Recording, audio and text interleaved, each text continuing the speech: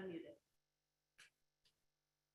All right, good morning, everyone. I'm going to call to order the El Dorado County Board of Supervisors meeting for July 26th. We will start the morning off with an invocation by Pastor David Cook of the Cold Springs Community Church, and then I will lead us in the Pledge of Allegiance after that.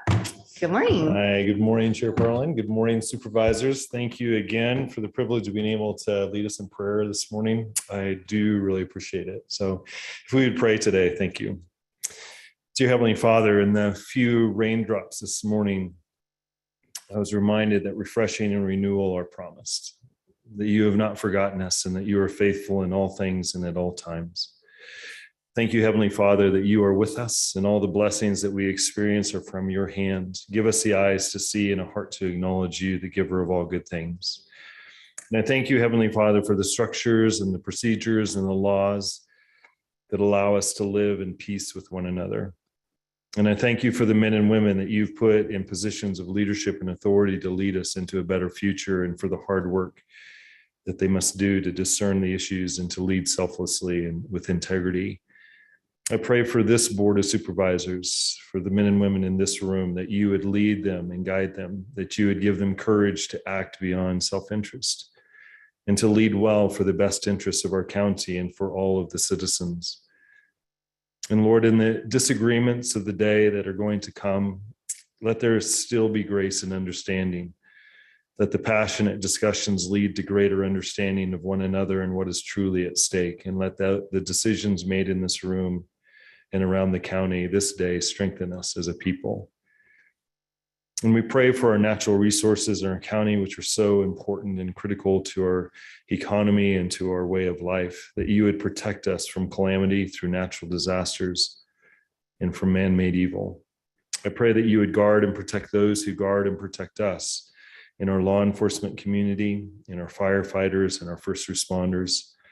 And in this time of great demand upon their time and energy, strengthen them and be with their families to encourage them as well, because we know that they pay a price.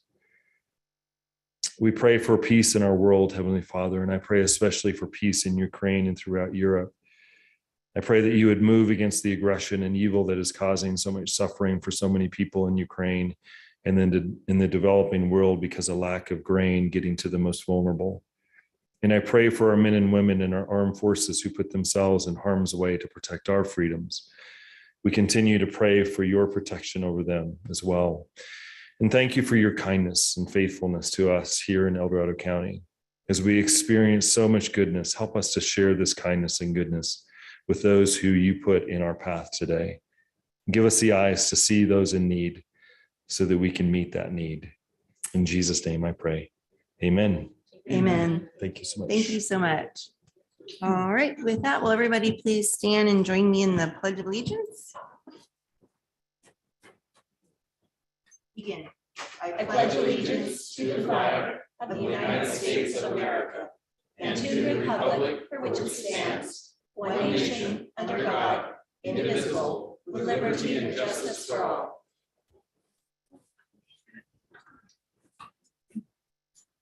All right. I'm still feeling rusty for some reason, but I don't know what happened. 2 weeks off last time. I don't know. So with that, we're moving on to adoption of the agenda and approval of the consent calendar. So I'll check in and see if we have any changes. I understand CAO, you have assistant CAO, I should say. You have a clarifying statement. Yes, thank you, Madam Chair. Item 7. We would like to just add, this is consistent with the board's new practice of identifying the specific classification for a designee. It states currently that CAO or designee, that designee title should be or assistant CAO. No need to pull it from consent, just a clarifying matter. Thank you. Very good. Appreciate that. Thank you for that. Okay, then I'll check in with everyone and see if we have any changes. District 2? No changes. District 3? No changes. District 1? No changes. District 5? No changes. And I have no changes. So with that, Kim, can you take public comment on the consent calendar, please? Now taking public comment on the consent calendar. Individuals will have 3 minutes to address the board. The timer will notify you when you have 30 seconds remaining to comment. Public comment will be taken first from those participating in the boardroom and then from those participating through Zoom. For those participating by Zoom, please make sure you unmute yourself when called upon. If you're joining the meeting by phone, press *9 to indicate a desire to comment. If you're joining by Zoom, press the raise hand button. Please voluntarily state your name for the record.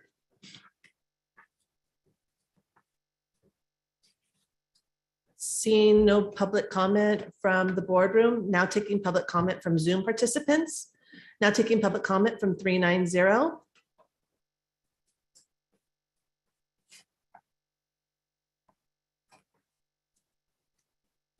Good morning, board. This is Ken Greenwood from the Triple Junction. Looks like a relatively benign agenda for today. That's the good news. But I would like to comment on item number 9. Yes, please keep Zooming. This is a very effective way for people, especially people like me who aren't morning people, to participate in this process. Anything else, anything short of the full public participation and making it as open as possible to the public to participate would be a dereliction of duty, if you will. Also, item number 27, that would be the, still it is a state of emergency. Yes, it is. So let's continue with that declaration. Thank you very much. Thank you, Ken. There's no additional public comment. All right, bringing it back to the board I'll move approval of the consent calendar A second. and the agenda. and the agenda, pardon me, yes. Very good. All right, we have a motion and a second. All in favor, say aye. Aye. It's approved unanimously. Thank you for that. And then we're going to start off with item number 28, Kim.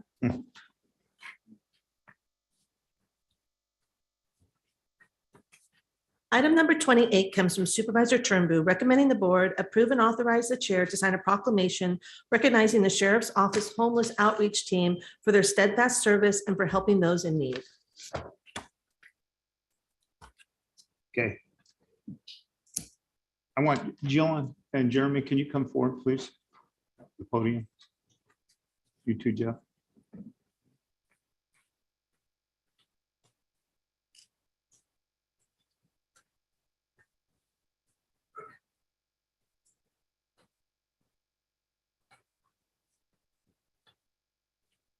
You know, I just got to say that you guys, that presentation you gave last week was totally awesome. And some of the things that you do, it's remarkable. And that's one of the reasons why I brought this forward today, to recognize the hard work and stuff that you do. So the Board of Supervisors of the County of El Dorado, in recognition of the Sheriff's Office Homeless Outreach Team for their steadfast determination to helping those in need. Can you hear me now? Better. Yeah, Better? Okay. Whereas El Dorado County Sheriff's Office Homeless Outreach Team was developed in May of 2017. It is staffed with 1 sergeant and 2 deputies. The development of the newly formed team was a result of the growing homeless population within the county. Homeless outreach teams, which is called HOT, are quickly becoming a best practice in regions across California who are experiencing high volume of homelessness. Whereas prior to the information of HOT, it has been estimated that nearly 600 people were experiencing homelessness within our county. The Sheriff's Office was responding to no less than 700 calls for service each quarter related to homeless or transient activities. Additionally, during the summer of 2016, the county experienced roughly 100 wildland fires started in or about homeless encampments. Whereas, in review of the information, the decision was made that specialized that could be created to address the issues associated with our transient population. During the information of the units, much research was performed, both internally and out of the county, to include visiting other agencies with similar teams to determine what is best course of action would be in our community. Whereas the unit works directly with the field with the homeless population on a daily basis, assisting them in getting out of their appointments, ensuring that they fill out their paperwork, maintaining consistent contact and follow through, and connecting them with essentials like food, programs, and counseling. These efforts ensure that a sometimes underserved and forgotten part of our community are given every opportunity to recover and rebuild their life. Whereas the goal of the HOT is to find a lasting solution to permanently end the individual's cycle of homelessness. In doing so, it continues to see the reduction of the devastating wildland fires, reduced calls of service related to transient activities, trespassing, public intoxications, defecating the public, and visual blight and petty thefts, aggressive panhandling, and the violent crimes within the camps, and improve the quality of life for the entire population of our county. HOT has also focused on the community for more coordinated response to the homeless population. They work daily with nonprofits and other county entities. Through HOT's leadership, these groups are now working together and combating the problem in an organized fashion. Whereas the HOT unit has truly taken a comprehensive approach to homelessness, understanding that cannot be ended overnight and that not everyone wants to be helped. They are working to perfect and proper balance of the support the informants to those that are unwilling and are unable to help themselves. Now, therefore, be it proclaimed that the Board of Supervisors of El Dorado County of the homeless of El Dorado County recognize the El Dorado County Sheriff's Office Homeless Outreach Team for their caring and steadfast efforts in helping those in need.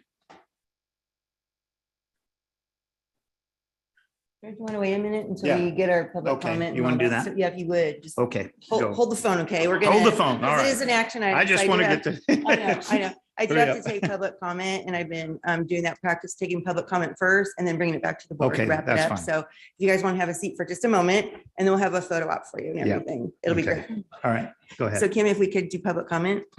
Now taking public comment on item number 28. Individuals will have 3 minutes to address the board. The timer will notify you when you have 30 seconds remaining to comment. Public comment will be taken first from those participating in the boardroom and then from those participating through Zoom. For those participating by Zoom, please make sure you unmute yourself when called upon. If you're joining the meeting by phone, press *9 to indicate a desire to comment. If you're joining by Zoom, press the raise hand button. Please voluntarily state your name for the record.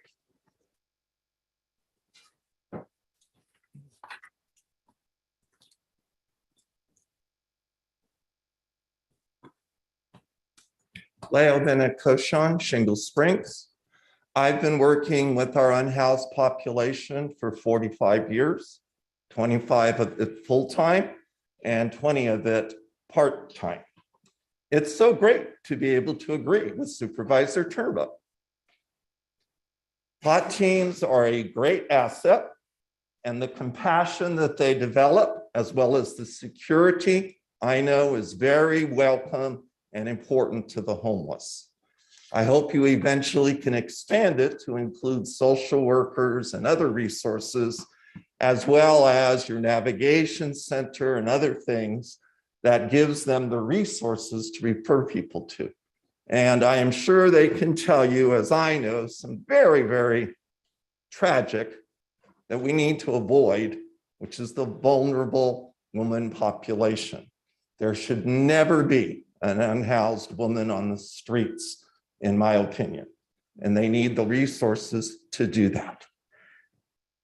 My sister teaches me in a sandwich approach. You start good, and then you say this little something. And the little something is in the third paragraph where you refer to the transient population. Most research indicates it's not a transient population. There are friends and neighbors who have fallen on a variety of hard times. And it's the unhoused population if you wish to change that. And then in the fourth, it says that sometimes they're underserved, and sadly, given the challenges, they are always underserved. So those would be my two thoughts. And then you try to go into a positive. And I don't know if your proclamations go somewhere. You know, I looked them up, can't find them on the website. I don't know if you have a place outside for them. I think it would be awesome if this proclamation was on one of your walls in here to truly honor the service of our HOT team. Thank you. Thank you, Leo.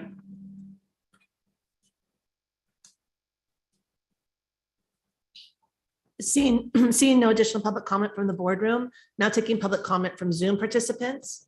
Now taking public comment from 390.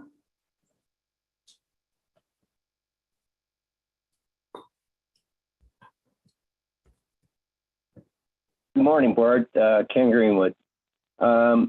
Yes, indeed. The HOT team is, that's redundant. The HOT people are, it's a great service, and they do good work without involving the, if you will, the law enforcement end of their job. They're at least less frequently than if they weren't there to do it this way.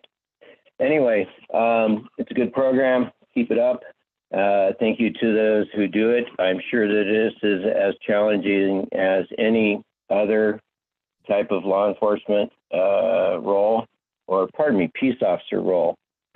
Peace officer really is the correct term because that's the way they are called in the California Penal Code, throughout the code.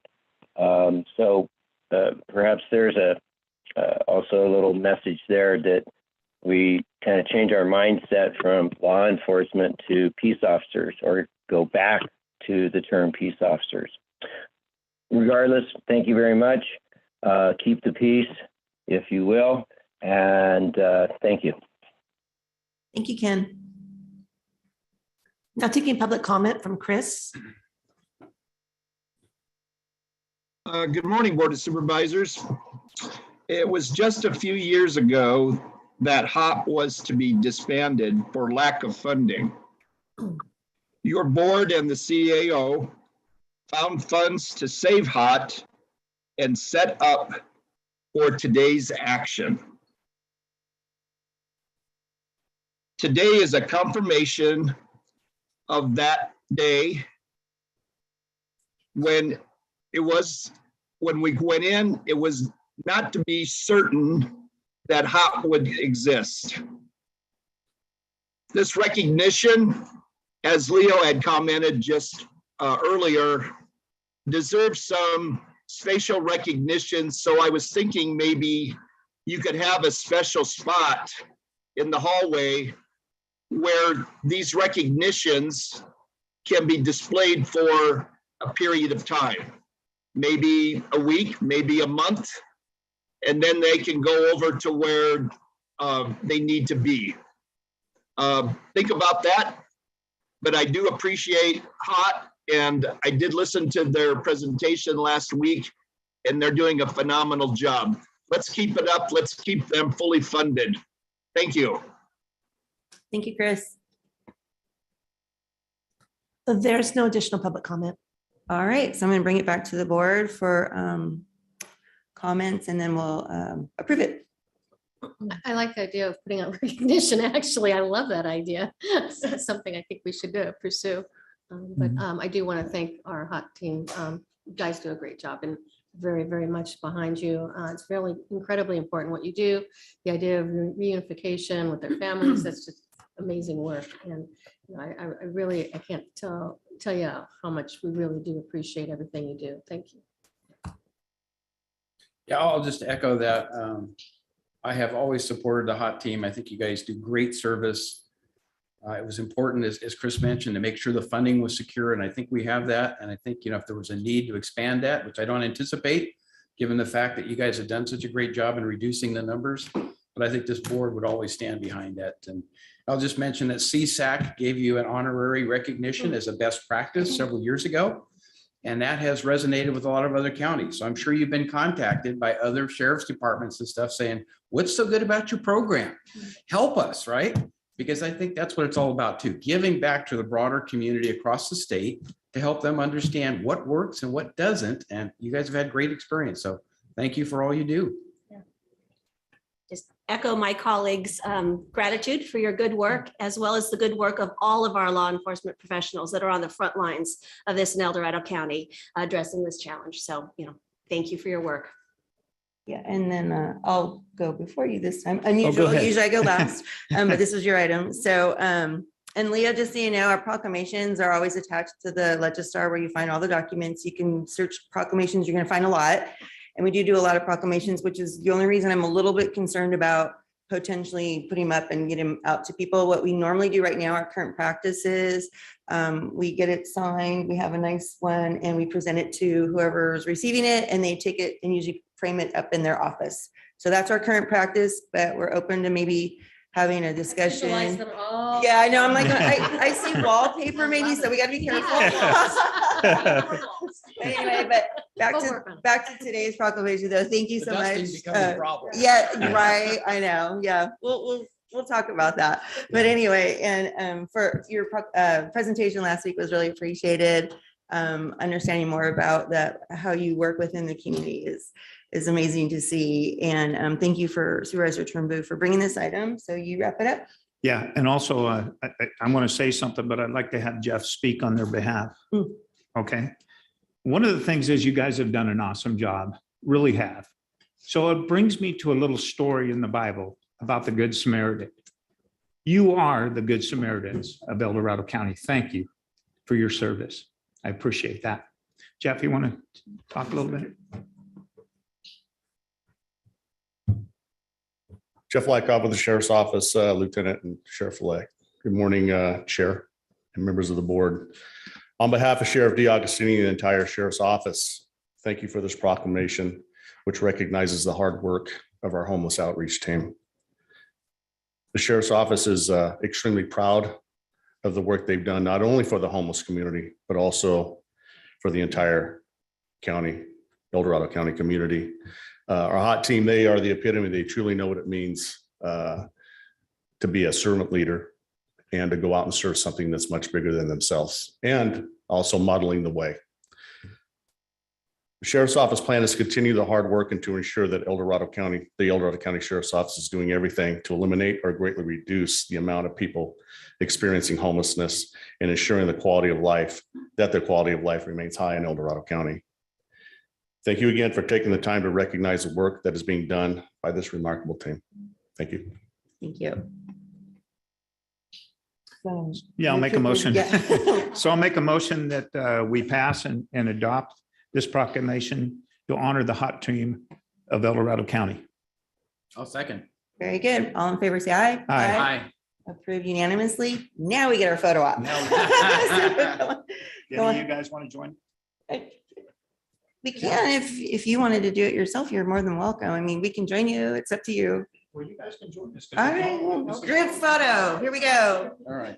We don't get to do those very often. Yeah. Are we ready? Here we go. You're trying to be comfortable. You guys want to come up here and hold this, or? Yeah, you, well, whatever. We'll flank- I'm You gonna guys want flank- to? I want to flank you guys. Hold that together. Yeah. We'll hold it together. Got it, John? Yeah. Wait, I want to- One, two, three. Let me get a few more. All right. Thank you. There you go. Thank you very much. Congratulations. Appreciate it. Thank you. Thank you. Thank you. Congratulations, Jeremy. Thank you. Well deserved. Appreciate it. Thank you. Thank you for all your hard work. Thank you for all your, thank you. Thank you. Thank you. I recognize how important part you are of the team, right? The other part of the communication.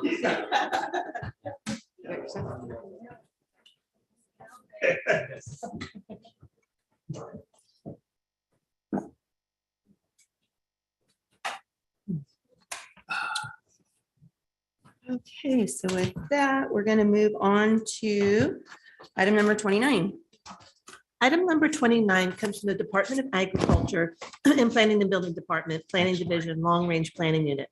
Recommending the board adopt and authorize the chair to sign a resolution of intention to amend Title 130 of the county zoning ordinance and initiate a zoning ordinance update for sections 1.30.40.60 ranch marketing and wineries. Good morning, Charlene Carveth, Agricultural Commissioner. So as this says, we are here for an authorization of a resolution of intention to amend ranch marketing and winery ordinance in the zoning code. This has been kind of brought about because of complaints departments have had, supervisors have had.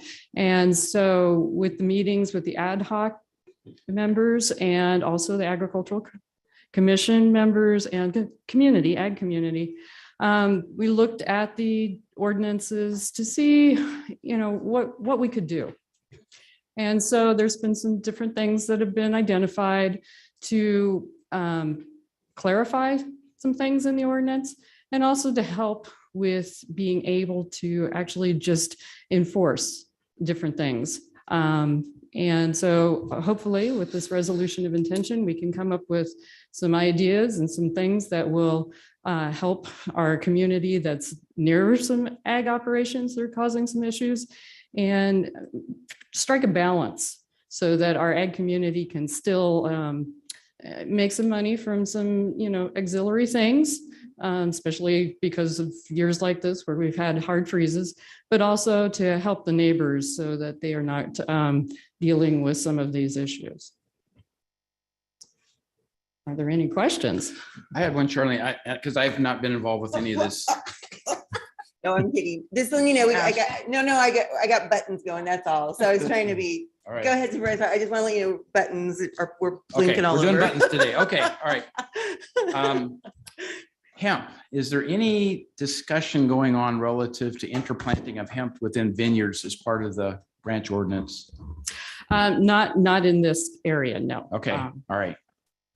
That was the only thing I was curious about, because obviously we don't have an ordinance and it seems to be kind of out there and didn't know if there was an interpretation it might fit here, but it sounds like it doesn't. No. Okay. That's being done as a separate. Yeah, project, that'll be correct? Yeah, separate and that's coming separately. back to you in a whole separate fashion. Okay. Very good. Supervisor Thomas?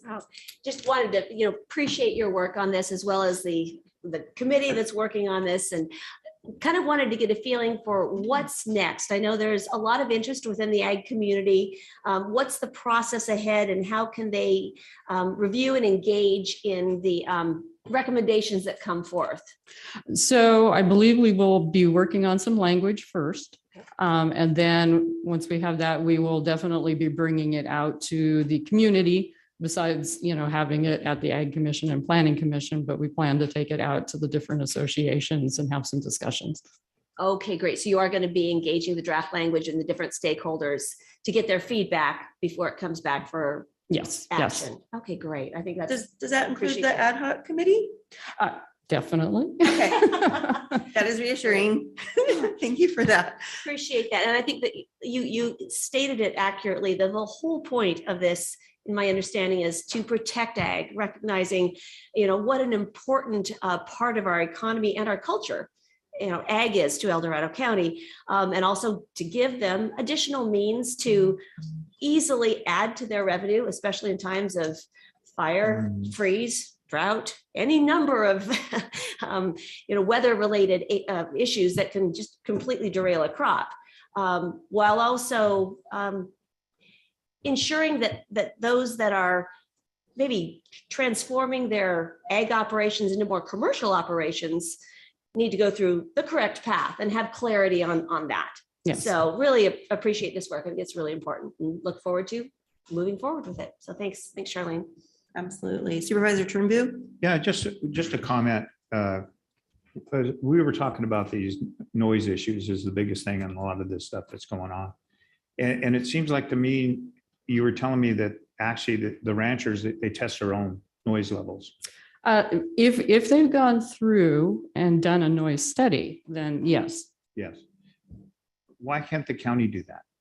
I mean, for them, because it seems like it would be a better and actually a faster process.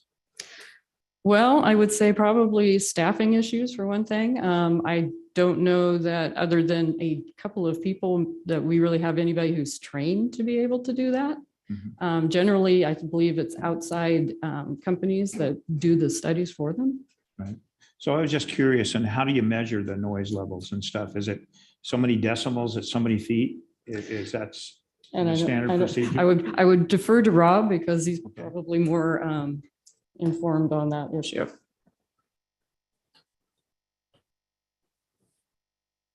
Good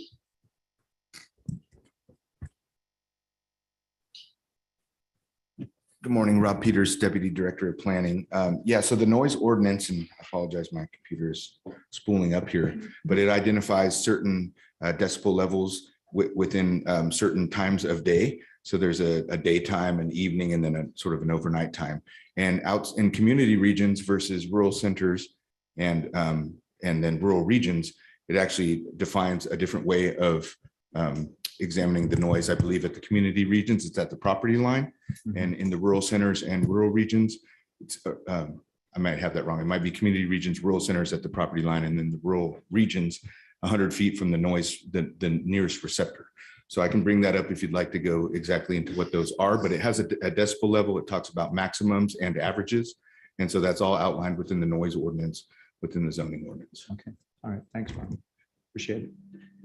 Supervisor Novosel? Yeah, thank you. Yeah, this reminds me, it's a very similar conversation we have with vacation rentals. Exactly. Yeah. This is one of the reasons why I I'm brought this a up. little bit of an expert on noise and where the issues are. And we do have the ability, I believe, to go out there and check the noise levels. Whether that happens in this ordinance, I would very much recommend that we have that training, that we have and it's not a very expensive machine to calibrate what the noise levels are, to be able to go out there and enforce this. Because I imagine now that we have this ordinance, it's going to be up to the sheriffs to do so. If we could have code enforcement that also has that ability to go out and check. I don't know if that's what you're planning on doing, but that makes sense to use code enforcement. Yeah. We're just definitely, I would say, it'd probably be a group of us. But in order for we'll say the agricultural entity to know what's going on, because they usually have, if they're doing some sort of special events that have amplified sound or music, it kind of has to be very specific how it's set up in order to make sure that they can meet those decibel levels. So there may be certain places that those speakers need to be placed. And that's why these outside companies who are very immersed in doing this kind of thing are usually the best for the business entity to go to versus an enforcement type piece. I could see, okay, I hate to say this, but again, working with vacation rentals, I could see that, as far as getting a license for special events, things like that, that would be important to perhaps have a third party be able to understand it. But when it comes to enforcing decibels where, you have perhaps a loud band playing that's not normally there, it's nice to have code enforcement to be able to go out. So I would just highly recommend that you figure out a system to have code enforcement work on that. So this is Rob again. I'm going to jump a little bit out of my lane here, but for the code enforcement, I think one of the main difficulties is that these events often happen outside of normal business hours. And so I think one of the key components in this discussion is going to be, how do we enforce and how do we create rules and potentially, I don't want penalties, I guess, to try to increase our ability to enforce, but it is very difficult to enforce something unless you're there when it happens. I know there's relationships with the sheriff's office and other things. And so I know that's part of this discussion and will be part of what we come out of this ranch marketing and winery ordinance trying to resolve. So I would again recommend that you look at perhaps doing some sort of code enforcement. We have a 24-hour hotline through HDL that we use for our that is a wonderful hotline system to use for complaints. It may not get them there within an hour, but there is a system of use on that I think would work really well with this same sort of issue you're having down here. At the very least, it records when those complaints are being, when people call up and have a complaint, it goes on to recording, goes to your code enforcement. They may not be out there that night, but they will have it on record. And it's important because then you can be able to address the issues at some point in time. Yeah, and I think some of the frustrations from the neighbors have been that it sort of puts them in the position of having to prove the positive because, we don't have that presence. And that's where HDL was very helpful. This 24-hour hotline is very helpful. Well, and I want to say I appreciate that, Supervisor Novosel, because this has come up. Well, we're going 2 years now of this issue, and it's kind of exploding, which is why we need to get in front of this with updating our ordinances. And we did talk about that with the VHRs as far as needing evening and weekend code enforcement available, because we do not want to burden our sheriff's office with enforcement. That's not right. So we do need, that's a piece of the puzzle, I believe, is how are we going to do the enforcement? And also with copying the VHR model, we've talked about, and another county does that, it's nearby, I believe. They have the noticing on the property so that there's a contact number, because right now we don't have that as a requirement either. It's Yeah, with the VHRs. It's required with our Yeah, VHR. and I think we need to do that with this also, because you're right, it's a very similar complaint, believe it or not.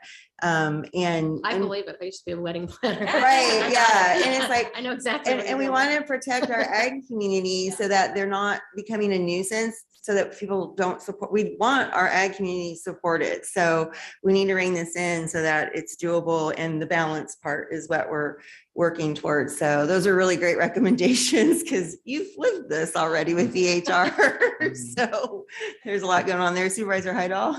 Yeah, Rob, I'm trying to remember, are there fines or fees associated with this? Because I can't remember a fining process within our sound ordinance or within our noise ordinance. And if you're going to have enforcement, because I've seen a lot of cases, sheriff's patrol arrives, turn down the music, they turn it down, it stays down for half an hour, goes right back to where it was before, because there really is truthfully no enforcement. There's no fines, there's nothing to follow up on. So do we have a fining provision? Do you know? I do not believe there are fining provisions in the noise ordinance or the ranch marketing or winery ordinances as it exists today. There is our normal code enforcement. I believe there's, again, I'm not the expert on that, but I believe there are some fines that are levied along that process, but not as written into our ordinances today. That's a good point, John, because, with our VHRs, again, I'll go back to that. We have 3 strikes or out. If you get 3 strikes, then you're going to have to prove why we shouldn't take your permit away. And that would stop those bad actors from continually being an issue. And that's been helpful to have that. We have been able to take bad actors in vacation rental business and take their permits away from them. So it's an important enforcement. I think that's one of the things we're looking at, to bring back a comprehensive package to address this issue. Absolutely. Yeah, good point. Yeah, isn't that weird how reminiscent it is of VHRs? I felt the same way when this started raising its ugly head. I was like, oh my gosh, I'm having deja vu. And it was pretty funny. So everybody good for some public comment then? Yeah, okay, Kim. Now taking public comment on item number 29. Individuals will have 3 minutes to address the board. The timer will notify you when you have 30 seconds remaining to comment. Public comment will be taken first from those participating in the boardroom and then from those participating through Zoom. For those participating by Zoom, please make sure you unmute yourself when called upon. If you're joining the meeting by phone, press *9 to indicate a desire to comment. If you're joining by Zoom, press the raise hand button. Please voluntarily state your name for the record. You guys come on up. Come on. I know you're out there. Sue Taylor, sometime around 2007, I think is when I got involved in this. And a lot of it had to do with what was going to happen to agriculture. At the time, my family did have a small ranch. And so I was critically concerned about some things that were happening with the board in agriculture. At that time, Jack Sweeney decided to reinterpret one of the policies in the general plan, which is a buffer protection for the agriculture. And after he did that, I actually met with a lot of stakeholders with the wineries and the ranches, and we met in the place where they meet. And they were very concerned about that and said we should have challenged the county because of what they did. Because of that meeting and what happened, I ended up writing the initiative Measure G, was basically to implement the promises in the general plan towards increasing agriculture and protecting them and sustaining them and helping them to grow and be protected. And G was basically implement those policies before you approve any more discretionary projects to get it done. Well, not only has it not gotten done, that illegal action remained, and the county in 2015 kind of mutilated a lot more of the agricultural protection policies. And so seeing this on the agenda, gave me some concern.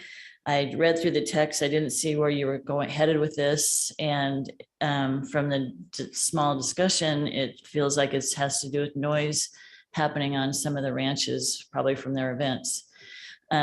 Which now is, okay, let's be punitive to during that time, EID decided to raise all the rates on small family farms and wiped out about 1,000 family farms, went from about 1,400 at that time to down to 400. And it's probably even less now. So I'm wondering at what point the county is going to understand how important agriculture is to the county if we keep restraining their things. And I do understand, so noise can be a problem. I don't understand why this is being done with ranch marketing, which is very protective to the ag communities, pretty much all they have to hang on to, especially in Apple Hill, to continue to survive, versus addressing it as a noise ordinance. Because even if you're in ranch marketing, you can't do noise past certain hours. And I think instead of modifying, it's kind of like opening up the Constitution. Do you really want to open this up to make it more punitive to these people?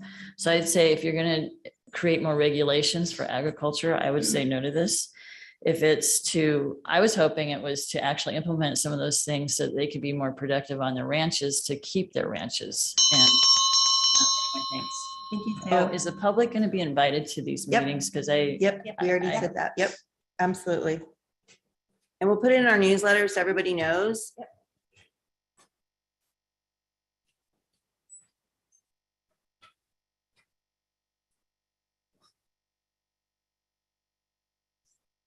You don't want the dogs to speak today, Jeff? I know. Okay, my name is Jeff Pyle from Cool. And, you know, it's great you guys are all looking at these ordinances and hopefully going to make some changes, okay? But it doesn't do any good to make any changes if they're not enforced, which is what I'm saying. So, I mean, the after hours, the weekends and all that, code enforcement goes home at 5 o'clock, there's no enforcement. The sound study, well, I would agree with you where it should be taken on by the county versus the property owner, because they know all the ins and outs of when they can have loud music, when they can't. So, you know, the average is, it's taken, my understanding is an average of every 30 minutes from 7 to 10 o'clock. And in between songs, the average drops, you know, you don't get the high points and stuff on the average. And there's never a violation because they know when the microphone is on, when the microphone is off. So anyway, but it's just good that something's finally happening, because we've lived it for the past 2.5 years. So anyway, thank you. Thank you, Jeff.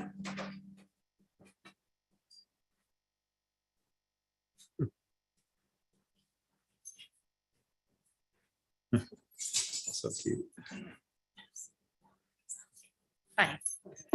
Lania Marenko from Cool. And my supervisor, probably more than one time, and your chair has warned me, I only have 3 minutes, no more, and she will cut me off. Okay, so instead, I have written for you copies, 18 pages, okay? So 8 copies.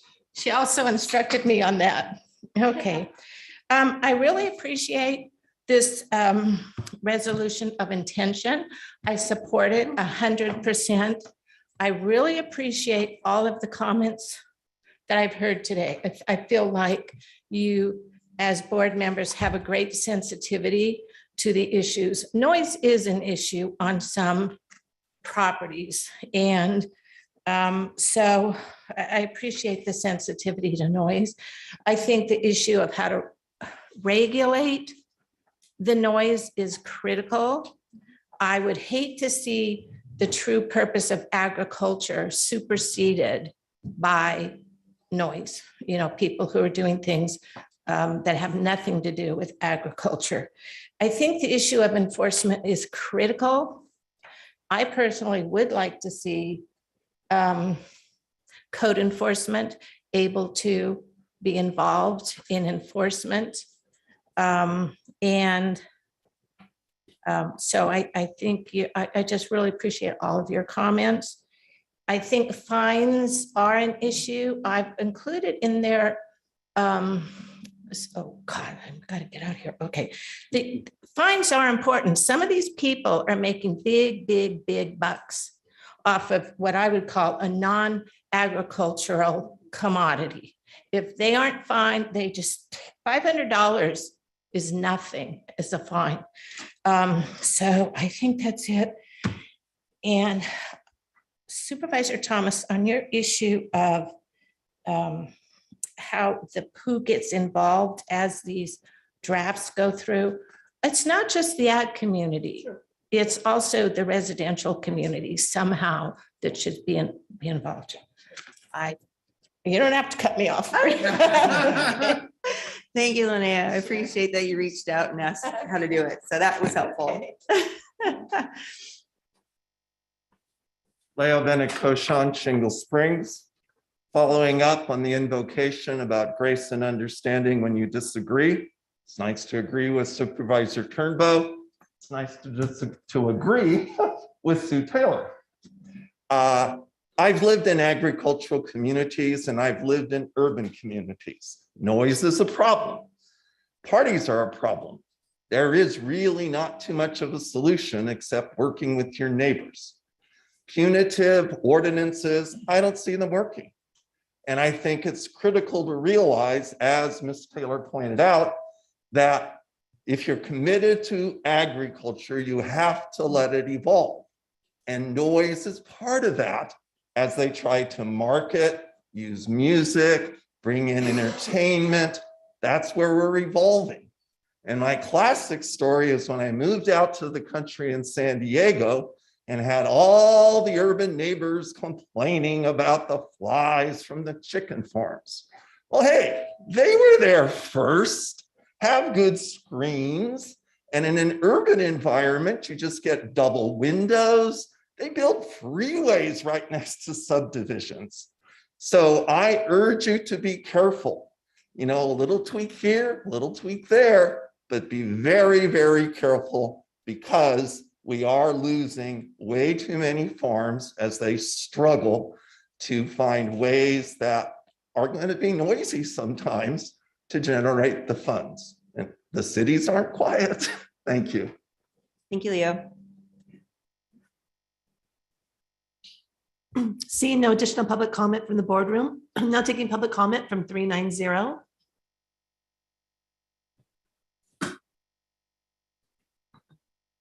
This is Chris Payne. I'm not 390. Go ahead, Chris. Oh, but we gotta set the timer. This is nothing new related to code enforcement. As a former Community and Economic Development Committee member, CDAC recognized and continues to recognize the importance of agriculture and our county. Much work has been done by Charlene and the Agricultural Commission and the respective working committee to make the proposed changes. Success can only be found by continuing your broadband implementation and general agricultural marketing effort. Please support this item along with your direction by adopting and authorizing the chair to sign resolution of intention 114-2022. Enforcement is most important, but with easily used reporting system. So I do agree with your other commenters there in the chamber that there is a broader perspective here, but I want to make sure that what Charlene and the Agricultural Commission is proposing doesn't get lost in the broader issue. Thank you very much. Thank you, Chris. Now taking public comment from Laurel Brentbaum. Good morning, Chair, Supervisors. Laurel Brentbaum, El Dorado County Chamber.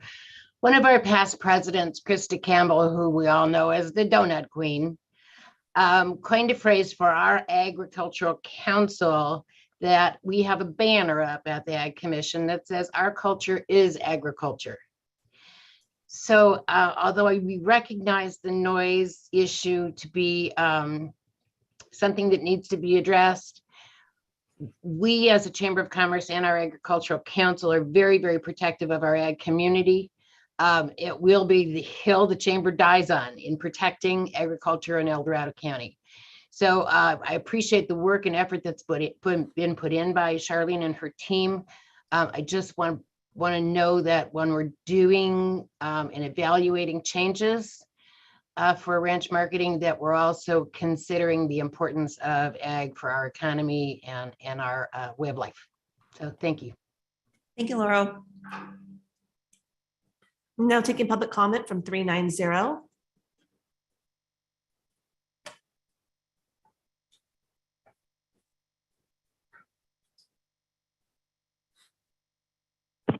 Yeah, this is the real Ken Greenwood, or 390.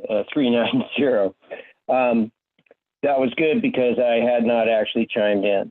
Anyway, noise is the issue, it sounds like, and noise is subjective unless you can measure it. And the problem with measuring it is the problem with measuring it. And I'm not sure what Rob made a reference to the noise ordinance. I pulled it up, chapter or title 9, public peace, morals, and stuff like that. Chapter 9.16, noise. The same noise ordinance we had 1969/1981. Nothing has changed that I can see. It's loud and raucous noises, and I was actually looking to queue up some Led Zeppelin or something just in time to put this on, but that didn't happen. Anyway, the point is, we currently do not allow the use of radio, television. No. Anyway, bottom line is it's amplified music generally is the issue. We don't want to have our ranch marketing turn into, and this was an issue years ago with the wineries. If you recall, those of you who were around for the Miraflores issue and the good modifications that came in the winery ordinance out of that realization that our winery ordinance kind of sucked. The good news is, and I thought when I saw this that we were going to loosen the standards, but that's the good news, we're not. Basically, measurement's the issue, and without a proper decibel device, reading device, you can't do anything about it to suggest that there were standards that were broken at the moment of it happening. Okay, and by the way, I think a lot of us referred to the noise ordinance, but we're really talking about perhaps the general plan noise standards in chapter 6, if it's still there. I helped write those standards way back in 1990, whenever it was. And the issue there, and always the problem is, a noise study versus a noise measurement, a spot noise measurement. Good luck on that, because it's really difficult to prove. Thank you, Ken. There's no additional public comment. All right, so bringing it back to the board, Supervisor Thomas. Thank you. Thank you all for your comments this morning. And I just wanted to provide, because this is not an item that digs into the meat of this. I realize there's some misunderstandings with that. So I certainly want to clarify that. Agree, Sue, with you completely that we need to protect our agriculture. Absolutely. And along with Laurel Brent Baum as the District 3 supervisor with the heart of Apple Hill and a lot of our wineries, ag will also be a hill I die on too. I will protect ag as well. So just hear me on that. The goal is of this item and the efforts before us is to protect the ranch marketing ordinance and legitimate ag operations who are here first. That is the whole goal of this. And I love the fact that the original authors of the ranch marketing ordinance, as well as the winery ordinance, even some of the original founders of Apple Hill are involved in this process. So in a nutshell, what's happening is perhaps times change, this issue evolves, and as landowners are turning over, there's a real perhaps opportunity for some of our ag farms to become, venues, event venues, wedding venues, concert venues, and then slide under the banner and the broad protections of the ranch marketing ordinance. Now, there's value to those venues. They provided a, broad economic benefit to our county. So not saying that, but what we don't want to happen is if a property is going to become a venue, go through the proper channels, go through the proper permitting processes with the public process. Don't just slide under the broad banners and protections of ranch marketing. And that's what we're trying to reconcile and it's a complicated issue, but there's a lot of good thought behind it. And the whole goal is to protect the broad opportunities that our legitimate ranch and marketing, our wineries, our ranches have to make additional revenues, to weather the ups and downs of the economy that support their ag operations. And so a lot of good people on this. Stay tuned. It will be opportunities for engage. And I'm looking forward to seeing what staff in this committee, and Lori and I are both on the ad hoc committee too. So looking forward to the process ahead.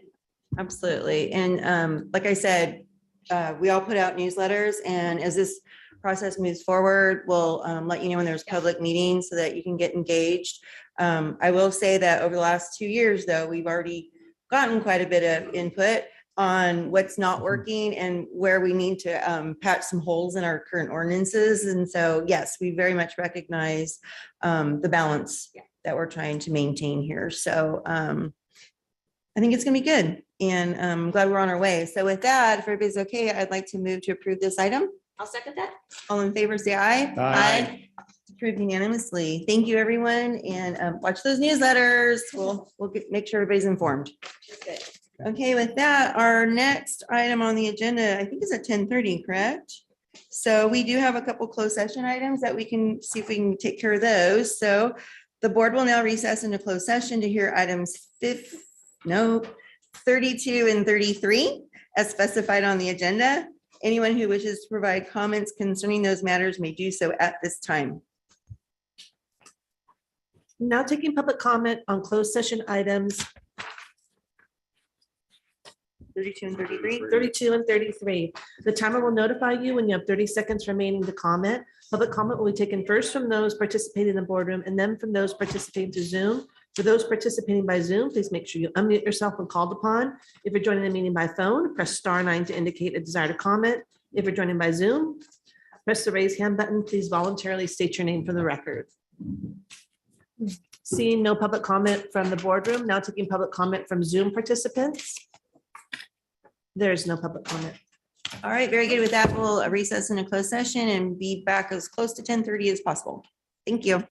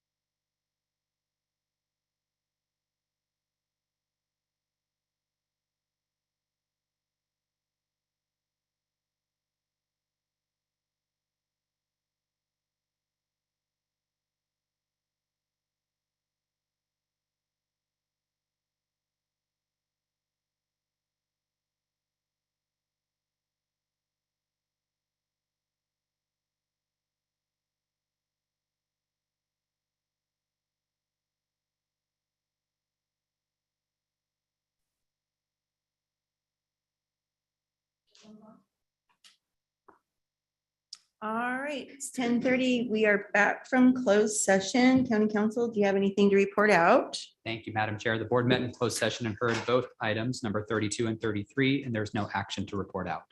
Okay, thank you. With that, we're going to move on to our 10:30 a.m. item number 30, Kim. Item number 30 comes from Health and Human Services Agency recommending the board, 1, make findings in accordance with County Ordinance 3.13.030 that it is appropriate to contract with G&G Builders Incorporated for the provision of services to support the building and development of a congregate navigation center with an emergency shelter component. 2, waive competitive bidding. 3, approve and authorize the chair to sign agreement for services with G&G Builders Incorporated. 4, direct the chief administrative officer to contact the city of Placerville requesting a city contribution of American Rescue Plan Act funding. And 5, authorize the Health and Human Services Agency Director or Health and Human Services Agency's Chief Fiscal Officer to administer said agreement.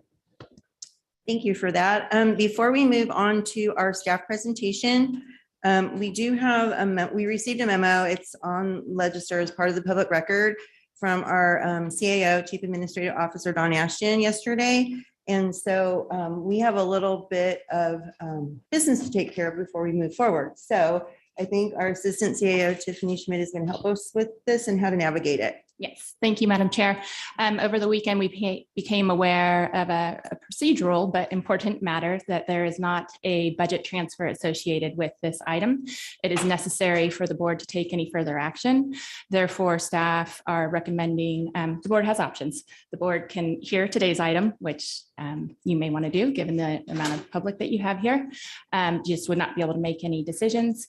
The board could wait until the next scheduled board meeting, or the board could schedule a special meeting so that we can hear just the budget transfer element. So with that, we need to discuss and decide how we want to proceed given those options. So we'll start, Supervisor Thomas. I feel very strongly that we need to proceed today to hear this item.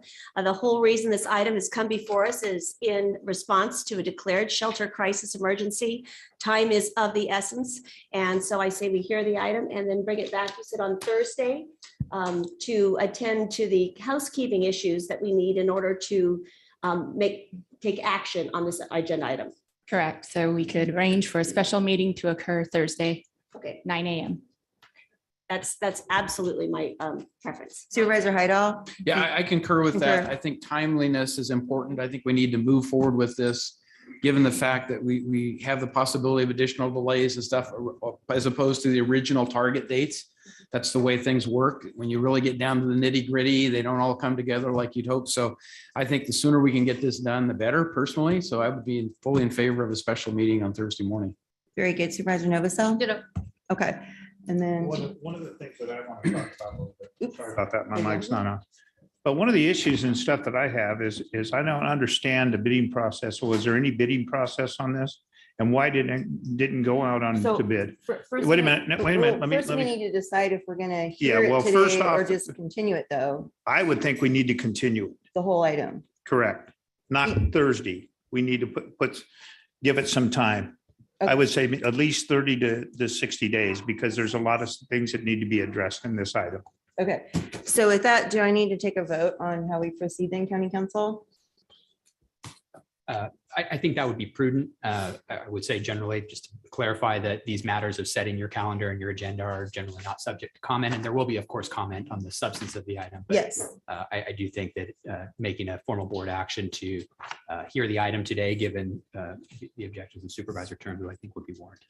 That was my thinking too. And then, so we'll take a vote on that. And do we include the continuance in this particular motion, or do we do that as part of the other? I think that would come later. I think essentially That's you're what I'm saying thinking too. you're prepared to proceed as you've otherwise planned pursuant to your adoption of the agenda. Okay. So based on the conversation that I've heard so far, I'm going to make a motion that we go ahead and hear the item today. And then during that discussion, and we do have a lot of the public here.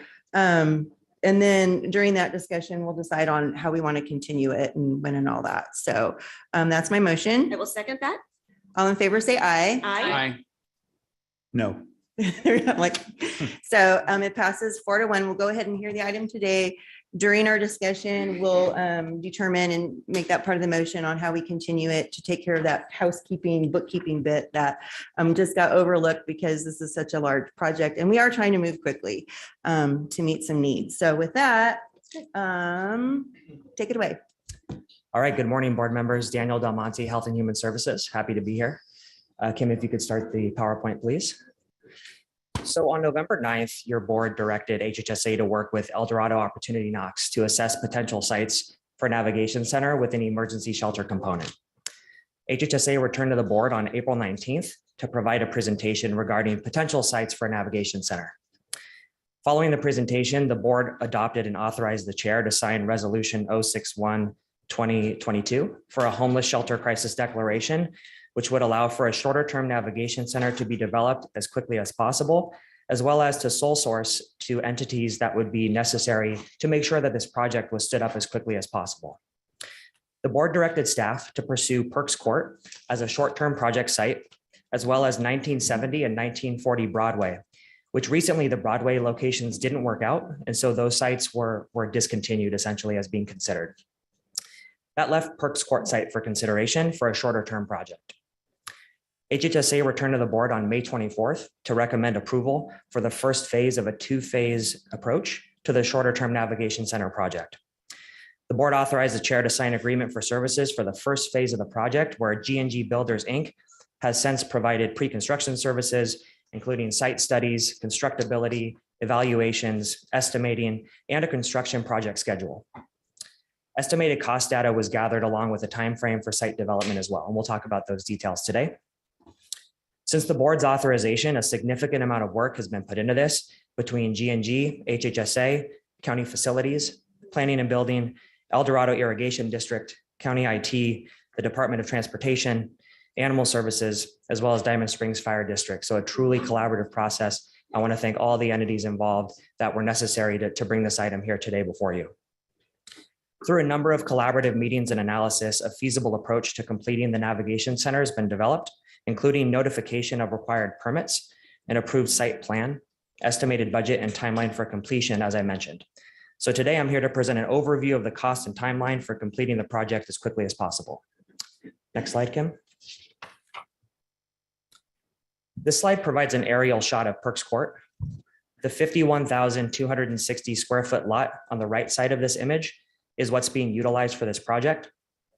The other smaller lots would have increased the cost tremendously for this project, given that they're further from the utility connections, as well as it would have required additional road widening that goes down to the more distant lots on the Perks Court property. And so due to that, the most feasible site was the top lot, which is 51,260 square feet. Next slide, please. So Daniel, there are no current improvements at that lot, correct? There's no water, there's no power, because the service goes down to the lower levels, right? So the electricity and the water that's on the site is not adequate to service the size of this project. So we would have to increase the water utilities to make sure that there's enough water to service the fire sprinklers in the facility. And the electricity requires 400 amps of electricity. So that specifically would need to be installed by PG&E. Thank you. So this slide shows you a site drawing and layout from above that parcel on the top lot. The entire property is fenced in with locked gates to allow for vehicles to enter, as well as trash trucks or fire vehicles to enter as well. You'll notice staff and visitor parking on the left side, as well as a fire access road that wraps around the bottom and behind the sprung structure. If there were ever a fire behind that in the sort of trees and brush back there, fire required that there be an access way to get behind that facility. So that was added to this drawing and this plan. There are covered dog kennels that will be installed to support pets that belong to participants. There are lockable storage containers as well to hold and store participant belongings. Of course, you see the sprung structure in the middle, and below that, you see a covered community area where there will be tables and chairs to relax and enjoy the outside, perhaps even participate in group exercise type programs. Inside the sprung itself, there are men's and women's restrooms and shower facilities on the bottom part of the sprung structure there, as well as a laundry facility at the bottom as well. Near the top of the image, you see the welcome center where staff will engage and enter folks into the facility. staff offices, staff restrooms, and meeting rooms for appointments, or case management services to meet one-on-one with clients as well are located on the top area of that sprung structure as well. Volunteers of America will be operating this project. They operate navigation centers with a zero tolerance policy for controlled substances. So there will be no controlled substances allowed in this project. I made reference to this as well in prior presentations. Daniel, before you move on, does that include the parking lot? Yeah, that includes the entire site, the entire property, correct. Good, Yep. thank you. Yep. And so I also have calls for service data from their other projects where some of those calls come from if folks are kicked out of the program and they try to come back. That's when there's a call for service to law enforcement to be involved. So they're well versed in how to address and keep that site secure and safe within those rules. Lastly, guests remain in the project 24/7. So this isn't a traditional shelter where folks have to leave in the morning. Folks are on this property 24/7, unless they're out at necessary appointments that they need to get an ID or they need to file an application for housing, whatever they need to get out of homelessness, that would be the reason for leaving the site. So Daniel, would there be any restrictions on access to the lower part? I mean, you have the parking lot that's there and stuff, and I guess I'm concerned with just people driving in and kind of setting up their own camps on the lower levels. And what do we do to prevent that from happening? Well, so remember that due to the Martin v. Boise ruling, right, law enforcement's unable to enforce no camping ordinances on public land without a reasonable bed available to homeless residents. So that's the goal of this navigation center project. It balances the tools and the coin, if you will, where we need law enforcement, we need the hot team, we need those outreach components, and you need the reasonable pathway out of homelessness through a program like this. Through that, this gives law enforcement teeth essentially to enforce no camping ordinances legally up to that 60-bed capacity. So it's framed within the available beds. So any sort of camps that could pop up as they do now, the approach to engaging them is framed and limited within the available bed space. So that's the intent of this project, to help address those types of concerns. Okay, thank you. But it's a by invitation to come into the facility, right? So the only way to access this project, you cannot walk up and access this project. The only way to enter is through outreach with law enforcement and those services staff alongside with law enforcement. Thank you. Yeah, one of the questions I want to ask Daniel, you're talking about basically it's going to be like a big facility, but there'll be numerous beds in this facility, correct? Correct. So how come there is no way that there's going to be privacy, especially when it comes to women or children and stuff, to keep it away from other homeless that maybe have certain criteria that's would not be allowed or even acceptable in this place? Why didn't you even look at the pallet homes in this particular thing, which I brought up several times, where people could feel more safe if they were, where they could lock themselves in, and also where they could protect their stuff? Because that's one of the big issues that they have. I've talked to several homeless people. They want to make sure that they're protected. That was one of the concerns that I've had. And that's why I supported the jail, because they felt, a lot of them I talked to, they felt more safer at the jail than they do, because who's going to protect them? So that's my concerns. If you got this in an open area, I just don't understand why we can't put pallet homes instead of one great big facility, and these people will have their own little house to live in. Can you answer me that? Yeah, so you mentioned the concern about protecting their items. So there is lockable space in here to store folks' belongings. There's also office space to meet one-on-one with individuals, so there is privacy. I would state that the board's direction was to target encampments, and so to have the biggest bang for buck to reduce fire danger. I also made comments in prior presentations that there's a need for beds across all subpopulations. And I assured the board that given that there's a lack of beds and a need for them, everybody is going to be vying for these beds. You know, Marshall Hospital is going to be seeking beds to have folks exit the ER. There's going to be beds necessary for folks who are reentering the community. There's beds for domestic violence victims that are needed, for families, for youth, et cetera. So this isn't a single project that can address every single need. The intent is to really target encampments and fire danger. Now, there's going to be Volunteers of America case managers on site to provide housing navigation services. There's going to be health and human services social workers as well supporting these folks. So they would be working with individuals that might be in an encampment, that may have a child, for example, and would try to get them connected with any available resource to give them that type of a privacy. You may recall that we did present a type of tiny home structure that could have been used for office space. If you added the additional electrical work to plug in those separate facilities instead of coming to this one navigation center sprung structure type, it would have increased the cost more. So we worked with Volunteers of America, who are the experts in this and servicing navigation centers. And they had one-on-one meetings with G&G builders to help lay out the navigation center plan to make sure that there was office space and private space to meet with folks so that those types of needs can be addressed. Well, one of the concerns I have is the sexual abuse and the abuse of women that is going on in these encampments today. And I just feel like if you're going to have open space like that, there's no privacy for them, and they will probably more likely feel unsafe. I would feel that would be better if there were some petitions or something like that in this facility or whatever that could separate these women, especially from some of these other people that are homeless. And that's my concern.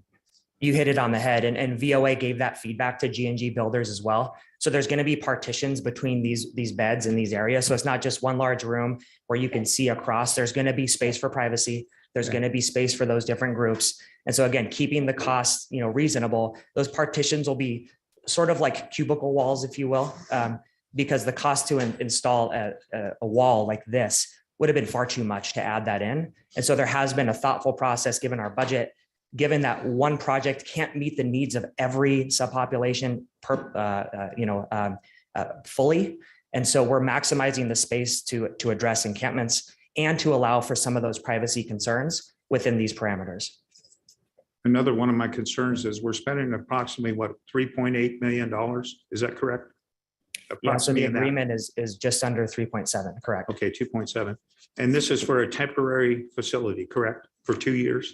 We have enough funds to operate for 2 years. Most communities don't have indefinite funding for these programs. They typically are grant to grant basis. So it's not unusual to have, a shorter couple of years of funding for a project like this. So you're talking about maybe 60 to 70 beds. Is that what you're talking about in this facility? 60 beds are a part of this facility, as has been discussed in previous presentations. So you're talking approximately about $3 million. What I don't understand, if you calculate it with the pallet homes, an initial from $4,500 to $5,000 a piece, I looked at it, and you put 70, it actually is around probably approximately about $1 million. What I don't understand, when we're putting all this money in the infrastructure here, when there's other places that we could use, especially when these pallet homes, if we put this encampment in, these pallet homes, it can be moved everywhere, anywhere, not just targeted in one area. So that's some of the issues that I have. So. With all due respect, our staff assessed this feasibility study on Perks Court with the sprung structure per board direction. And you bring up some, good points, Supervisor Turnbull, but I just wanted to acknowledge that our staff is operating on the board direction to assess the feasibility of this site. So. And we did recognize that, I've stressed that every opportunity that we've had to focus on the safety of the women and children, that in my mind is a top priority, because I've heard these stories of how they are victimized, and I want that to stop.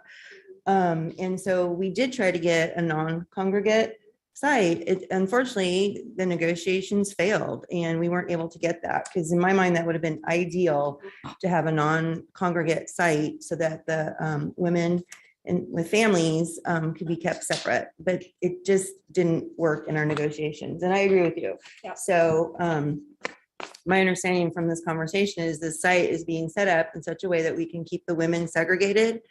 And I do not want women victimized at all, or their children. No more. That needs to stop. They do not, we cannot have them finding a man to cling on to for safety. That is just insane. So that's my number one priority in all of this, is keep these women safe. I would suggest that the victimization of anybody is far more likely in an unmanaged camp than it would be in a well-managed, professionally run navigation center project. So the likelihood of any of those violations occurring, the risk is incredibly reduced, far reduced in this environment in compared to not having a project like this available. And this is not a one-off. There are encampments like this in California that have been very successful if you do the research. Yeah, So I've it's done the not like research, we're but recreating the also, wheel, right? but So- I've also chipped in the Pallet Homes and it's been very successful in that part too. So. Exactly. And when we talk about a more permanent site, that's where I think we expand that conversation Yes. because they definitely agree with you. In that kind of a concept, it makes sense. This is a temporary 2-year type of facility. The way it stands right now, things can change. And the way to facilitate it and get it done quickly is with a larger structure, which has been successful for congregate type of sheltering. Well, one of the things that we did this emergency anyway is because of the fire danger. Right. When we get this thing built, what is it going to be, spring again before this is He's even going to done? give us the schedule. Yeah, so that's my biggest concern. The only reason we had this emergency in the first place is to make sure this happened quickly. And it seems like to me, it's not going to be happening very quickly at all. So Daniel can explain that. So, yeah. Yeah, I'll be speaking to that shortly.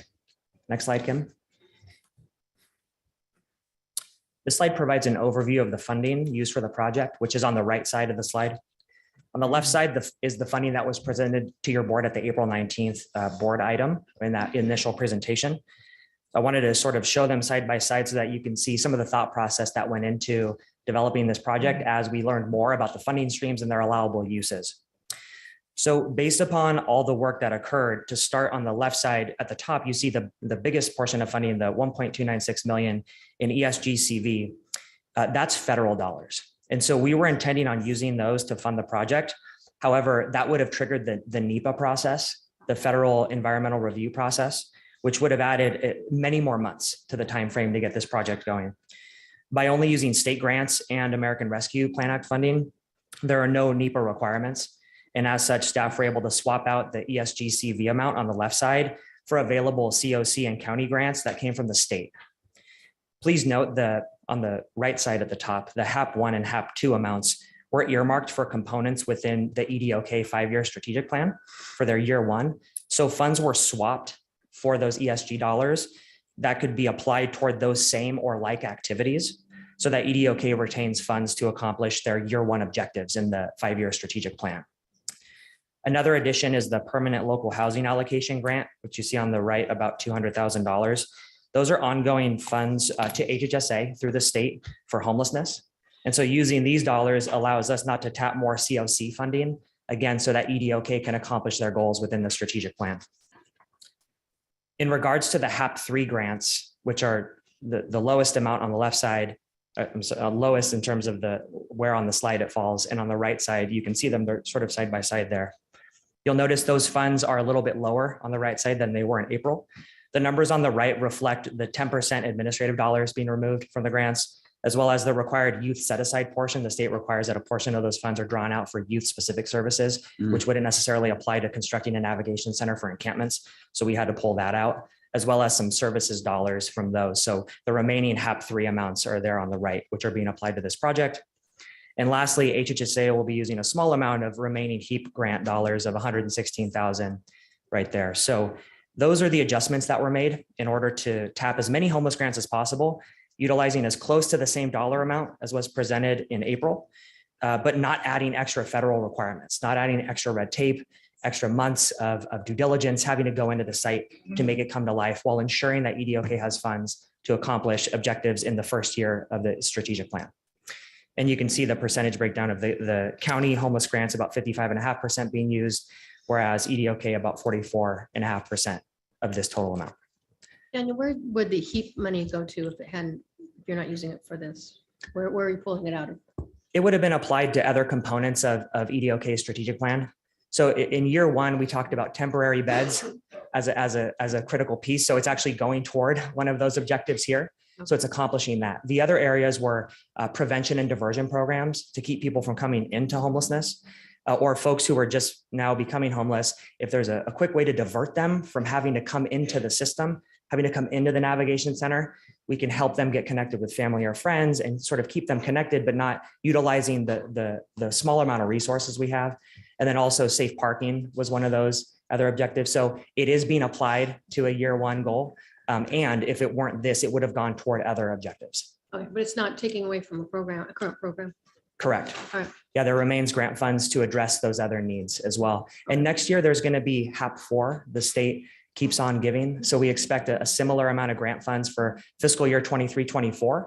So really, there's enough funding to achieve all the objectives in the year one strategic plan, given all of these grants. And then next year, as additional grants come, EDOK can discuss how they'd like to apply those to their second year objectives. Yeah, one of the questions I have too is, Grizzly Flat was impacted by a horrific fire. You have 40% of the people out there had no insurance, and 40% of those people are homeless right now. What are we doing to address their needs? I don't understand where some of this money can't be used to help them rebuild their homes in Grizzly Flat, especially when you're talking about modular homes, maybe $45,000 or $50,000 each. We need to address their issues too. It's not these other issues that may be in this one particular spot, but we have people here from Grizzly Flat that are living in the parking lot in their vehicles here at the library. We have people scattered all over. And the problem is a lot of those people did not have insurance. The reason why they had no insurance because they were seniors. When you're talking about insurance anywhere from $5,000 to $10,000 per year, when you're on a fixed income of $1,100 a month, how can you afford the insurance? So you either eat or you pay insurance. That's what it boils down to. The problem is we need to address this problem. And you're talking about housing first, the state, this housing first issue. Well, that's one thing that needs to be addressed. And we need to make sure that we take care of those people out there because they're in dire need. Especially one particular person is living at somebody else's house on a couch because he has nothing. And he was the third generation of this home and now he's lost everything. And we need to address this problem. And I don't understand why we're not trying to help these people too. As far as I know, we have been trying as much as Yeah. we can, George, you know that. I know. It just frustrates me. I know. We've got them all over our county and, we have issues. We have natural disasters. There's money that's separate out there. We're talking about a completely different issue, frankly, when it comes to homelessness. But it just as important. Absolutely agree. But we are talking about, we are doing what we can, Yeah. you know that. I know you're frustrated. but- Well, especially when the government denied the individual assistance. to these Yes, people. absolutely. That is just That's what's infuriating. frustrating to me. Right, It is. right. You're But correct. Daniel, I didn't want that to be on Yeah. your shoulders there. That's, we all working hard. So in our Caldor Fire Report, we actually have some updates on some of the things you're talking about. It does list some of the things that are happening for folks to assist them. It's not enough. You were right, but everybody's trying to pull that together. And yes, I think we're all angry at federal government for not getting us that individual assistance. That is just unacceptable. So, It's abominable. but we're doing what we can with the funds that we have. One of the updates coming specific to Caldor is a rental assistance program that HHSA is collaborating with planning and building on. So we're converting a state grant into rental assistance dollars for Caldor survivors. So there are several different efforts coming, as you mentioned. And so Great. those should be coming online shortly and should be included in that update as well. Good. So Excellent. Thank you. next slide, Kim. So this slide shows the timeline for the project construction. The construction timeframe for the described work in this agreement is 95 days. Assuming a construction start date of September 8th, the work captured in this agreement would be expected to be completed by January of 2023. That being said, please note the following. One of the biggest time influences comes from PG&E, who will have to install power poles and equipment on the site. That installation is unable to occur until the end of December or early January, according to PG&E officials. Lastly, to comply with California Fire Code, some additional road widening is expected to be required on Perks Court. Due to the short turnaround time from the May 24th item, and with the intent to continue making progress on the development of the site as quickly as possible, that task and its subsequent path forward are still being resolved and therefore are not captured in this agreement here. Based upon an estimate from a local subcontractor, they're confident that the work could be completed for approximately $227,000. As this last step's finalized over the coming weeks with specifics, a subsequent agreement would be brought to the board for approval of that remaining road work. Depending on the work, the scope, and the timing of it, given that it would be added to the already known and addressed construction work within this agreement, it's safe to say that the project would be operational between January and March of 2023. Now, could it occur sooner if we're able to get permits through planning and building a little more quickly? If some of the construction work can be a little bit more expeditious, and if some of that road widening could occur alongside these other steps, sure. However, not wanting to overpromise and underdeliver, a timeframe of January to March is a safe estimate to say. Now, Daniel, I have a question on that. Recognizing that the road that's hard to say, road widening and the work required by the, to address access by fire personnel into that, which we certainly want to make sure that's all, complete. How confident are we that you said 225 is a solid estimate for this road work? How confident are we with that? So our local subcontractor has visited the site and provided those numbers as recent as yesterday. Okay. They're very confident in that number. Now, it's always wise to have a contingency in there because with construction projects, there are unknowns that can occur. Okay. And so, but that 227 number, I'm very confident in. Over in the past few weeks, we've had a range of 150 to 300 as the estimated figure. And so that number has been refined based on the most recent site visit from our local subcontractor.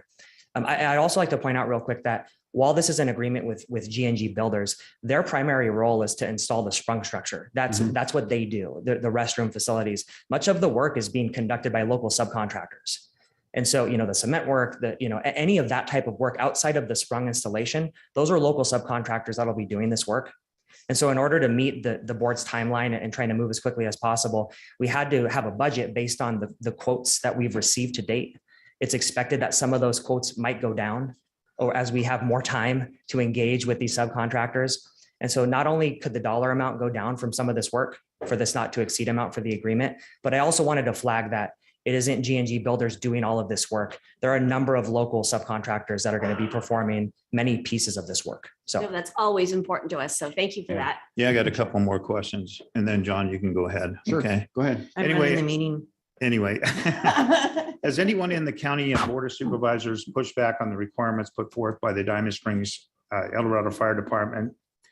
And one of the concerns I have is putting this shelter close to a school, which is Herbert Green. And I have concerns about that because it's within walking distance, especially when you're talking about dealing with the mentally ill and stuff. Did you address any of these concerns before you decided to put that there? So there's been strong collaboration with fire the entire time. We have a number of county staff copied on all correspondence with Diamond Springs Fire. So that would be evidence to that, as well as collaborative meetings to go over the fire requirements. And G&G Builders, they've developed 20 navigation centers in California. And so they're well-versed in coordinating, collaborating with fire. So no, it's always been a strong partnership. We have to comply with California Fire Code to keep the site safe for anybody that's there. Specific to schools, when staff presented the different sites for consideration to your board, we had to move quickly with an expedited timeline to bring forth what we could. And so based on those discussions and board direction, we moved here per your direction. There's always things in the surrounding area that could be cause for concern. And so to mitigate that, of course, we have a professional services provider. We'll have security on site as well. So we'll keep a secure location. And as I mentioned, the 24/7 nature of folks remaining on site there. Well, one of the concerns I had, the reason why we did this emergency in the first place is to make sure this was done before fire season. Obviously, it ain't going to be done until probably the spring of the year. So that was one of the big issues, especially with the school. You're saying that we had to move quickly. Well, obviously, we're not moving quickly. So if your board chooses not to approve this project today, you will not have a navigation center for far longer than this project that's being presented to you. And if there were any other sites that were picked and chosen to install a sprung structure or a tiny homes or any type of thing, there would need to be the same pre-construction work, the same assessment of the timeline, the same inflationary impacts on resources. And so we're dealing with an evolving world with inflation and available resources to make these projects happen. And so we're moving as quickly as we can, controlling everything we can control. And PG&E, specific to the power, for example, is simply inundated with these requests. I'm hearing remarks of them taking up to a year to bring electricity to sites. So it's impossible to say that if it were at another location, it would be quicker.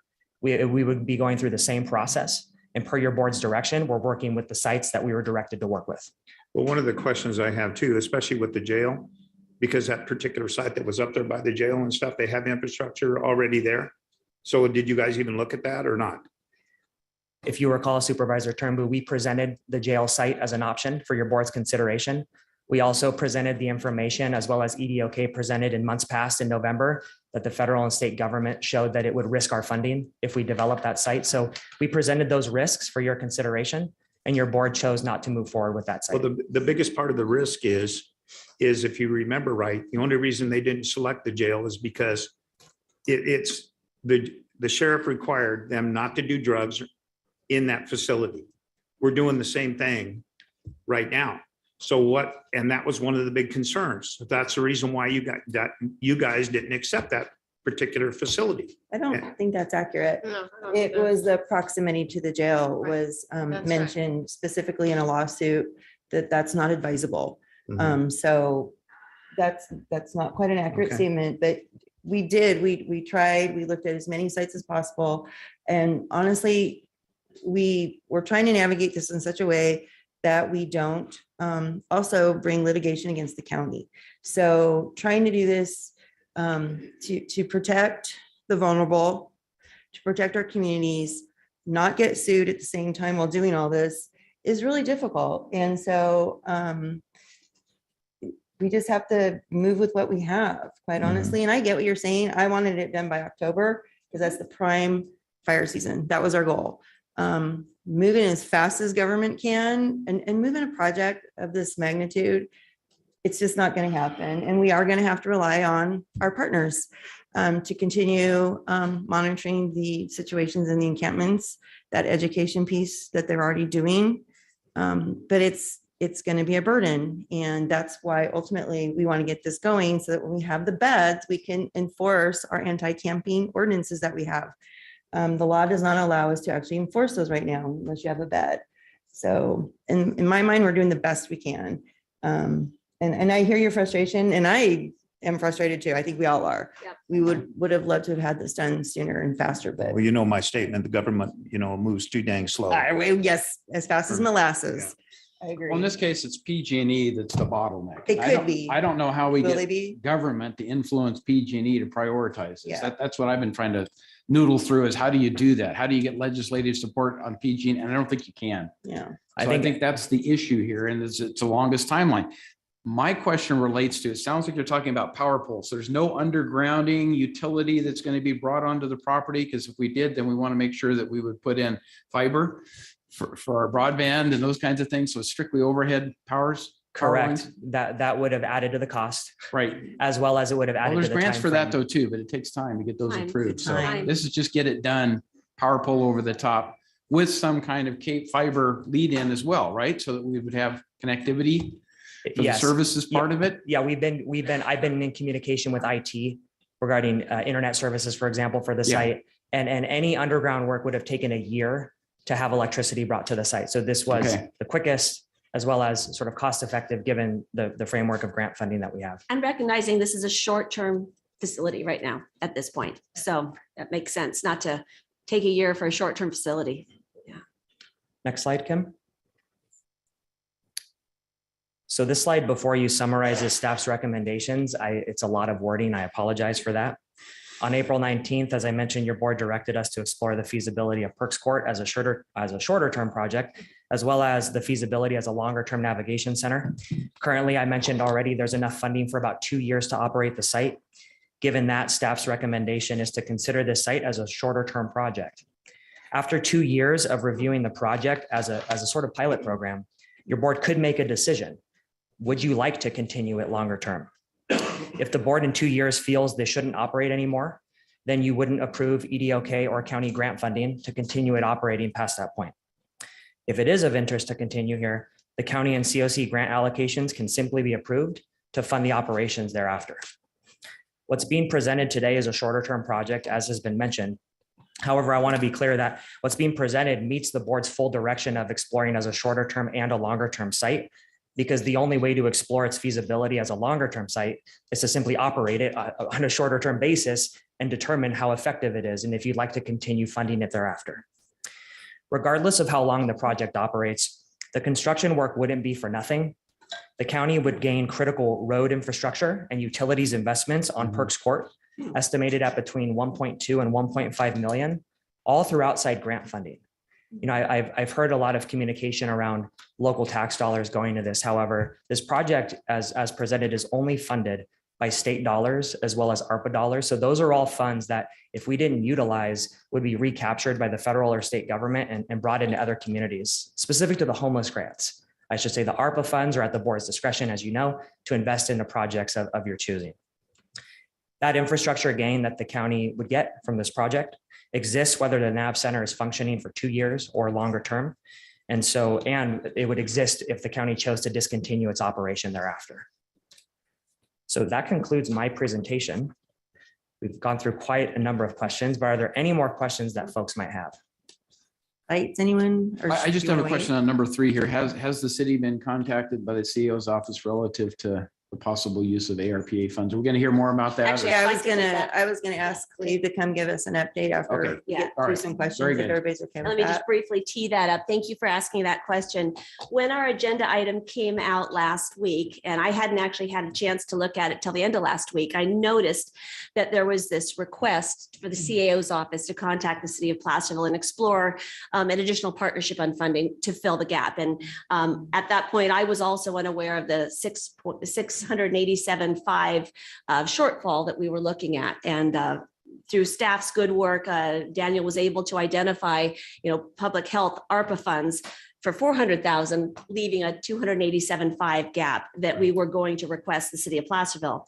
And recognizing time is of the essence, that we are responding to a declared shelter emergency crisis, I reached out to Mayor Taylor and the city manager of Placerville, Cleve Morris, just to let them know that this was coming and that this ask was going to be coming, so they weren't blindsided by that.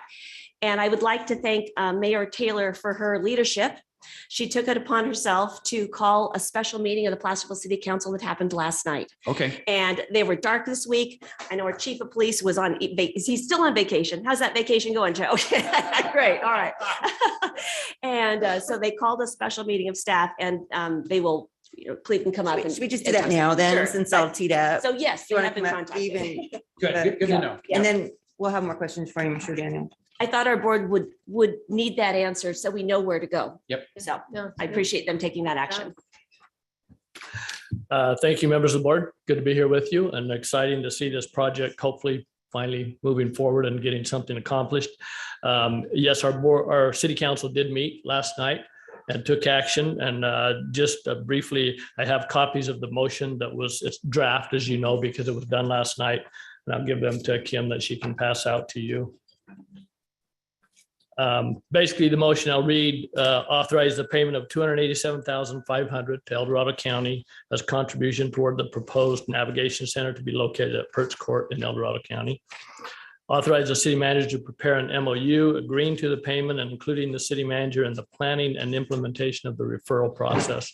That's something that the council wanted to see done, and prioritizing the homeless camp on Upper Broadway in Placerville is the first priority in the referral process to eliminate the camp.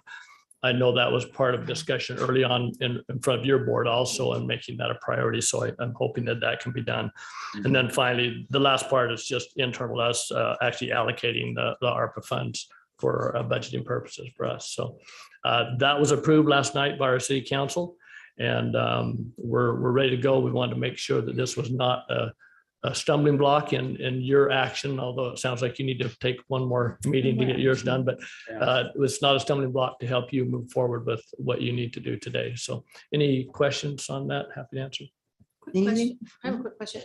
Do we know how many people are in that homeless camp right now on Upper Broadway? We estimate between 50 and 70. Okay, so it could possibly fit what we've got going right now. So Right, moving on. right. There's always that question of how many will actually accept that referral into the facility. So that's still a question Right, that we thanks. don't know until we get to that point. Thanks. Can't thank you enough for providing our board today clarity. Good. Thank you. for And making thank you that, for your partnering quick with action. us. We appreciate that as a partner.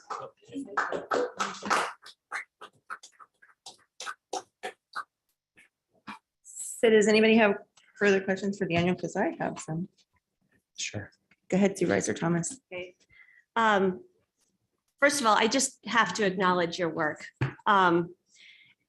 Despite pivots by our board since our original direction last November, You have faithfully and diligently carried out the direction of this Board of Supervisors. And I can't imagine the amount of work that it's taken to get us here. I've read the contract that's before us today. That is a Herculean amount of work. The feasibility is in depth. I mean, it's incredible. And I can't believe that you were able to get that done in 53 days?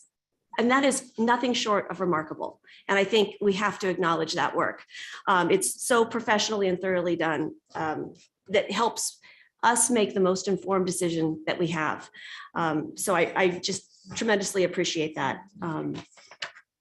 I also appreciate that in the feasibility study, there were some additional items that we needed to address. And you haven't just come forward with, these are the problems, you've also come forward with solutions. And I really appreciate that, like finding the additional 400,000, working with our public health to find additional 400,000 in public health funds that actually help them meet their metrics and also help meet the 687,000 shortfall that you identified. So I appreciate that. Appreciate you working collaboratively with local partners and just giving us a complete package today. So the question is, refresh my memory, Daniel, that when we were originally looking at Perks Court, there was some concern that there were I always get tripped up, CDBG grants, I think 2.4 million, that would only be applied, that could only be used to purchase a space, not build or develop one. What happened to those? Thank you and good question. So it's actually 2.25 million Okay. roughly in CDBG monies. The county applied last year in 2021 in partnership with the city. If you recall, your board approved HHSA's pursuit of those dollars to apply to a potential home key purchase at that time. That's right. So in case the state didn't award home key fully, we had that sort of in our pockets to allow for a complete package if we only got some of an award. So that's why it was originally pursued. Those dollars were, the state approved that application for an acquisition. So you could only use it for an acquisition. So at Perks Court, we're talking about constructing a site. So these dollars were ineligible to be used. So the state has been in communication with HHSA regarding the concern about recapturing these dollars. And so they're working with us to change what was an acquisition project to a services project. So it's our intent to use the CDBG monies to pay for the Volunteers of America agreement.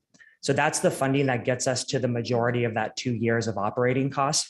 There are some administrative steps we have to take with the state because, again, we had a resolution as an acquisition project. We have to update that information. However, the state is aware that that's the intent of this. So we intend on using these for Volunteers of America's agreement. If for any reason a navigation center project weren't approved, we would risk losing these funds. We would certainly reach out to the state to see if there's anything else we could do or how long we could retain the funding for. But that was a concern, and that's why they're willing to work with us to sort of switch the project type to services. There was, I believe, 4 types of things you could use CDBG for, and this was one of them, and construction was none of them. So we're just trying to roll with the punches. If it were usable for any aspect of the construction, again, because it's federal money, it opens up the NEPA component. That's right. And so given that it could be applied to services, there is no NEPA because it's not talking about any type of infrastructure work, if that makes sense. Oh, So- I know that was a concern as we were looking at what do we buy, do we lease, do we develop? And so I'm fabulous for working out that detail so we can utilize those dollars. Yes. That's a relief. Okay, wonderful. Question, of course, there's never a perfect location. Everyone's concerned about impacts. I get that. I totally get that. Do we have any data on calls for service with navigation centers? What does the data show on that? So I mentioned earlier that some Volunteers of America call data from their other projects, which I felt was important given that they're our operator of choice and that we selected. However, projects in Santa Rosa, for example, Navigation Center in Sonoma County saw significant reductions in calls for service, as well as ER visits for chronically homeless individuals. They have a navigation center site that targets encampments similar to this. Fremont, the city of Fremont has a project that's similar to this, where through outreach and engagement, the only way to access is through law enforcement and services staff. Significant calls for service reductions by 50% or more. The 2 sites that the VOA operates in Sacramento, so the context in comparison is 100-person navigation center project, so 40 more than our current site here. So one of the sites, Meadowview, averages 1.5 calls per service per month. 33% of the calls are to law enforcement and 67% of the calls are to ambulance or fire. The other is their X Street Navigation Center project, and they average 2.5 calls per month. And so 23% of calls to law enforcement and 77% of calls to ambulance or fire. So very low calls for service. That's what you see across the board if you explore navigation centers that are run by professional providers. Because again, folks who have, if you're outside a long time, you have health conditions that develop, you have mental health challenges that are impacted, perhaps there's substance abuse issues as well. And so those issues going unmanaged increases the likelihood of calls for service. Once folks are stabilized, Maslow's hierarchy of need, the lowest level being shelter. And in order to have self-actualization at the top, you have to have that basic need met. And so navigation center data shows that when it's run by a professional service provider like Volunteers of America. That's helpful. Thank you. All right, let's talk about the, we've answered just about a lot of the open-ended questions about funding as presented in our staff item. Let's talk about that road work, that 227,000, that is a pretty solid estimate. Are there any other potential funding sources for that, Daniel? So there's been some discussion around ARPA. I'm continuing discussions with our public health director, Olivia Barron Cooper, as well as Kimmy, our CFO. And so there could be public health dollars from ARPA available. I'm looking into the possibility of roughly 100,000 that could be applied. At this point, looking at more could impact their other projects. And so this isn't a firm promise, but given where we are, to have only a couple $100,000 be the potential to make or break this, I wanted to make sure that I keep looking into something. So that's what we're looking at right now. So there's potentially 100,000 more that won't impact services further that we could apply to the road fund. Correct. Road work. Correct. Yeah, Okay. it would. Yeah, to apply to the road widening work. yeah. Correct. Yeah, because it's to service the navigation center site. Public health, their task is to serve indigent, underserved, disproportionately impacted populations. The state is requiring sort of metrics of equal access to services, equal access to care that allows them to be as healthy as possible. And so this navigation center is just that for, if not the most, one of the most disproportionately impacted populations of homeless residents. Okay. So, and as I mentioned earlier, we had to move forward with the scope as quickly as possible. We gathered quotes from subcontractors to get to the total budget amount of this agreement. It's possible that new quotes come in. It's possible that some of those costs are reduced a little bit. So now those funds would move into the contingency for this project based on the agreement that's drafted. However, any cost savings there could also apply to the roadwork. Yeah. Thank you. How much is, how much is your contingency? Because I know the prices have gone up. Our last quotes are going up 30% or so. I'm going to ask facility staff, is It's it? usually about 10%. 20? Okay, 180,000 built in? Okay, 180,000 built into contingency for this. What's the percentage on that? Sorry. 6? Higher math. Okay. 5%? Roughly 5. Okay. Knowing that there could also be quotes, there are expected to be some quotes that come in sooner. So that would would come in lower than what's in this agreement. With 53 days to get a budget, we had to move with what we had available. So any of those cost savings would roll into that contingency. Yeah, one of the questions I wanted, Hold on. Okay. Hold on. Push your button. I'll push my button. Yeah, because Supervisor Harrell's been waiting too. I'm done. Thank you. That's all right. Well, you So- were following up on what we were talking about, right? Daniel, I just have to compliment you and all the staff for this Herculean effort to get us to this point. I know there's been some criticism about it takes too long, but understanding how projects and program management work, you always have contributors that you can't control that you have to work around. So in this case, PG&E seems to be that long pole that stretched all these things out. That's not necessarily the end of the things that we may encumber, because construction is that way. You have to rely on services to be provided, facilities to be provided, whatever, by others who are not necessarily direct contractors. They, utilities provide services to all of us, but at their discrimination or determination when it happens, right? They have control. We can plead, but that's the extent of it. So thank you for all the great effort. I am really encouraged with the great partnership, collaboration we got going on. We had a presentation by HOT this morning. Briefly, we basically had a proclamation, but we had a presentation a week ago that talked about the unincorporated areas of the county and the few people, somewhere in the neighborhood of maybe 25 to 50 homeless, truly homeless in the dirt type of people And that was not including obviously Broadway and the impacts within the city. But if you add all those things up, maybe there's 120, something like that maximum. Maybe it's more, maybe it's less. But having a shelter that deals with 60 of those, and then recognizing all the additional efforts from EDOC to look at what they can do, help facilitate things through the hospitals, the Housing El Dorado part of it, which will provide the housing, hopefully, for people to transition out of the navigation center into a more permanent type of housing situation, which is what we experienced with Project Roomkey. All of those learning processes, all of those successes can be applied to this project. The other one is the Upper Room has been working to try to look at how they can contribute to additional homeless sheltering and stuff. They have a separate set of plans that they're pursuing. So a lot of things are happening, but I think the strength in this effort is that team approach to it. There's so many different committed resources and people trying to achieve something that's been very difficult to do. And we've been frankly unsuccessful with it in El Dorado County for 20 years with some limited transitions and stuff. I want to mention that, but this is a very encouraging point in time that it looks like we're finally getting a handle on what can be done. And again, hot team has brought us from very high numbers to lower numbers to where we think it's a manageable process. And I really don't think, even though there's a lot of people claiming that if we build something, they will come. This is not going to be the place you want to relocate into compared to places that are available in other parts of the state. So it's not a very nice, comfortable pallet home type of facility. It's a conjugal living facility. I don't know very many people that want to spend their lifetime. Congregate. I have a problem with that word. Congregate, my apologies. A congregate, I need to write that down. It's okay, John. See, a congregate living facility that most people are not going to be real happy with for a long term. They're going to want to find a place that has a little more privacy. And I think, the staying will be only driven by necessary to provide treatment and navigation before people can move through the navigation process into something more permanent housing, right? So that's the ultimate goal here. And I think with the great teamwork that's here, we have a real good high probability of success in making this successful. And there are going to be impacts to the community no matter what you do in trying to pick a location.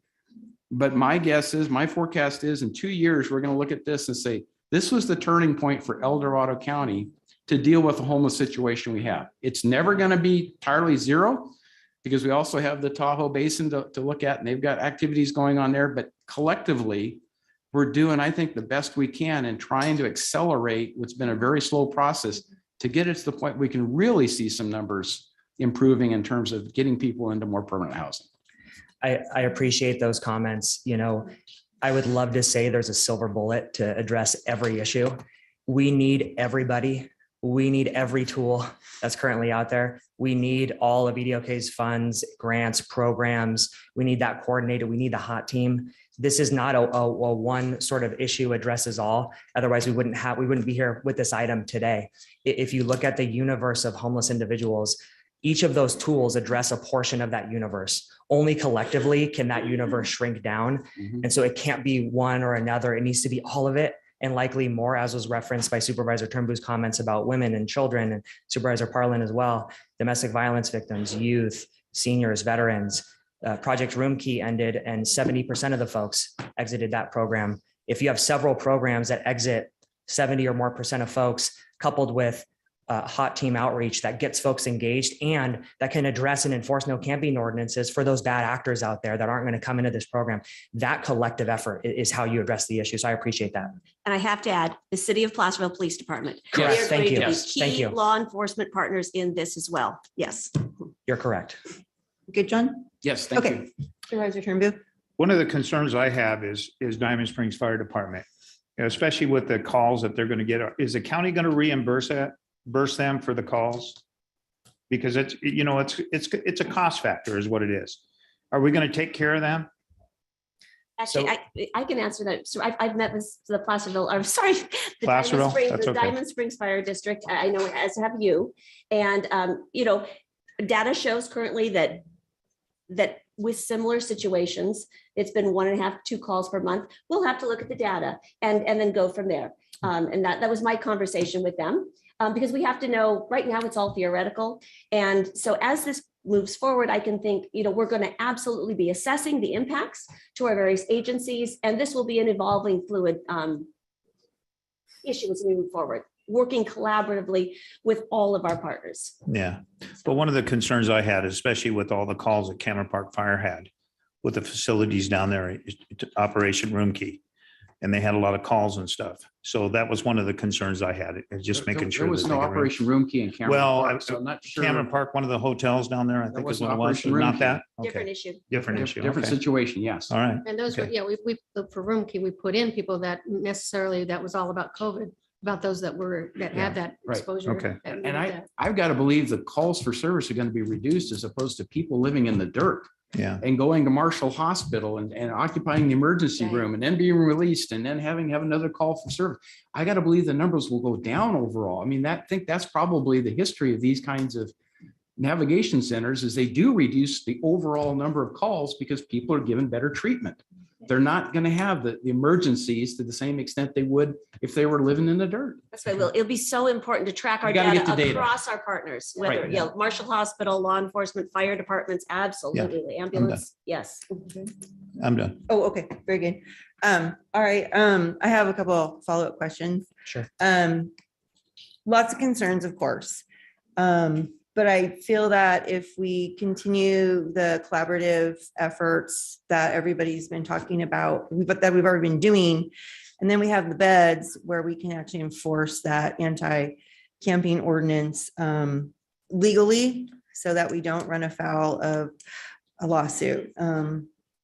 So what happens when, or does it happen? I guess that's the better question. How does it work when someone comes in? There's going to be folks that are motivated, that come in, that are, referred into the navigation center. They need a bed for the services to get them stabilized, whatever their needs are. And some folks won't be there very long. Others will be there longer. How does that work though, if we get to a point where we have full beds and nobody's moving out anymore? Does that typically happen? Or, and there's so many pieces of this puzzle, like we've been saying. There's reunification with families. Let's get these folks back to their families so that we're not taking care of them forever. There's programs, someone's an addict, but those beds are limited too. So how do we work with that, the limited resources out there, to get these people the services they need, so they're not there that forever? How's that work? Sure. So VOA would only commit to this project if we brought resources to assure them that we were going to bring an opportunity to get folks exiting the navigation center into housing destinations. They do not want to essentially oversee a place where people live forever. That isn't what they do. Their mission is to end homelessness and impact homelessness. So we're going to be connecting emergency housing vouchers through the Housing Authority with folks in this project. We have 2 homeless social workers in HHSA that are going to be offering roughly half of their time to this project. So about 1 FTE, where they can be engaging with folks there and getting them connected with Health and Human Services or other types of housing programs. Their wall outreach is the only way to access the program. There's going to be some policy developed on when folks get connected with coordinated entry through EDOK. So something like, within 4 days, folks would be offered coordinated entry access. If they decline it, they're still in the program. That doesn't mean they're kicked out. It's just that engagement process, building trust, building relationships so that they can go through that intake and get connected with EDOK's housing resources. Behavioral health is also going to supply a half day a week screening into substance use treatment programs, as well as a half day a week mental health screenings on site for those folks there. Now, that's not to mention access, 24/7 through the access line with behavioral health. However, there's going to be on-site presence for a half day a week from substance use staff and from mental health staff for that sort of full day combined. So those are the efforts to date. One more thing. There was an agreement that went to the board in June, I believe, with Sierra Self-Help Housing for rehousing assistance. So they would support locating a housing unit. It could be a shared housing situation that they support, that they sort of oversee that site, or it could be an individual unit, depending on what's available. So they'll work with folks where they are. And that grant provides rental assistance to those folks. And then Sierra Self-Help Housing provides that case management piece. So all of those are the commitments that allowed for VOA to say yes to this, knowing that there would be opportunities to get folks out of those beds as quickly as possible. Now, of course, we're impacted with housing stock issues. As I've presented in the past, every state has an affordable housing shortage. It really starts with a federal government issue in that regard.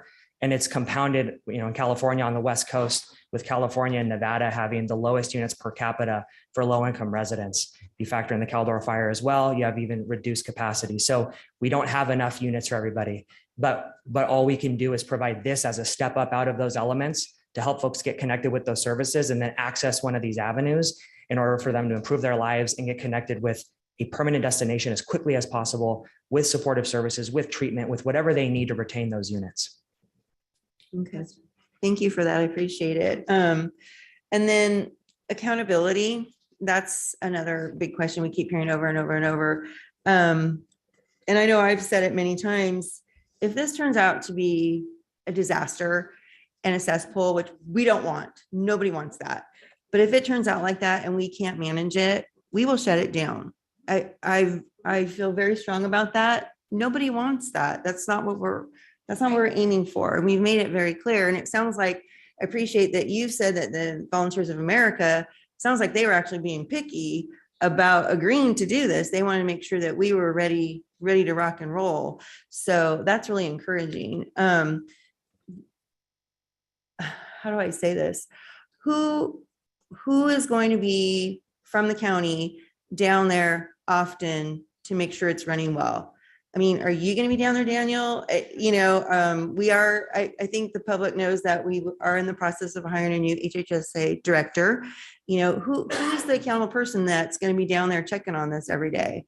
Besides all the providers and that, VOA, but somebody needs to check on VOA, quite honestly. Yes, well, so there's going to be a director that's responsible for directing that site in Volunteers of America. So they're going to have regular communication and interactions with myself, with HHSA staff. I also mentioned that a one FTE combination of a half-time social worker will be at that site every week, as well as HHSA staff providing services, the behavioral health staff, the substance use services staff. So there's going to be a presence on a weekly basis. I'll say almost every day, if not every day, for at least a portion of the day, in addition to the case management staff of VOA, their director, security staff, et cetera. So there will be a county presence there.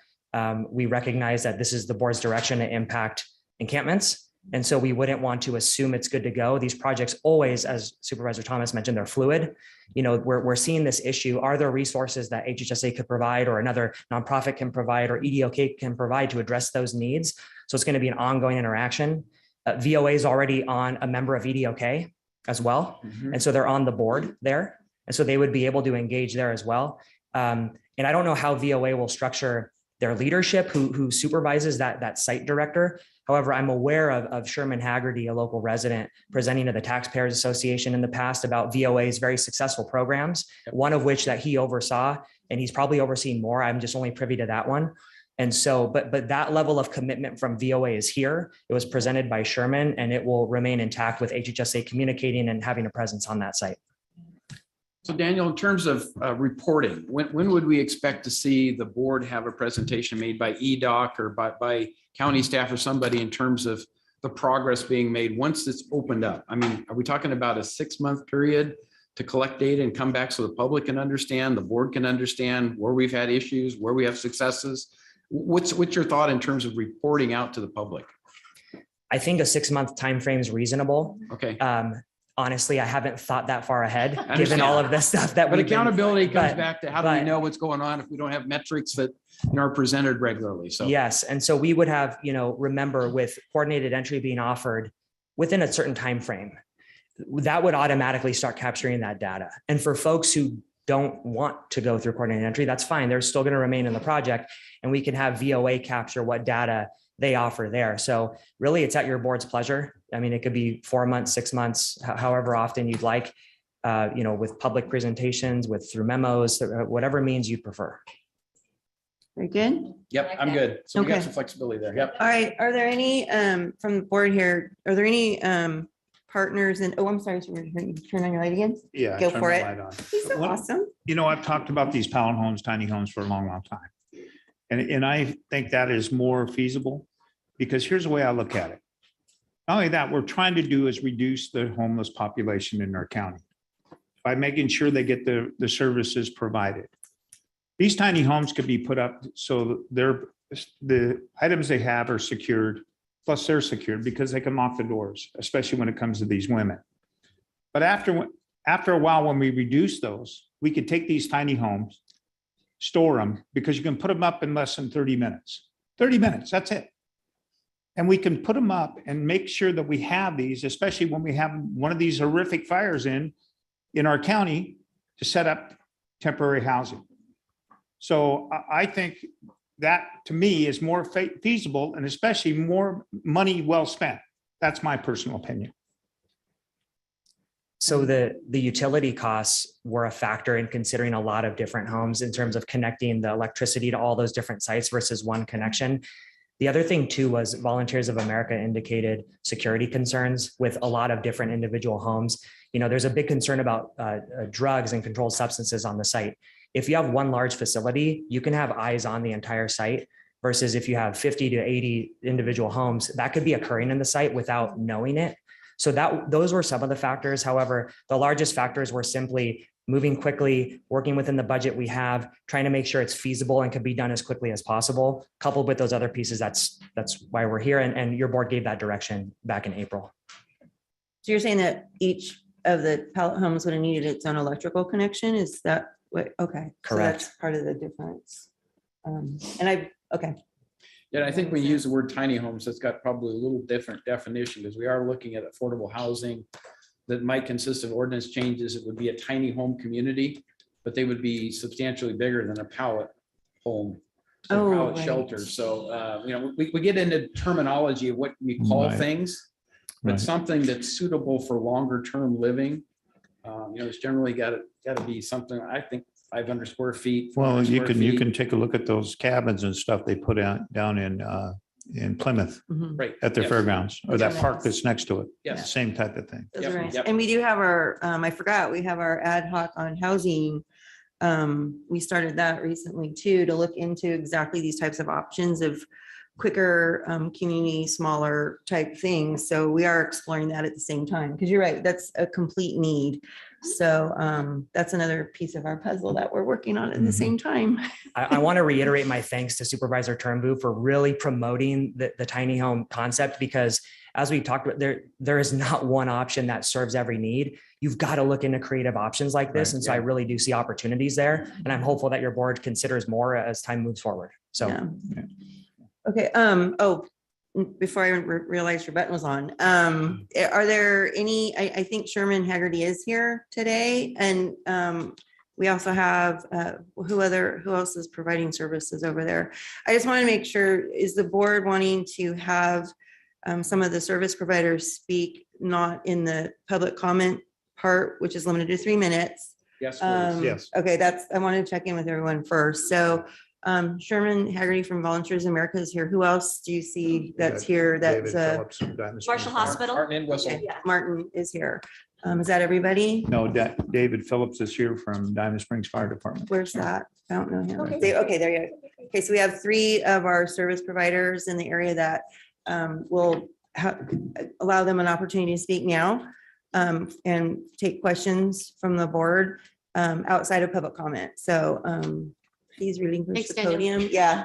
And Sherman, you want to come up first? Sure. Good thing I kind of read part of your book. I saw your photo and I recognize you now. So Your book was awesome, by the way. Yes. Awesome. Thank you. Sherman Haggerty. I am a resident of El Dorado County, and I've been associated with Volunteers of America for 20 years. First 8 or 9 were serving on their board of directors. The last 8 have been as an employee. I actually took a job at Mather Community Campus because I was fascinated with the work that Volunteers of America was doing on that campus. It was a full service campus that took people who were homeless and moved them through out of homelessness. 4,000 people in 20 years. Amazing programs. Unfortunate that it was defunded as part of the Housing First initiative, which is why I wrote the book. It was very frustrating to see such a wonderful program go away, but I think we should hire Daniel as a marketing director for Volunteers of America. But I want to tell you, there was real hesitation on the part of Volunteers of America to take on a project in El Dorado County. You know, we've been in the Sacramento community since 1911. And we've been servicing disenfranchised population and a lot of homeless people over that period of time. It's just that we've never been established here. And Volunteers of America is very proud of the work that we do. Want to make sure that we can do what we're going to do well. And as a resident of the county, I push very hard for them to, take whatever measures they needed to take to get comfortable with taking on this project, because I really think they are the best provider to do this work. Everything that Daniel said about the navigation centers is factual. It is, they are low barrier centers, but there is no alcohol, drugs, or drug paraphernalia allowed on the site. Everybody's checked when they come through the gates. Any of that is removed. Sometimes things sneak through, but we do a pretty good job of tracking that stuff down. In the navigation centers, it is divided space.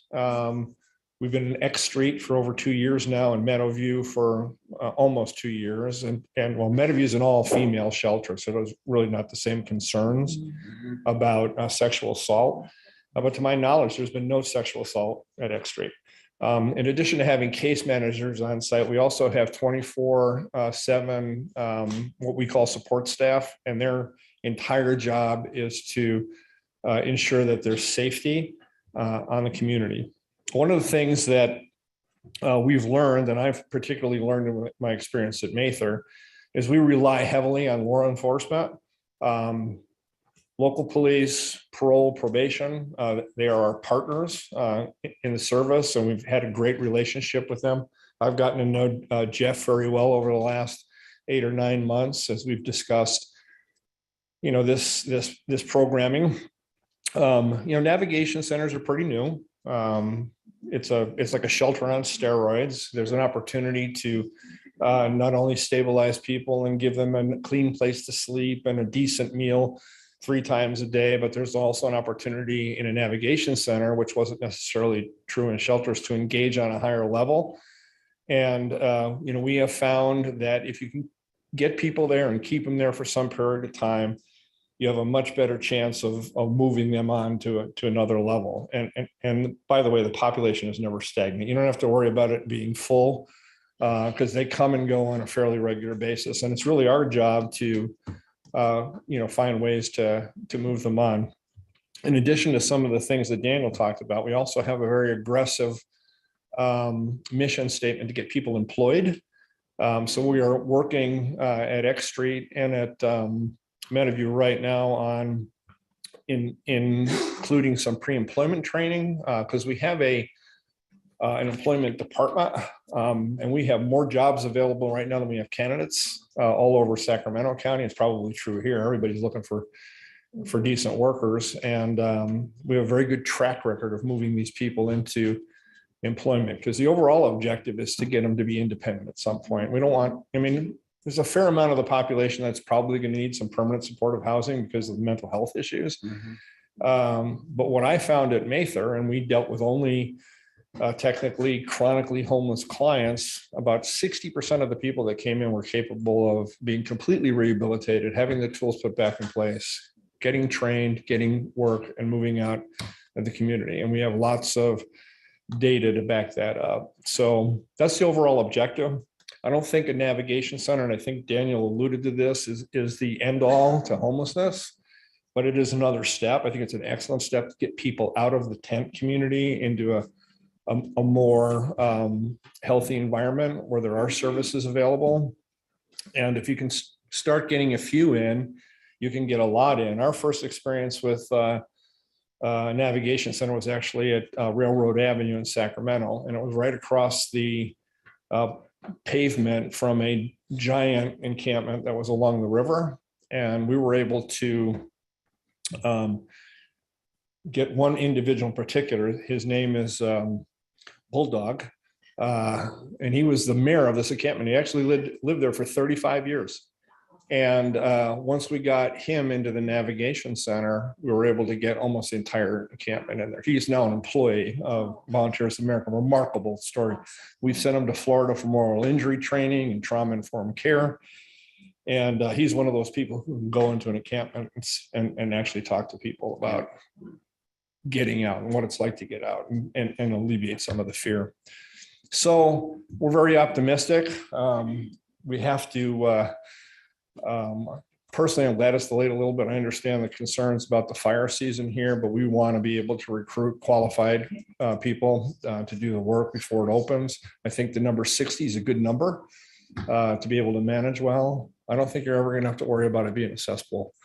I haven't seen anything that looks like that in the work that we've done. So we're excited about the opportunity. Again, it's hard work. It requires a lot of collaboration. Again, we're excited about having some social workers and having some mental health and alcohol and drug recovery specialists on site.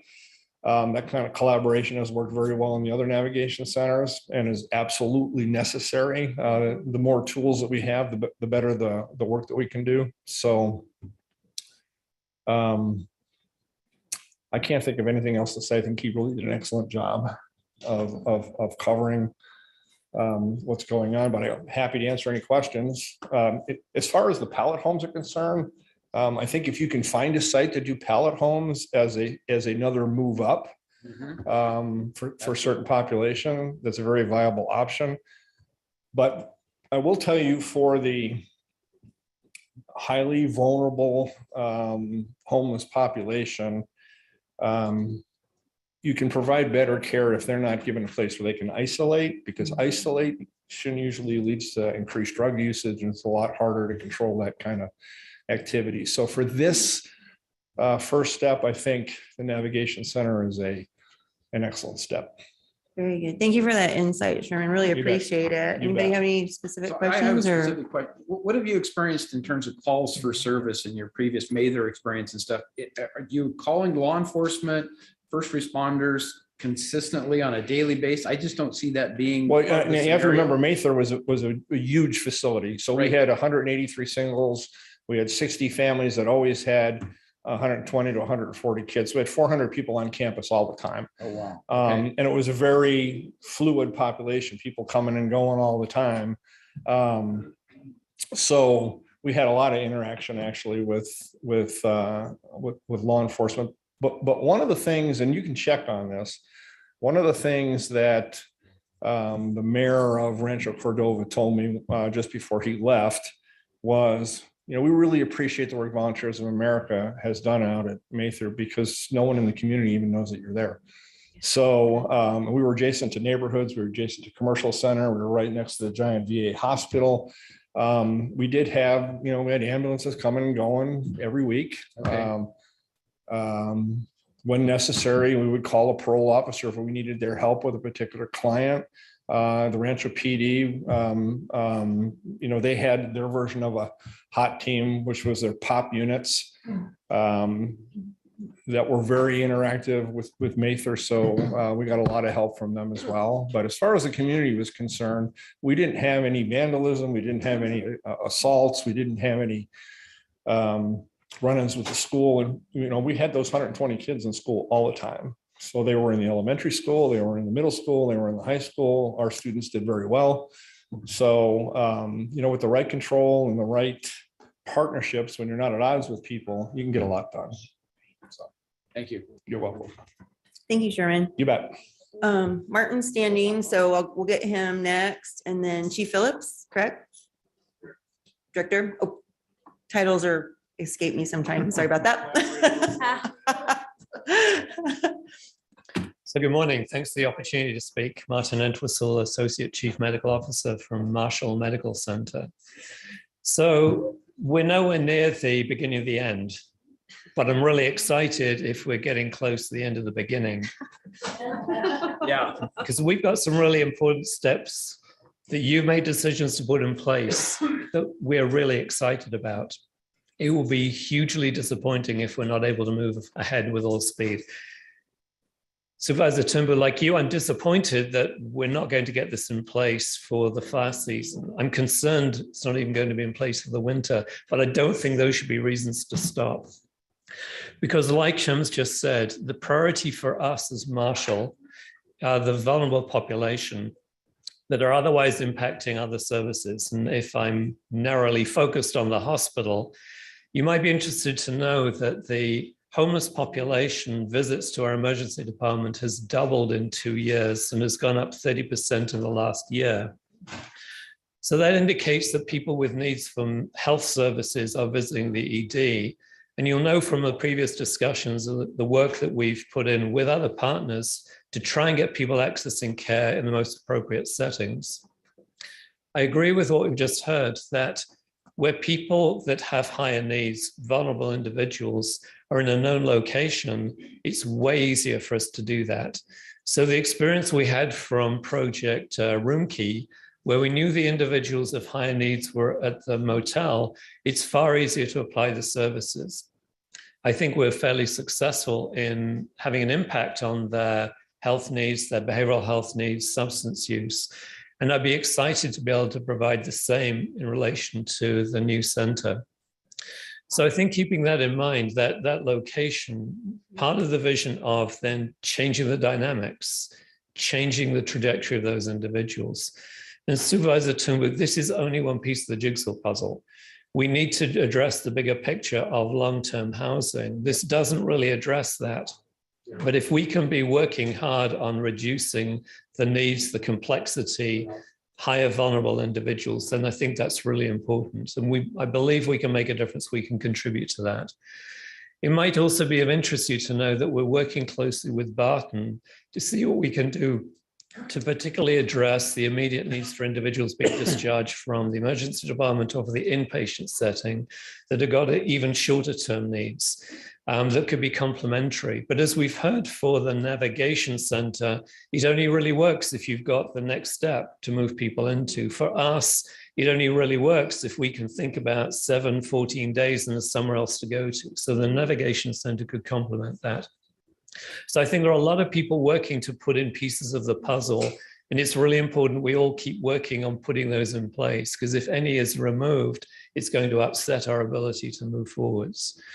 So I'm really excited about this. It'd be very disappointing if we can't move this forward. So I'd urge part of Marshall, other healthcare providers, this would make a significant difference to our ability to do our job. And that's got a significant ability to then provide needs, healthcare needs for the broader community. Because if our emergency department or inpatient setting is spending time and resources managing folk that there are other ways to manage, it's impacting care for our broader community. So thanks. Happy to answer questions. Anyone?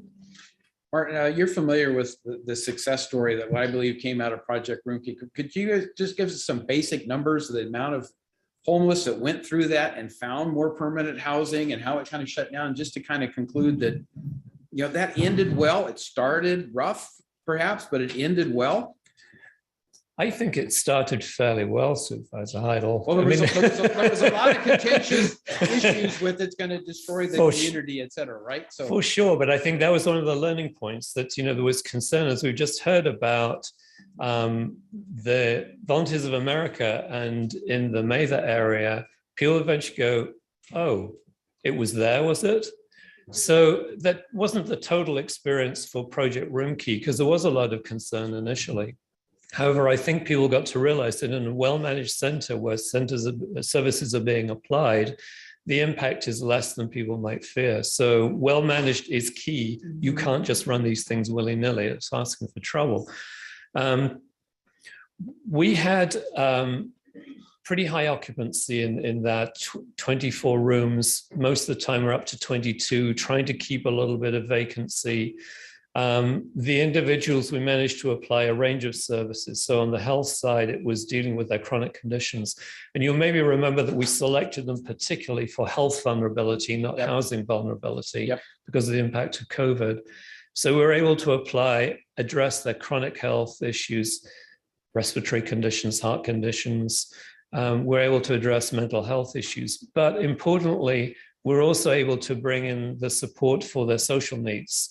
So I remember you visiting and you met people, that needed documentation, IDs, social security, even medical insurance that they'd never be able to sort out in that fixed location. We're able to work on that. So the turnover was not that high. I mean, at any point of time, and Supervisor Turnbull, important, people that didn't meet the criteria or the rules, if I could say, then we asked them to leave. We would give them support to try and comply, but there were always a turnover because we wanted to maintain security. So the standards to maintain were important. So I wasn't involved at the end of the day when we closed it down, but you've heard Daniel say 70% of the individuals there, I think, were housed. Some people would want to be housed, or there were challenges. So that's a pretty high success rate in terms of that population. So I'd hope that we could get similar results out of a navigation center. I mean, we've got to recognize we can't have a success for every individual. There are different challenges, different needs. Sometimes it's just not possible to satisfy that. But the more pieces of the puzzle, the better services, the more support, the better we've got access to longer term housing and the other features, employment, social support, the more likely we are to be successful overall. Actually, I'd like to follow up to that. And Marshall, I'm sorry, Martin, I just want to commend you and all the good people at Marshall Medical Center for your incredible collaboration over the years to meet the needs of our community. It's just been instrumental in helping address this need. And so just have tremendous respect for Marshall, which, by the way, was recently one of the best hospitals in the United States, which is congratulations on that. But just you do incredible work on it, are a really important partner on this. And just wanted to recognize that. But following up on I happen to have the I want to add statistics Barton here. Hospital as Barton, well. because absolutely. Their Pardon me. leadership and EDOC and stuff has also been very, very complimentary. Yes, absolutely. Pardon me. Yes. And we're actively working to see how we can improve on our collaboration. So we've identified, for example, a number of individuals that we share. They're moving between both locations. Good. How do we better coordinate their healthcare so that we're being more organized? So that relationship between Barton and Marshall is an exciting one we're evolving right now. But as you were talking about I think the statistics from Project Roomkey provide perhaps an important insight as to the potential success of this navigation center. And per the board memo that Daniel gave to us following the ending of Project Roomkey, out of 107 clients served, 42 individuals were successfully placed into permanent housing. 24 were successfully placed into temporary housing. 8 went to a short or long-term institutional setting. 30 chose not to take advantage of any help, which we know is going to happen. That's a part of this. 2 individuals went to jail, and 1 passed away during the 26 months that they were at the program, recognizing these were our most medically vulnerable. So as Martin said, 70%, we had a success rate of 70% folks that actually went from the program into more stable types of housing, which I think is a remarkable accomplishment. So, yeah, thank you for that. Very good. Everyone good? Thank you, Thank you. Martin. Much Thanks, appreciated. And then Director Phillips, thank you for that. And then we'll talk about how we're going to handle public comment because we're getting on lunch hour, which it's all good. We'll figure it out. I'll be brief. I wasn't planning on speaking till that guy threw me on the bus. Sorry about that, David. It's all good. So just a little bit about myself. My name's Dave Phillips. I've been in the county for about 53 years. Retired 2 years ago from Diamond Springs Fire Department as a captain there. Also ran for a board position. So I currently sit on the fire district board. One question I have for Daniel, I have not met him, that was, I don't know if it was addressed or not, was from our fire prevention standpoint with the department, what was going to be addressed on the water situation? Speak in the microphone and then we'll get you an answer. Sorry. Yeah, just curious what wasn't addressed in there was how the water is going to be addressed getting into the facility for the fire suppression. Okay. I don't know how you want to address that. Is that about it? No. Okay. Like more? So I working for the department, being on the fire district board and that sort of thing. I kind of have, and I work for a business. And I've kind of come full circle seeing what's been going on with the homeless situation in our district.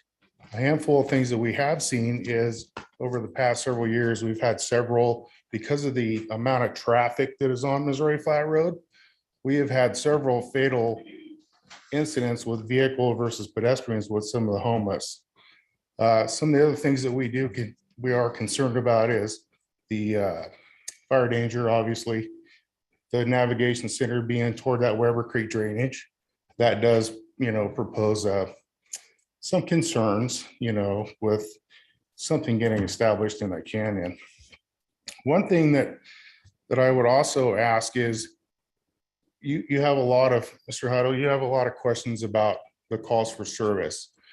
We don't know what that's going to look like. Right. One thing I could suggest or maybe look at is, and I think that's worked in other facilities, I know Sherman's left, and I don't know if he could address it or not, is there going to be kind of like medical, staff on site to help maybe mitigate some of these call loads that we're going to see from the fire department's perspective? I don't know. Something good to think about. In a lot of other cities and counties, they've got nurses, that sort of thing. They're involved, being out on the streets, dealing with these folks. And I think that eliminates some of the call load for us and for the marshal staff as well. The other thing we're currently going through right now is, and I'm sure you guys have heard of it, is with the status of our medic unit, Medic 49 in Diamond Springs. We currently are, short 5 paramedics. So we're not able to staff that unit as we speak. So potentially, we don't know what the outcome is going to be of that. But potentially, they've done some mitigation for that at this point by moving Meg 28 over to our station 48 over here in Missouri Flat. But that does, increase the call load for those medic units that have to pick up that slack for that ambulance that we don't have staffed right now. So just some concerns that, we have. Have any questions you want to ask?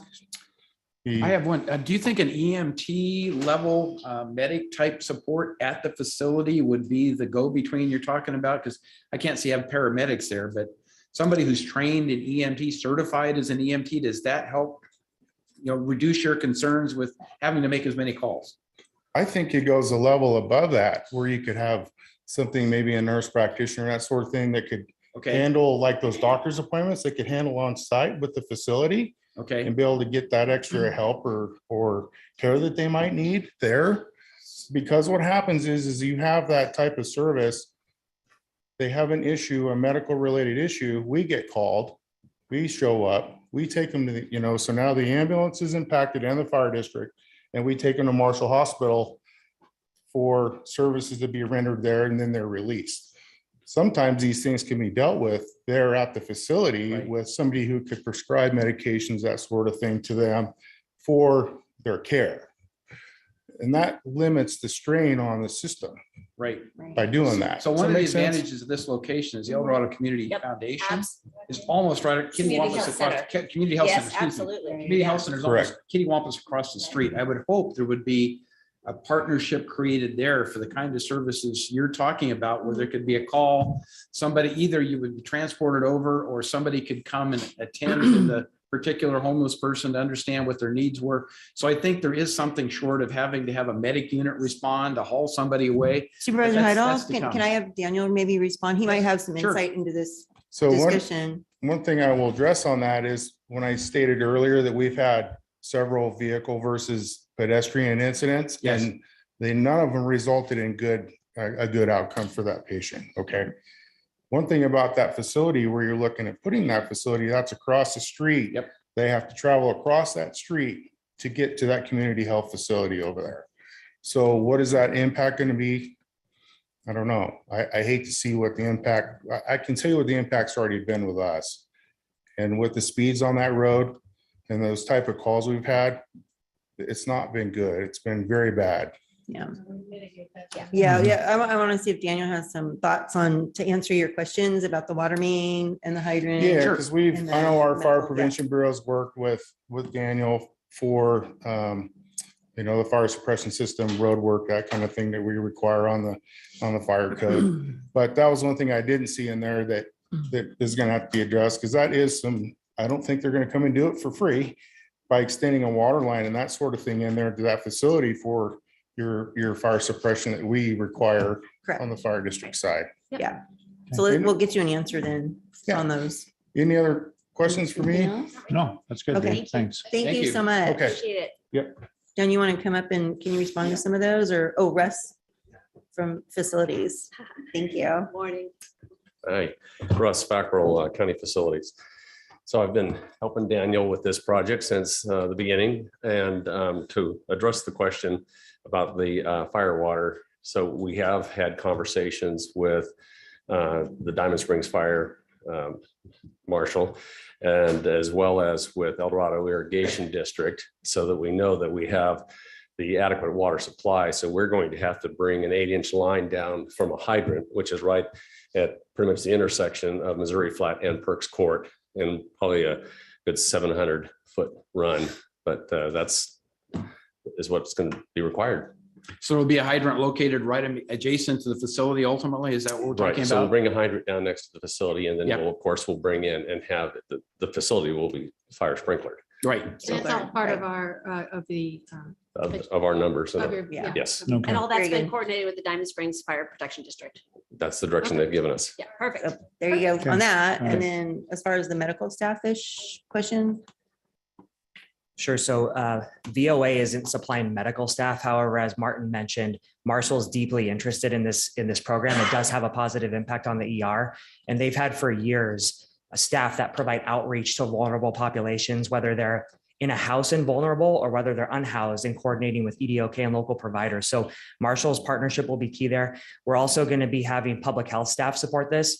I want to be clear that public health nurses are not medical nurses. Right. However, they will be providing their level of assistance as well because they serve indigent, underserved populations. That's who they target. And so this program, again, being populations that all these different programs target, it could essentially be kind of a one-stop shop. The pedestrian deaths is a concern. In unmanaged camps, that type of a scenario is more likely. In a managed scenario with staff, with case managers on site to assist them, with some types of transportation assistance provided, with HHSA social workers to assist folks from getting a point A to point B to appointments, that will help mitigate that piece. So is this a concern? Always. However, in a managed environment, the risk of that goes down significantly compared to scattered, unmanaged camps around the area. So Very follow good. up on that, Daniel, do you have a plan for transit for them to get them to X, Y, and Z? Do you have a bus or something, some sort of service?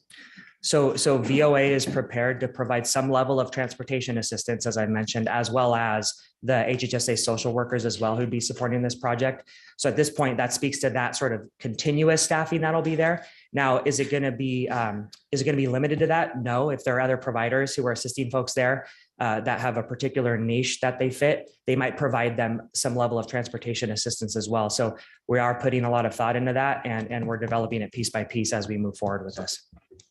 I know there's a transit stop now down near Walmart. Is there consideration of putting a transit stop adjacent to the roadway so that those coming out of the homeless shelter to get to some other location wouldn't have to cross the street?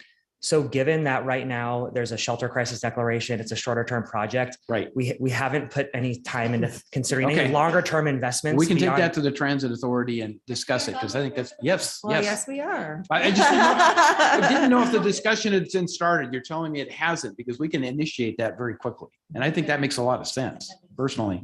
We've started as many conversations as we could. I understand. There's Yeah. another one now. Yay. Okay. Thank you for that clarification, Daniel. I hope that helps Director Phillips thank you. So with that, we usually kind of go to lunch at 12-ish so that we get back in time for open forum at 1 p.m. However, we have a lot of folks here from the public, I think, that want to make comments. And I'm thinking that it would be great if we could go ahead and push through, get our public comments from everyone that's here. Also know that we are, based on our board's conversation, we're going to be continuing this item to a special meeting on Thursday morning at 9 o'clock so that we can do our bookkeeping and all that stuff. So that's another opportunity. If you want to come then instead of now, you're more than welcome. Also, we've gotten all your emails, read them all, even the ones we got this morning. So know that. You guys, and then we'll push. Could we see a show of hands of how many want to speak? Yeah, Just so we get a that's true. There's feel lot for of the numbers. staff here too. Yeah, Yeah. I agree with taking public comment. Yeah, and then what we can do is we'll just push open forum back maybe to 1:30 or see how we That's fine. That sounds navigate good. these, because we only have one more item in the afternoon after open forum. Yeah. Let's So go I for think, I it. think we're gonna navigate it like that. Just want to make sure everybody was on board. So with that, there's a lot of new faces in the audience today, so I want to let everybody know, we have a timer. You only get 3 minutes. It chimes at 2.5 minutes to let you know you need to start wrapping it up. And I will stop you at 3 minutes so everybody feels they are heard equally. So, if you have them bullet points written down, sometimes it helps you keep on task, I've learned. So with that, we'll get our public comment on this item. Now taking public comment on item number 30. Individuals will have 3 minutes to address the board. The timer will notify you when you have 30 seconds remaining to comment. Public comment will be taken first from those participating in the boardroom and then from those participating to Zoom. For those participating by Zoom, please make sure you unmute yourself when called upon. If you're joining the meeting by phone, press *9 to indicate a desire to comment. If you're joining by Zoom, press the raise hand button. Please voluntarily state your name for the record. Oh, come on up to the microphone, and if you guys could kind of line up and come on up. Like I said, the timer will be going for you, and if you guys can kind of line up and be ready to go, it'll help us get going. Thank you. And 1, 2, state your 3. name for the record. Oh, wait, don't start yet. Yep. Say, and then I Okay, forgot. Kelly Nalivaya, El Dorado Hills, There you blah, go. blah, blah, blah, blah. First of all, I would like to question, I wasn't planning on talking about this, about the bidding process. Happened to be a fairly large commercial subcontractor in El Dorado County. In fact, I'm really impressed because we actually did all your wall finishes and your remodel of the wall coverings and stuff out there, except for that bubble right there is driving me crazy. So anyway, I certainly know we have not been invited to this process, and I think it's a little interesting that the general contractor is out of LA. We have Roblin, Carter, Kelly, DG Grenade, RCW. We have some amazing high-skilled general contractors. So shame on you for going to LA. Side note, I'm also somebody very invested, and I want to thank you, John, for a very lovely conversation on the bigger picture that we're talking about. I see a big rush to put up a building and get that funding, and that's great. That's what you're trying to do. I joined Lifetime when they opened. I couldn't wait for that to be built. And like so many people during the pandemic, I put on about 30 pounds because I didn't go. And the building's there and it's lovely and they invite me to go in.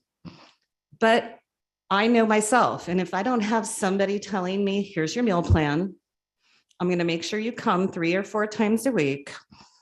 And we're going to meet once a week to go over everything. Guess what? I still have the 35 pounds because I need accountability and I need somebody telling me, I'm going to give you grace and I'm here for you. But if you're not going to participate in the process, there's nothing I can do for you. Unfortunately, through personal and professional experience, I have a lot of experience with addiction, starting with my own child. I had the grace of working with John DiAgostini, who saved my child's life. You want to know why? He took my son to jail and he talked to me and begged me to trust him to take my son to jail. I watched my 19-year-old son in the orange jumpsuit between the plexiglass because my son's addiction could not be controlled by kindness, compassion, and love. He needed a balance of grace and law and order. I beg you, bring the sheriff back into the equation. Listen to them. They care and they understand the situation balance of addiction combined with mental illness. And they are the ones that are going to get trapped into a failing program if we don't listen to them now. Thank you. Thank you.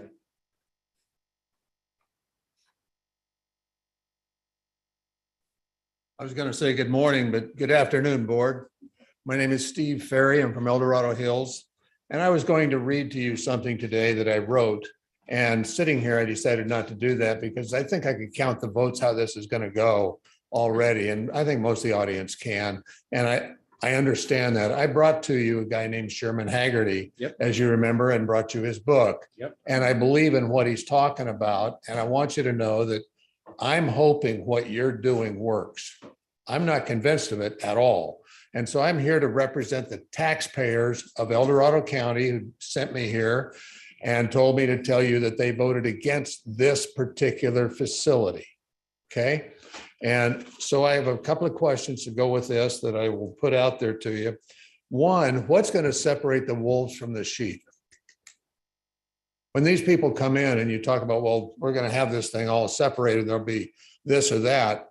Have you seen the engineering plans on this, that you know that women are going to be safe? We went to the, you Supervisor Heidel was there. I think some of the others of you were there too at the Human Rights Commission when the homeless lady spoke and said, you know, we're tired of being raped and pillaged and plundered. Bottom line to it. And they were hoping that maybe we would get over to the sheriff's department, but we're not going to do that here today. That's for another time. And that's going to come from this. What is going to happen if this fails? What's the failing grade? So for instance, if the sheriff comes to you and say, we lost 7 people on the road last month and this is not working, is that your failing grade? And not yours personally, please don't take it that way, but is that the failing grade to this project? What is the failing grade that says we have to do something different? That should be part of your motions and seconds coming up at your next meeting on Thursday. I would hope to see that it is. In any case, I want you to know that taxpayers would like you to look at a different solution. Personally, this is a personal opinion. I think you should have done the sheriff's thing because I agree with George that having the little units there for people to be in, it's safe and you got the sheriffs right there. And I disagree with Mr. DeMonte when he talked about at the last meeting and said, my clients won't be comfortable if they have to be close to the sheriff's department. His clients are going to be more comfortable there than anywhere else in the whole county because they have safety. That's what the lady talked about. Thank you very much. I appreciate your time. Thank you, Steve.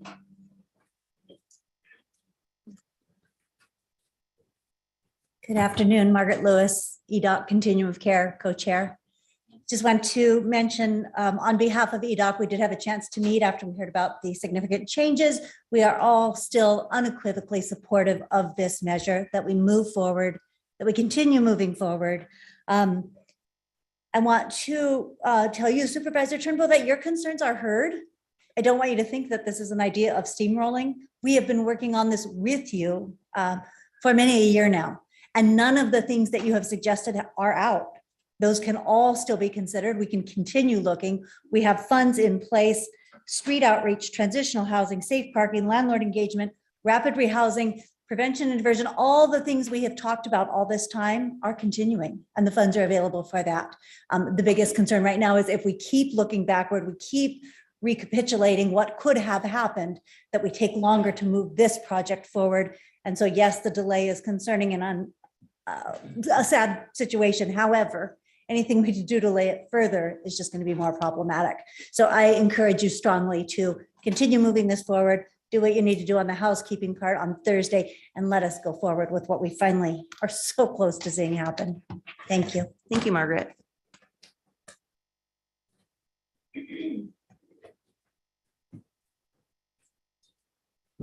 Good morning or good afternoon.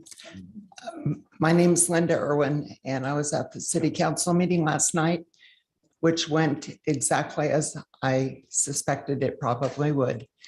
I took some time yesterday and talked to some residents on Pertz Court, and I also have talked to them again this morning. I am very familiar with probably 20 of the homeless people in this county. I talk to them often. Elliot, bless his soul, was probably one of the best in the county. He didn't ask for anything. He did not do the drugs. He didn't do any of that. The homeless people that I have spoken with, they don't want to be in a controlled situation under any circumstances. They want their drugs their way. They deal where they want to deal. They put their garbage where they want to put their garbage. Wendy, I understand that you own quite a bit of property up on Broadway where the homeless is right now. And there's a lot of information out there. I was going to try to bring it, but I couldn't get a hold of it. I think it's a conflict of interest for you to be voting on this particular thing. Pertz Court, when we drove down there yesterday, my husband and I, one of the homes that the homeless caught on fire several years ago is still standing. The roof is all caved in, but it is there. All the windows and doors are gone.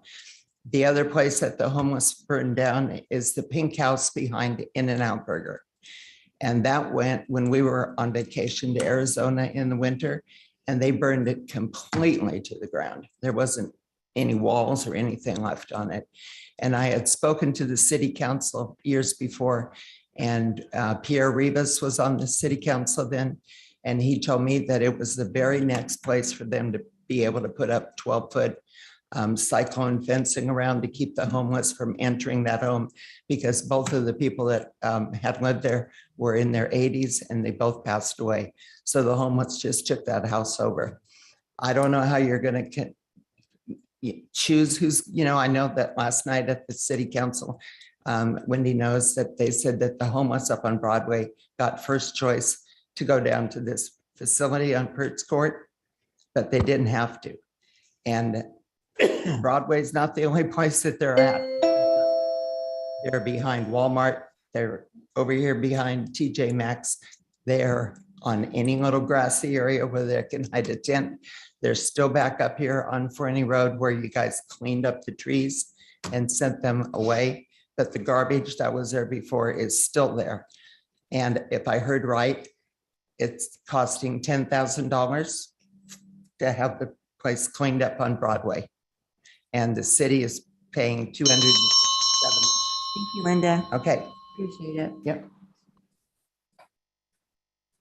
Come on down, guys. We want to get going. Keep them going. Thank you.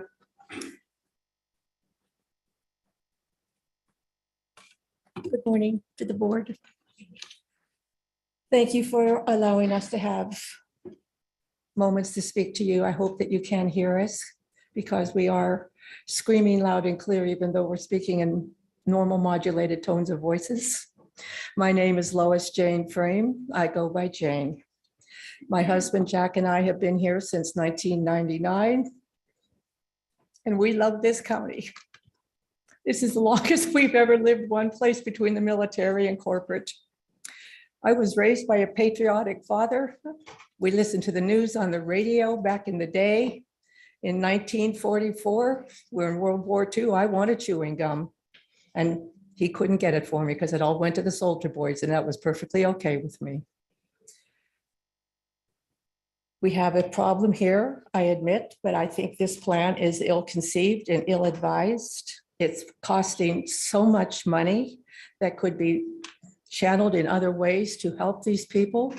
I understand there was like 200 homeless folks here, in recent times, that 180 have been assisted and are now gainfully employed, leaving us about 20. We spend all this money building a permanent facility. It's just going to grow and get worse. It's like build it and they will come, and we don't need that. We don't need that here at all. I am compassionate to the problems that a lot of folks are having and have had my little times that was able to do something for somebody, just kind of ran across my path and there was something I could do and I did do it. So this is not a good plan. It's just taking money and then we get this built. And then there's all the money we haven't even talked about that would be needed to get them. Everybody's different, what their needs would be, what the training would be needed, et cetera, to get them viable and economically sound, et cetera. So my vote is no. This is not a really good idea at all. Thank you very much. You're welcome.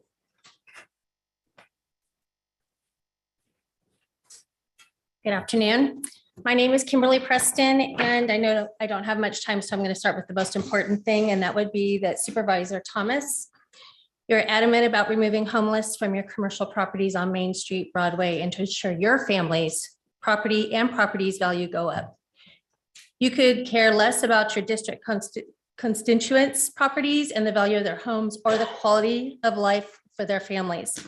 In fact, Supervisor Thomas, you should recuse yourself from participating, or using your position to influence a governmental decision due to the conflict of interest. To avoid actual bias or the appearance of possible improprieties, per state of California fair political practices, next page. Commission, you, Supervisor Thomas, as a public official are prohibited from participating in this decision.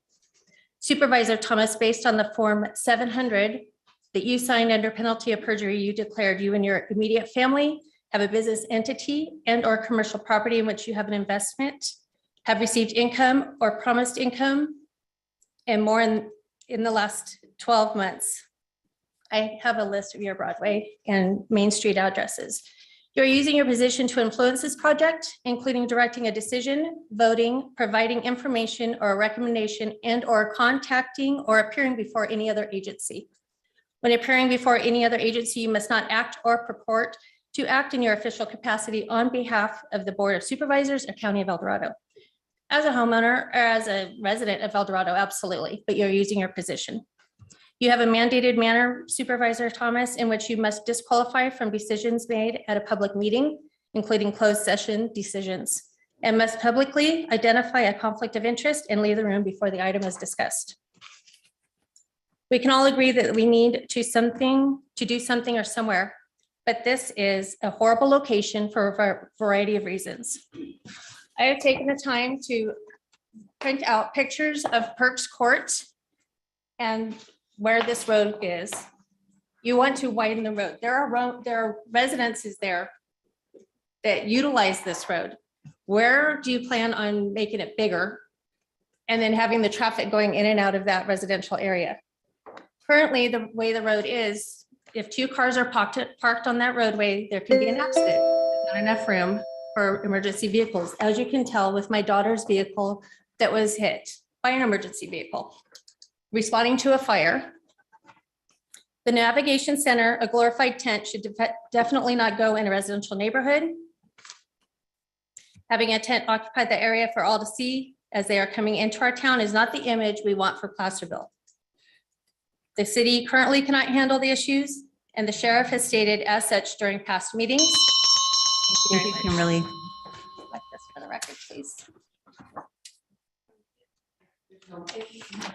Good afternoon. Maureen Dion Perry from Housing El Dorado. And I have to say that I was so pleased to see and hear the detailed project plan for our navigation center with the shelter. This has been a long time coming for El Dorado County, being only one of 4 counties in the state of California that does not have this service. We really need to move forward with this rapidly. And my sincere thanks to Daniel Del Monte, the county staff, HHSA, and the leadership and support that you have provided to make this happen. The time is now to do this so that we can move forward. We have a viable, permanent project within our available budget. G&G contractors, from what I understand, they have done 20 navigation centers. I don't think there's any local contractor who has done that kind of work. And we will be using local contractors for much of the work. And Volunteers of America, how could we ask for a better group, not ask for a better group than that to help us take our homeless folks and help them become self-sufficient.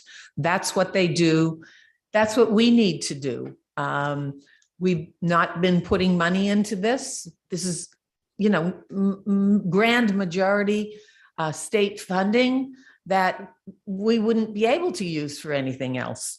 The county's going to save money on this project. Studies say that between $6,000 and $16,000 per person will be saved in law enforcement, public works, and healthcare, and the improvement in people's lives that you cannot quantify. Project Roomkey, as has been discussed, showed us the positive outcomes that we will continue to have.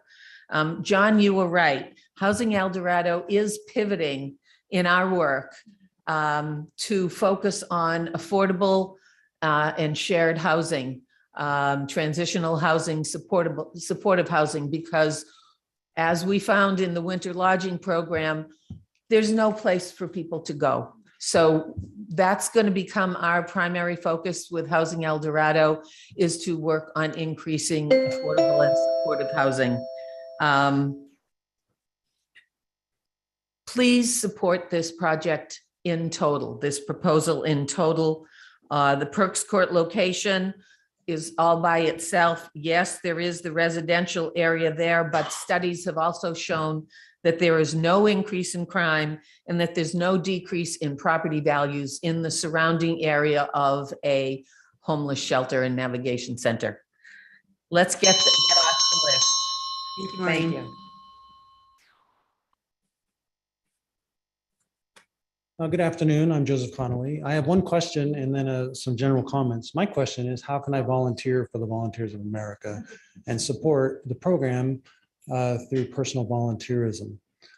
You've heard me say before that I've had homelessness in my past. It's a personal issue for me. I want to do what I can to support the homeless to not be homeless anymore. So if that's a question that can be answered for the benefit of the public, I appreciate knowing how we can do that, because I don't expect people from other counties are going to come here and mine the navigation center when we can do that. This is our community. In terms of general comments, if I'm not mistaken, the county's mission is to have safe, vibrant communities. I don't see why that doesn't include the homeless. If I listen to all the naysayers and the fear-mongering comments that have been made in opposition to this project, they're not entitled to have the same freedoms and enjoyments of life that we all take for granted. If you went to the community forum, you heard 4 people speak about how they became homeless. They were well-educated, well-employed people. The gentleman that spoke was a veteran. I don't know if anybody knew that, but if you took the time to go say hello to him, as we did, and I did personally, I learned that he's a former Navy veteran, a machinist mate, somebody who's very skilled. He's homeless because he has a personal injury issue and an economic issue. He needs legal help. He needs a place where he can get his feet back on the ground. And that's not by living in a tent. It's through the outreach of people like us. I don't see why any of the people who are opposing this can't say to any of the homeless people, I have a room. Can I share it with you? I have an RV that's sitting in storage. I drive by hundreds of those every day in this county. I can provide that to you until you can get on your feet. I can buy you a ticket to get back to your family. I can give you a job, part-time job. What do you need? How can I help you? I don't hear any of that. I'll give you a personal example. You heard me say that I was in the Coast Guard. My first tour of duty was in Hawaii, 1976 to 1978. I lived on a ship for those 2 years. I didn't live in a home. I lived in a bunk that was 6 feet long and 3 feet wide, and I had a locker. That was my sole home for 2 years. I got paid $400 a month. I was here on vacation in El Dorado County, where I'm from. When I returned, I was urgent messages. The people on the ship said, somebody's trying to contact you. It turned out it was somebody from this county that went to Hawaii, tried to get a job, ended up on the beach without any money, any job. He's getting desperate. He was thinking about stealing from somebody so he could eat. I showed up 2 weeks later. I gave him a place to stay for the night. I gave him a meal and I bought him a plane ticket to come back home to El Dorado County to be with his family. I made it about him, not about me. And that's all I'm asking you to do. Thank you, Joe. You're welcome. Hello, Ruth Michelson, District 4. Thank you very, very much for bringing us to this point. This is a long time in coming. I've lived here, I guess, 37 years, and you've heard me say this before, but this can has been kicked down the road for a very, very long time. So it's really satisfying that, oops, there goes my hearing aid. It's very satisfying that we've come to this point. Of course, it isn't perfect, and of course, it's not going to serve everyone. And I think your thoughts about tiny homes could serve a population that isolation, they can deal with isolation. And I really, really hope we do incorporate that in some future plans. I've read all of the letters. I read all of the letters that had come in on time, and then I was just out in the lobby and I read all of the letters that came in late. And there's a lot of misinformation out there. A lot of the late letters are opposed, and a lot of the late letters talk about this is the wrong option because drugs will be rampant and no efforts will be made to control drug use. And that's just false. We heard that today. That is false. And that needs to be corrected. This is not some drug den that we are introducing. And I liked some of the other comments pointing out why a group facility that will be partitioned off is better, again, due to the high risk of some of this population, that isolation would maybe only continue their problems in a worse direction. So again, thank you for doing this. And when people discuss monies, these monies could be used in other ways to help other people. I know we have a lot of people in this county that are hurting, but my understanding is that these monies are earmarked fairly specifically for this purpose. So it's not really a true and fair comparison to say, well, we have this other needy group, let's move that money over to the other needy group. No, that's not the way funding works. We have to find other funds for those folks who also have very big needs.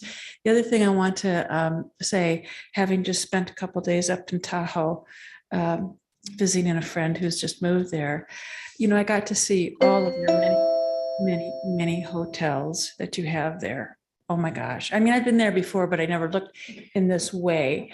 And I know when we had the discussion about needing to find some blighted hotels in this area, why the Pollock Pines option was dismissed. That's just not the West Slope. West Slope is not Tahoe. Tahoe is choked with hotels.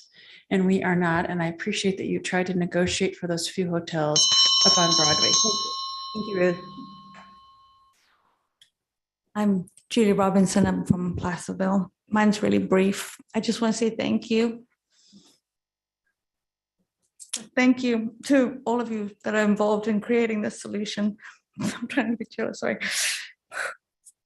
For those experiencing homelessness, I really appreciate the humanity, the demonstration of loving your neighbors, the hope that it brings to our community, your support and impressive knowledge and collaboration. I know this is going to create a winning structure. I'm really confident this is going to go great. Thank you very much. Thank you, Julie.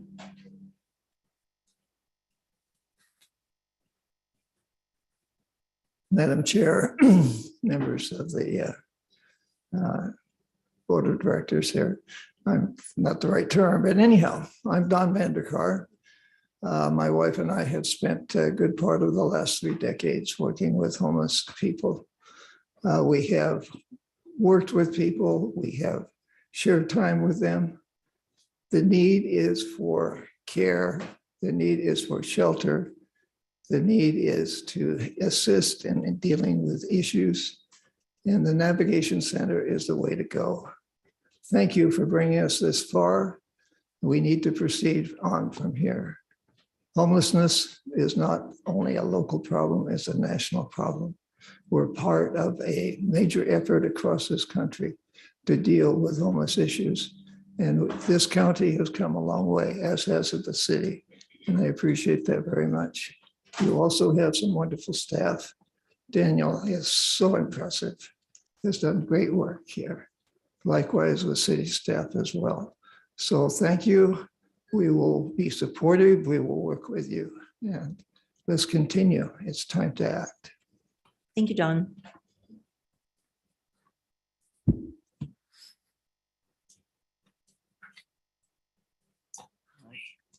Jane McGinnis. It's true, it should have been quicker. I agree with that, but if the strategic plan from EDOC had been ready in November of 21 instead of February of 22, if COVID hadn't happened, if we hadn't had the Caldor fire, but we need to act now in the reality of where we are.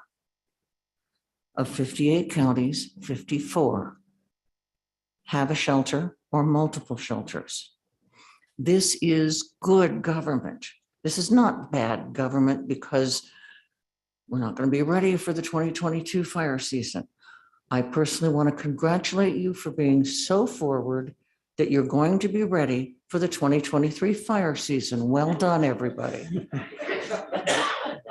We're still going to have a fire season next year, and if we don't have a shelter and a navigation center, we haven't moved anywhere. Also, if you look at the studies from these counties and across the country, the savings are amazing. Savings in emergency medical services, savings in law enforcement, in fire response. And these are taxpayer dollar savings. This is our money that you're saving, but you're buying these savings with grants. Okay? We're using other people's money to put this shelter and navigation center in place. And with it, you are going to be saving your county residents dollars year after year after year. I love Georgia's idea of pallet homes. We've looked at them many times. I'm in love with Perks Court because it is so large and because it offers other possibilities in the future. And I believe this is going to succeed, and we are going to go on to a long term. And we won't have to pay those same dollars twice because there's 2 more flat places there. And the lower one has room for at least 100 pallet homes. There's your long-term development. With 60 beds, yeah, we're going to have a shortfall. But over the long term, we can arrive at congregate buildings, we can arrive at pallet homes, we can get to the point where under a long-term plan, we can house a couple hundred people. And at that point, we can enforce Martin Boise. So we need to empower our law enforcement. We also need to take some of this off their backs. And by what you're doing, that's what you're doing. Thank you, Jane. Hello, my name is Colleen Ivasis. I am current president of Job Shelters of the Sierras, and we are big advocates for the homeless and do our best to provide some human kindness and dignity to those that don't have it, and try to provide access to showers and things like that. And I do a lot of transportation with Housing El Dorado, allowing me to volunteer with them. I go to the hospital probably 3 times a week. I go to Health and Human Services office. I go to job interviews at DMV, those types of things for people that can't quite navigate on their own. I think this is a great idea. I think having all this in one location is amazing. Also wanted to say that I am a resident of Placerville, also descendant of James Blair, great-great-granddaughter. So Placerville is important to me too, and its safety of all of the people that live here are important. And I live in a pretty central location and pretty high profile for the homeless. I personally have helped in my own home 4 homeless people throughout this last year, getting either, into rehab or into another location or more permanent, living situation. But I'm gonna tell you, there's nothing available for them. I had a guy come in, brought in from the Amador County Sheriff, brought here, dropped off here. I got a phone call. He was dropped off at a church. I picked him up. We brought him into a hotel. Finally got him somewhat stable, but had nowhere for him to go. Ended up going to Volunteers of America in Sacramento. And that was amazing, but we had nowhere for him to go. It was horrible. This guy was handicapped, and this is amazing. So I think I'm excited, and I can't wait to see what you guys are going to do. And I just think it's really amazing. And I think if everybody just did, just took a moment just to say human kindness, pass it on, and that's all you have to do. And just understand that everybody has a story. We don't know what it is, but we don't know why they're here. We know a lot of the homeless folks are long-term residents of Placerville. They used to be, successful, had families, maybe had tragedies, mental illness, who knows what happened, but they're all humans. And we just have to treat them as human beings. And I think that is really exciting. So thank you. Thank you, Colleen.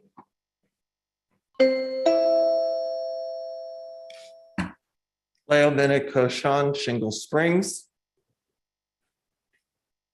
I got redistricted. My first meeting with Supervisor Parlin. She's a prophet. because I spoke about homelessness and she said, this is the year where everything's going to come together.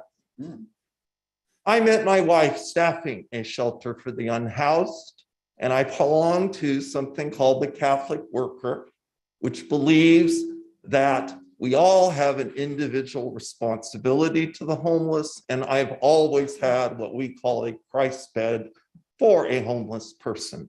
Part of the philosophy is anyone who is poor should be treated as an ambassador of God. So we already have a low point. We have a shelter in Broadway. It is not safe.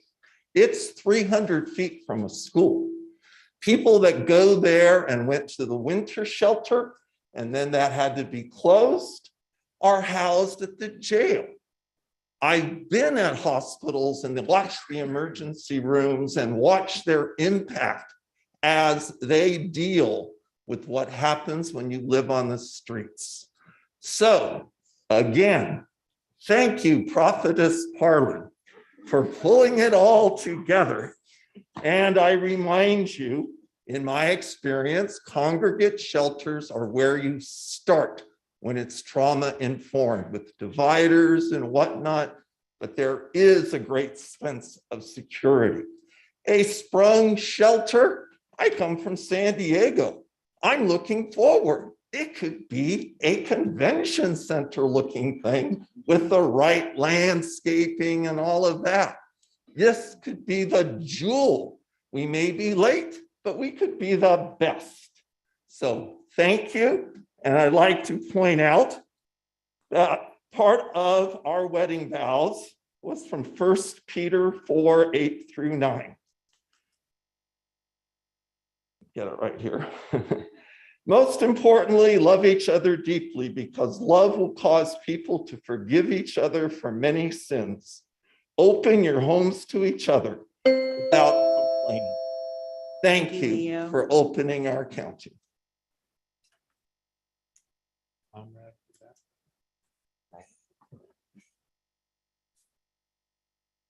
My name is Peg Vanderkar, and I'm a Placerville resident, and I should have come before that gentleman because he had the best ending.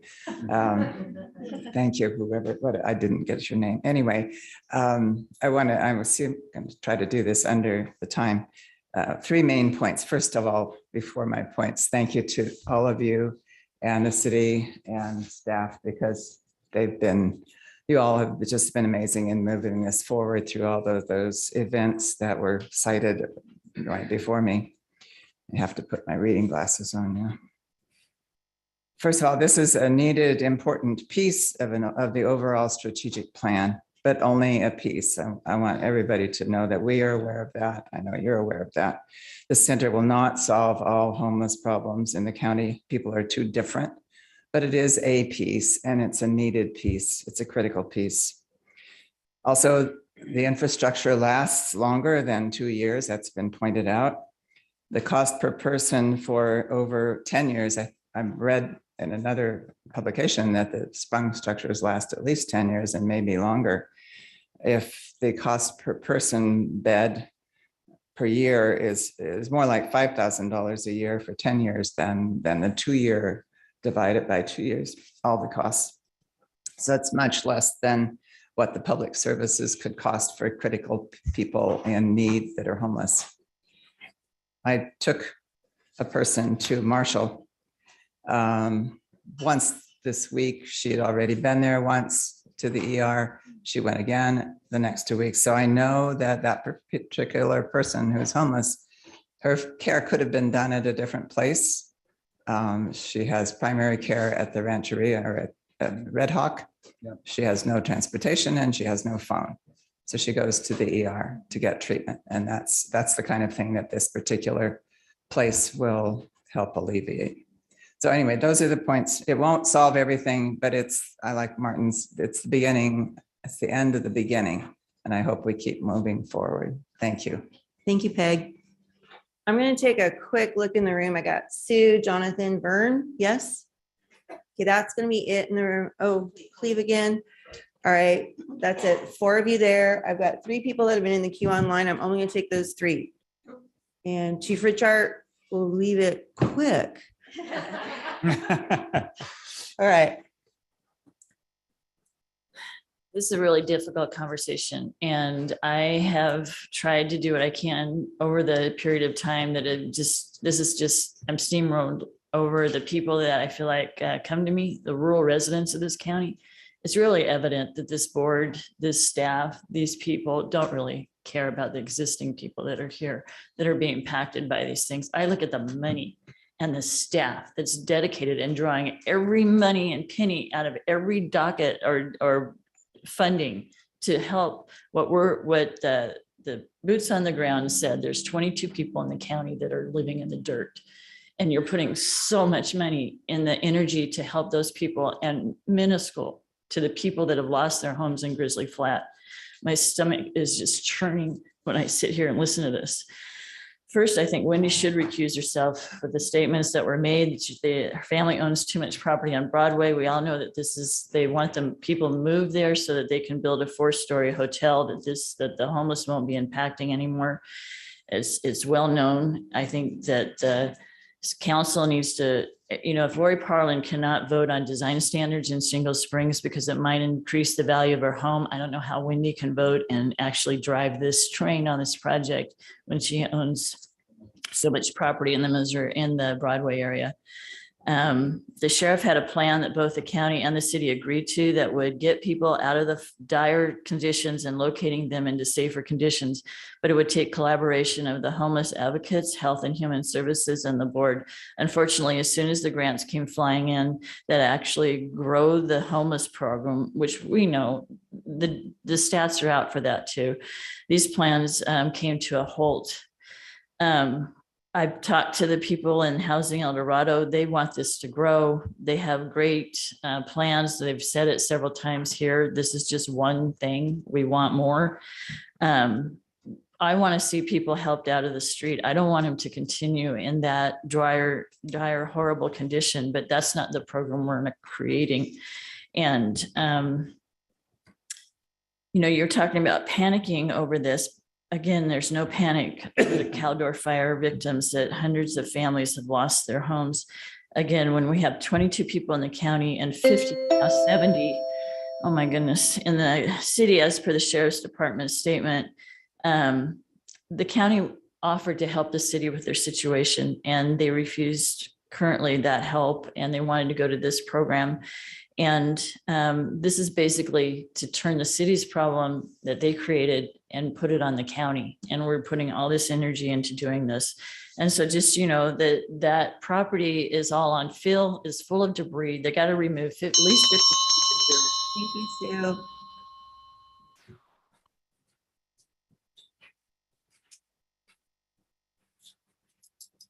I was waiting to go last, but I didn't see anybody else come up. Vern Pearson, DA. Thank you sincerely to the board. I think this is your hearts are in the right place and your minds are in wanting to do the right thing in a population that needs the help. I do have some concerns, and the concerns that I have are that we need to have as a guiding principle and understanding of what put us in the state of California in this problem in the first place, that whereas between 2014 and 2000, or in 2020, I should say, homeless populations throughout the United States went up about 9%. And here in the state of California, it went up by 42%. Since then, it's an even greater increase. Poor public policy, very well-intentioned, is the reason why. Things that were sold to the public, like Prop 47, Prop 57, AB 109, things like that are the reason why we're in this extreme stressed position. When I hear people making comments and suggesting that we're late here in El Dorado County to adopt this type of an approach and other counties are doing it better, well, I'm here to tell you crime in the state of California, El Dorado County and Placer County are very close. We are the two lowest per capita crime rates in the state of California. We're also very low as it relates to homelessness. It is a big problem here by any stretch, and it needs to be dealt with. but we have to make sure that we're doing it and dealing with it in such a way that we're respecting the community where we're doing this. And I'm not arguing against it. I'm just saying we need to respect the community.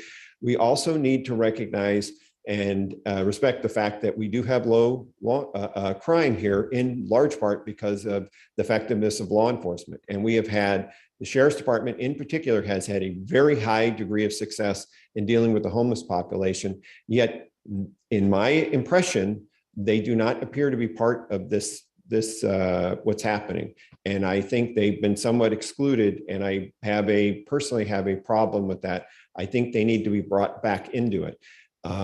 Good intentions in and of themselves are great to have good intentions, but coupled with poor policy and a failed implementation, we're going to be here a year from now wishing that we may have done things a little bit differently. And again, I'm not criticizing the board in what I'm saying. I commend you for wanting to do this. But I think there needs to be a meeting where you specifically bring in the Sheriff's Department's people that have been working with this population, and they need to have a little bit more input within it. So with that, thank you. Thank you very much.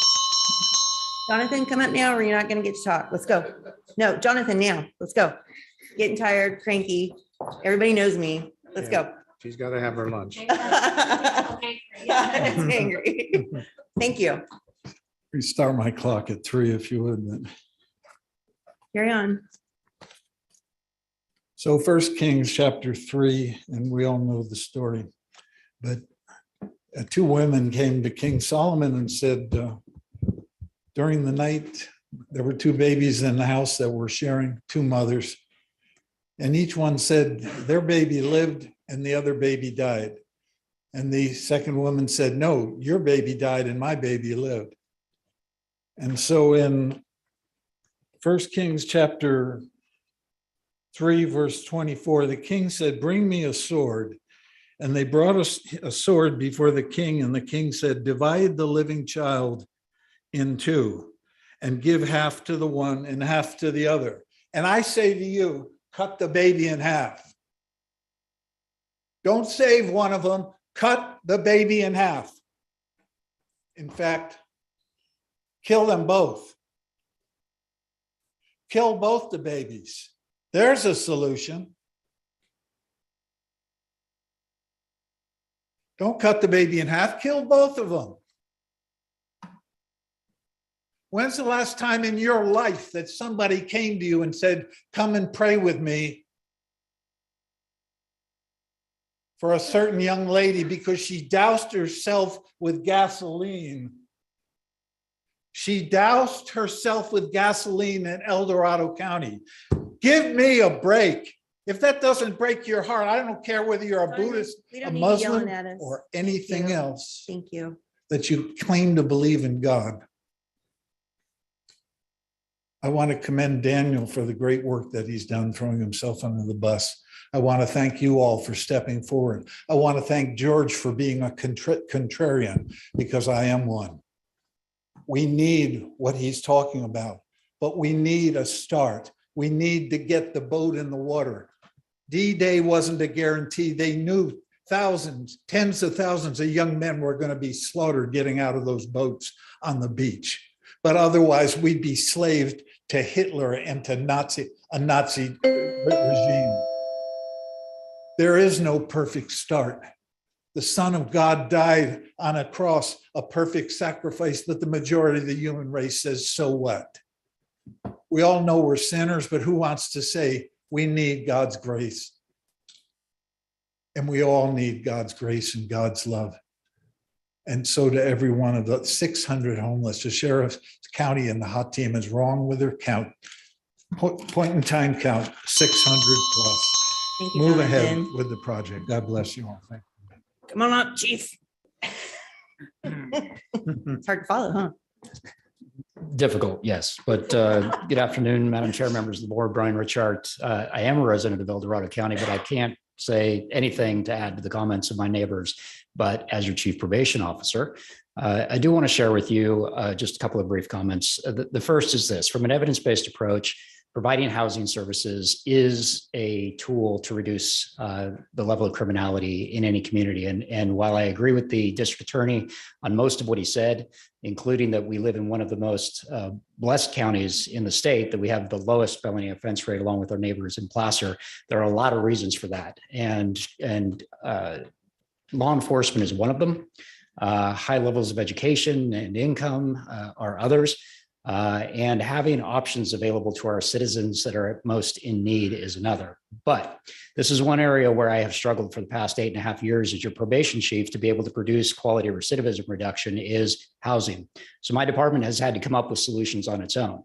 We've had to run 2 different housing programs in order to provide for the basic needs of those that have been placed on probation in order for us to get them stabilized, in order for us to begin treating their substance abuse issues and their mental health conditions. I was heartened by the board in November when they made the choice to move forward. I was heartened again in April when you made that decision, and I hope that you will continue to make the decision to move with a solution. Is this the right one? I don't know. I'm not an expert in that area, so I turn to those that are. After what I've heard today, I'm sufficiently convinced that this will be a benefit to the county when it comes to my population to help us reduce recidivism in the county, and that's what I wanted to share with you. Thank you very much. Thank you. Sorry, just real quick, and hopefully you'll understand this. Our mayor had to leave early and she asked me to make a brief statement, and she's my boss, so I have to do this. Go for it. So she says, thank you for considering this important step today in this project, which is critically important to the health, safety, and quality of life for our community. I recognize it has not been easy to get to this place and appreciate your leadership and the hard work of your staff. The city council took action last night to proactively approve the funding request for this project in order to address the encampments in the city. And it is our hope that in doing so, we can support you in your decision to move the project forward expeditiously. So thank you for all you're doing. I want to thank Daniel. He's been great to work with. We've had regular meetings with him. And I appreciate this going forward. I just want to mention one final thing regarding the housing shortage and et cetera. The city has approved 270 units of affordable housing in the city. That's another step in this process that we all need to work on and continue going forward. There are some issues with funding and getting those done. They're working hard and we think we're starting to get over the hump, but that's another important piece that I think we can get to, and we're trying to do our part in adding to that. So thank you. Thank you, Cleve. Okay, there's 3 people in the queue that we're gonna take because they've been there forever. Mandy, Carolyn, and Laurel, and the others jumped on way after I said we're done. So close it there. Now taking public comment from Mandy Rodriguez. Hey, everybody. Good afternoon. So a couple things. I know where this is going to go to, so there's no point in me trying to argue against it at this point. And I'm going to get in a lot of trouble for saying that from a lot of people sitting there right now. I just, I don't know if there is a better solution. I don't have one to come up with, but I'm going to tell you about my weekend. On Saturday, I walked down Main Street every morning early.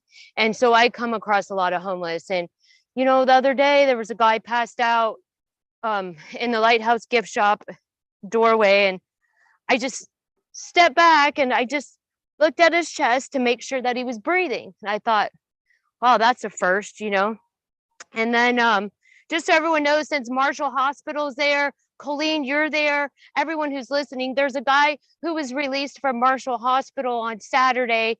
I knew he just got out of the hospital because he was in the signature red socks for Marshall's and he had his Marshall bag. He had no shoes and he could hardly walk down Main Street. He's been there for 3 days. His name is Richard. He has no ID. He has no money. He has no phone and he can't walk. He can't get up to the upper room. And I just cried this weekend. I really did. And I don't have an answer and it's heartbreaking. And I don't necessarily see it getting any better anytime soon. But I'm going to tell you, I have a friend who works with Teen Challenge. She's a recovering addict. She lives in Louisiana. And this is what she said. I was talking to a girl today and asked her about her journey out of darkness into light. And I asked her if something in her knew there was more out there than what caused her and what caused her to start hoping for more. Her response was something I'd never heard. She said, I think it was those Christians that prayed for the lost. She said she didn't have anyone else praying for her, so she was convinced it was believers that prayed for the broken, hurting, and lost that saved her. Wow, when you hear our pastors say we need to be praying for the lost, we really do. So, Lord, give us the burden for the broken, hurting, and lost. We really may be the only ones praying for them. Like I said, I don't have an answer, and I don't know if this thing is going to be good, but at this point, all I can do is pray that it does work out. So, thank you. Thank you, Mandy. Please help that guy Richard too. Okay, we're on it. Now I taking got- I public see Colleen comment. back there. Now taking Thank public you, comment Colleen. from Carolyn Brooks. Good afternoon. This is Carolyn Brooks, your El Dorado County Library District, and please excuse my voice. I am not 100% today. As you know, our library community hubs work with vulnerable populations, and the request that we hear most often is for housing. And that's the one request we are least successful in assisting with. This temporary navigation center offers hope that we can provide assistance sooner than later. And I'd like to just share a quick story with you about one of the gentlemen that we worked with. He lived in our library parking lot, as many people do, in a broken down car. He visited us almost every day to quietly use the computers, and he had wonderful relationships with all of our library staff members. He was very protective of our library staff and of our facility. This spring, he experienced a significant medical issue, and our hub team and the Marshall team were making significant progress on the issue when the cars were suddenly removed from the parking lot. This happens periodically. We're a county facility, and living in the parking lot is an issue. His car was towed to the park and ride just across the freeway, and he no longer had access to restrooms, water, or our hub teams. He had great difficulty walking and could no longer make it to us. Within a week or two, he was found deceased in his car, and my staff were the ones to identify him for the police. I am asking today that you expedite the navigation center, because I do wonder if the story of Peter's life might have had a different ending if the navigation center had been up and running. We are all so close to at least a temporary solution due to your incredible efforts. And I just ask that we do this little bit more so that we might have a possible solution, at least in the short term. Thank you. Thank you, Carolyn. And I hope you feel better. My gosh, I didn't recognize your voice at all. Now taking public comment from Laura Brett-Baum. Supervisors, I will be very brief. Laurel Brempum, CEO, El Dorado County Chamber. We have testified numerous times and actually we're part of a presentation previously in support of this effort. You've heard accolades from about Daniel and the team's effort in doing this, and the accolades now I'm hoping go to you today for voting this forward. Thank you very much. Thank you, Laurel. All right, with that, bringing it back to the board. Daniel, there were a few specific questions. Do you want to try to attempt to answer those now, or do you want to wait? I believe we're going to be continuing this item to Thursday. Do you want to tackle them then? Sure. Just a quick comment in regards to PG&E. You know, I implied earlier that part of the timeline is impacted due to when electricity can be provided to the site. However, that wasn't a criticism of PG&E, and I hope that it wasn't implied that there are sort of delays due to due to a lack of collaboration. PG&E has been great working with us. I just wanted to clarify, you know, I spoke to the road widening. There are things impacting the timeline. So it was really as simple as I don't want to clarify that we appreciate PG&E's partnership with us. I'm happy to speak to other comments now, or like, it's up to you. The one on the contractor bids, I think that kind of got answered by Maureen, to be honest. She mentioned. My understanding is that, you know, again, with the 53-day timeline to get this here, we're open opportunities to lower the cost for this. And so my understanding is that there doesn't need to be a current agreement with local subcontractors to perform work. So we will happily engage any subcontractors that want to offer services for this. Profit is parlin. Thank you. Right. Yeah. Oh, I know. What was that? And then we'll get information on how to volunteer. Joe and Kimberly asked specifically about where the road widening was, and there was a slide in your presentation that showed that. So if we could get the presentation online, she can go find it. Mhm. And then Vern made a comment about bringing the sheriff's office in a little bit tighter into the fold. It feels Yeah, and like I we're just, working on that. and one quick comment is, the motion that was made and approved by the board in November was for HHSA to work with EDOK, where the sheriff's office has a representative to pursue sites with the navigation center project. So we've always been open to partnering per the board's direction with any entity to move this direction. And so that's our goal. We'll continue to engage law enforcement. As I mentioned, we need all of this to make this successful. And so open to conversations anytime. Appreciate that. Sure. Very good. Okay, lots of great comments, good questions. I think we answered most of them. And the bottom line is there's no perfect place to start. We have to start somewhere, and people have moved so hard to get here where we are. And I so appreciate Sherman Haggerty being here. Yes. And hearing about the Volunteers of America and how they're going to be engaged. I think that that's going to be a showstopper and really just perfect what we need to get this rolling. And there's more to do. Supervisor Turnbull, this is not the end. Just know that this is the beginning. So, I would like to answer the conflict of interest, if that's okay, very briefly.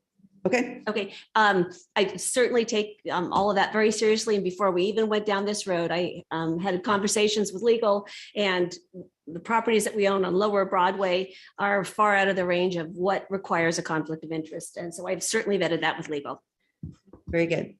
Okay. Did we answer Mr. Connolly's question of how people can get involved? I Contact thought the we. VOA Do to you want to do it now? sign up. I think that might be helpful. Okay. Because there might be people in the audience who are interested Right. in joining the team, so to speak. We wore So everybody out.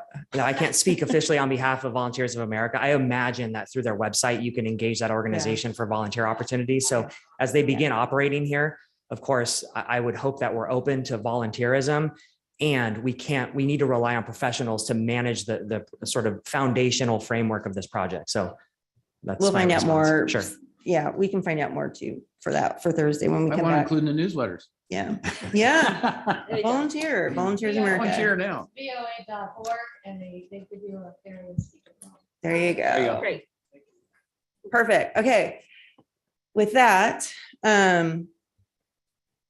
does anyone want to make a motion to, and Yes. for clarification, are we going to want to just continue all 1 through 5 of them instead of, I know 3 and 5 couldn't be done today because of the accounting thing, but That's correct. I think that there are certain actions that require the budget transfer as a precursor to those actions. Frankly, I think to keep it clean, it might be best to continue the entirety of the item. that's what I was thinking too. Okay, so I'd like to take a stab at that. So I move that we continue this item to a special meeting at 9 o'clock on Thursday, July 28th, to bring back the necessary budget transfers in order to approve this board item. I'll second. Does that satisfy? Is there more though? I thought there was gonna be like something to do with facilities work plan and other things. So do we want to make it that specific?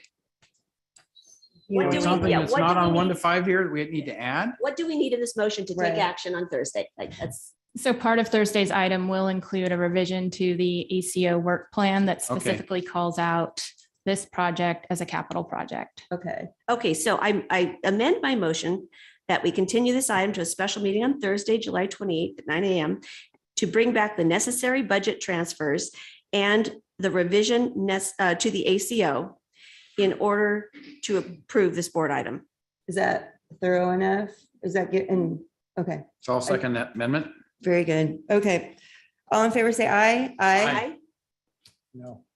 Okay, it passes 4-1. Thank you, everyone.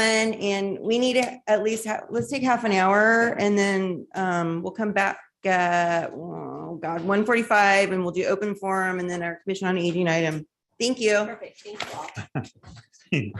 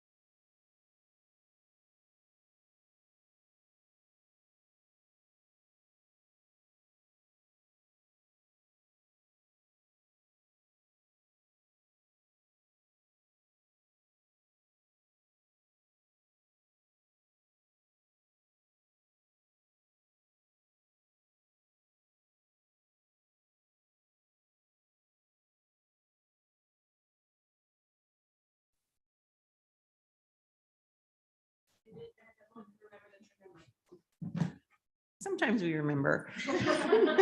All right, so sorry we're running late. Good conversation this morning. We're back from lunch. So now we're going to do open forum. Kim? Now taking public comment on open forum. Individuals will have 3 minutes to address the board. The timer will notify you when you have 30 seconds remaining to comment. Public comment will be taken first from those participating in the boardroom and then from those participating through Zoom. For those participating by Zoom, please make sure you unmute yourself when called upon. If you're joining the meeting by phone, press *9 to indicate a desire to comment. If you're joining by Zoom, press the raise hand button. Please voluntarily state your name for the record. Not going to comment if you guys don't come up. This is for open forum, correct? Not the aging, not the aging item. No. Okay, very good. I just want to make sure. Although I am an aging item. Well, I know. And I was like, oh, just want to make sure you're related. Sorry. Aren't we all? Yes, I know. My name is Roger Berger. I live in Diamond Springs. I recently attended a meeting of the El Dorado County Fire Protection District Board Meeting. And I was shocked to find out that they plan on, well, they actually did. They voted on it without any public input on what they call a first responder fee of $294.09 to be exact. This covers, according to them, lost wages and any other equipment replacement fees that they don't get from any other source. This responder fee is if a fire truck goes out other than an ambulance to an EMS call. And if that patient doesn't get transported, they will charge that patient or their insurance $294.04 for just coming out to their house. Considering the loss of fire protection that we've had in this district, the loss of Medic Unit 49, the movement of 28 to 49, which is now, we're back to 15 years ago where we had the domino effect again, where this one goes, now you have nothing. You get somebody, you get a unit coming down from Pollock Pines. Now you're talking about response fees, you're talking about fatalities. My concern is that in a grand jury report that was published in 2019-20, that 58% of all fire stations are closed in this county. Initially, the report said 53, but since that time, Lotus is closed, Diamond Springs closed another station. As it stands on the initial report, Diamond Springs Fire Department, or they call it Fire Protection District. I don't really think they're fire protection districts anymore since they don't have any more fire trucks. They have 5 fire stations in Diamond Springs, but and 4 of those are unstaffed. And when I say unstaffed, that means they're closed. And a perfect example is the fire station in El Dorado. When I first moved to Diamond Springs, that station was open 15 years ago. It was closed, it was open, it was closed, it was open, and went back and forth, back and forth. And now it's closed permanently. El Dorado Hills, which is very well staffed, has all their fire stations open. Cameron Park has 2 stations that are open. The issue I have was Georgetown has 5 fire stations, that 4 are closed. Garden Valley has 3, 2 are closed. Pioneer has 6, and 5 of those are closed. So when we had that big fire a few years back, if they had gotten the proper funding, I know. Thank you, Roger. From SB 172. Thank or you, thank AB you. 172. Anyone else?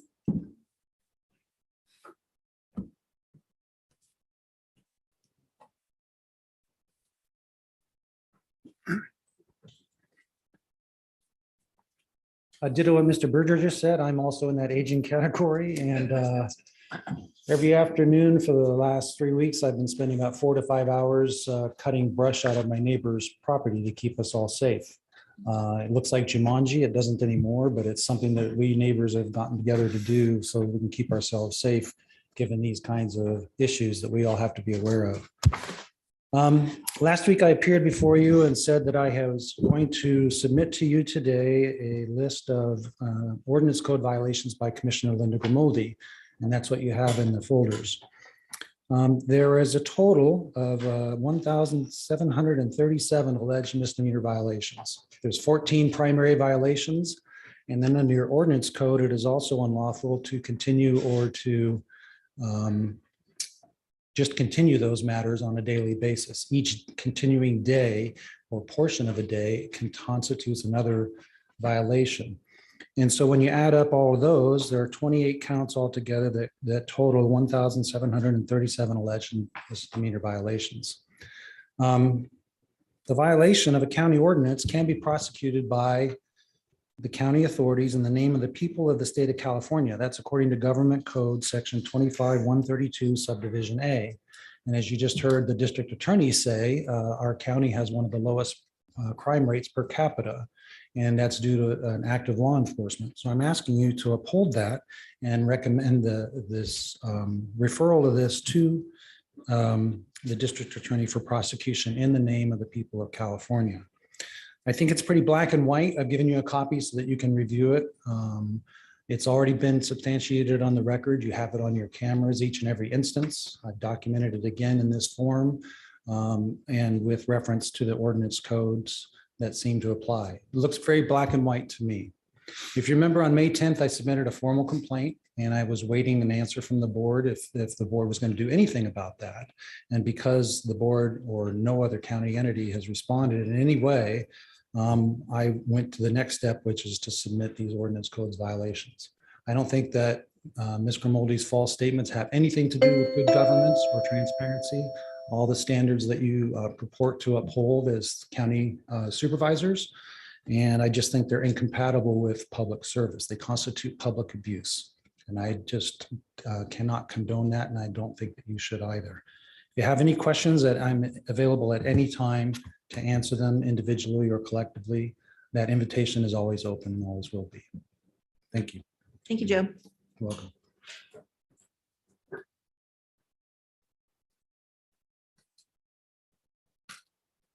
Leo Bennett Koshan, Shingle Springs. I thank you for your response. It's very generous, prophetess Parlin. Concerning the proclamations, but when you search it, all you get is a long list of all the meetings that contain the proclamations. So with the benefit of technology, if you don't want to decorate your walls or out back temporarily, which I would support, I think you should have a dedicated web page that has your proclamations on it so that you don't have to go to every single meeting and go all the way down the agendas, because I think proclamations are part of good governance in terms of affirming both your values, the staff. So just something to think about. I spoke to you last time about top down, bottom up. I am unable to find the board policy that requires you to start at the top. I have made the same comment to other public agencies, and I feel I'm not making myself clear. I'm Catholic, very hierarchical, and when we do these consultations to be bottom up, it's just a survey, it's getting a feel, and it gives you more information when you're having your conversation like you did about the strategy and stuff.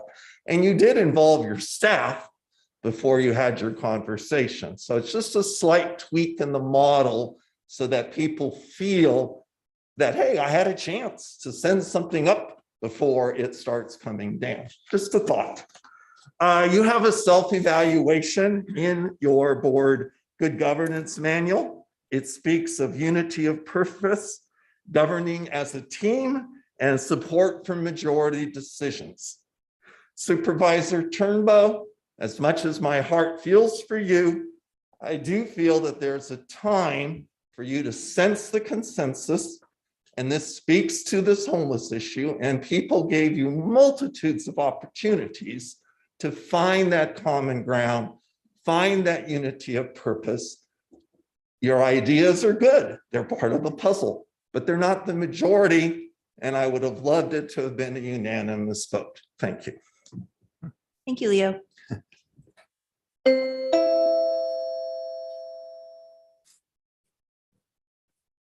That's why it's a marathon. Melody Lane, founder of Compass to Truth. Corruption in government has never been more flagrant. Almost nobody today would disagree that our government is now in collusion with anti-God and anti-constitutional destroyers of all things good and moral. Lori, during your report last week, you praised DOT Director Rafael Martinez for doing such a great job of his presentation to the Taxpayers Association. Did you not hear anything I said about Rafael and his staff lying and arrogantly refusing to provide public services? Let's talk about your own culpability in the lies and unlawful grooming of Andy Nevis, Todd White, and Chris Payne at taxpayers. You lied and bore false witness. What's more, you've been arrogant about it. Have you never heard of the 7 abominations? These 7 things the Lord hates: a proud look, a lying tongue, hands that shed innocent blood, a heart that devises wicked imaginations, feet that are swift in running to mischief, a false witness that speaks lies, and he that sows discord amongst brethren. Is that how you brought up your kids to behave? All of these are sin in the eyes of a holy and living God, and sin always brings consequences. Andy has been colluding during his normal work hours with you and several other public officials to push his own political agenda. Not only is that a conflict of interest, it is unethical.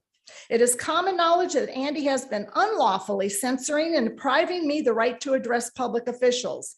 Furthermore, the association is required to abide by all state and federal laws, as well as member ethics, anti-discrimination, whistleblowers protection, retaliation, records, and conflict of interest policies.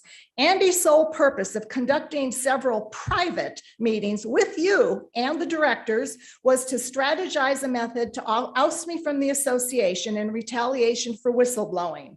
Al Hamilton tried the same thing. During yesterday's taxpayers meeting, Andy again censored me while maliciously spearheading yet another tribunal intended to discredit and silence me. It is evident that the good old boys don't like the way I framed my questions to candidates or public officials, which is my duty as a Christian patriot. Carl Wayland, Todd White, and Chris Payne should also be ashamed of themselves for their diabolical roles in corruption. You all continue to violate the law and abuse the public trust with impunity, thus depriving me the blessings of freedom. Call it bully tactics, fraud, discrimination, or retaliation for my whistleblowing. Your abuse of the public trust is still unlawful and in violation of citizens' First Amendment rights, topics which are dividing our nation and increasingly making news headlines. Be assured God's justice will not sleep forever. If you have any comments, make them now while I'm at the podium. Your time is up. Thank you. Again, you have been under the influences of Satan. Please don't ever talk about my family ever again, Melody, ever.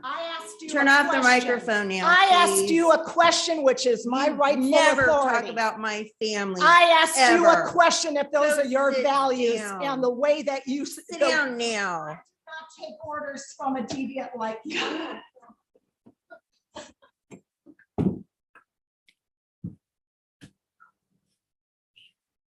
Okay. Seeing no additional public comment from the boardroom, now taking public comment from our Zoom participants. There is no additional public comment. Thank you. All right, with that, we're going to move on to item number 31. Give it a go, Liz. You're up to it. Come on, Liz. Item 31 comes from Health and Human Services Agency, recommending the board, 1, receive a presentation from the Commission on Aging, and 2, receive and file the Commission on Aging 2022 annual report. Thank you, Kim. I'm Elizabeth Powell, Chair of the El Dorado County Commission on Aging. Good afternoon, and thank you for this opportunity to address the board. Do you want me to pull your presentation up now, or were you going to speak for a little bit? I'm going to speak first. Thank you, Kim. No timer, right? As our annual report indicates, the accomplishments of the Commission on Aging are varied and are magnified by the knowledge and dedication of all our members who are volunteers. The report outlines what has been accomplished, what we are currently embracing, and our strategic planning for the future. The Commission on Aging is evolving as new needs and interests of the county's older adults are identified. Some examples are the imminent creation of an ad hoc committee addressing senior economics, and by a new steering committee, which will facilitate the integration of our commission's activities and information. We are welcoming a new community member and 2 additional non-voting special advocates to our team, as well as acknowledging representatives from the community with special expertise and interest in our work.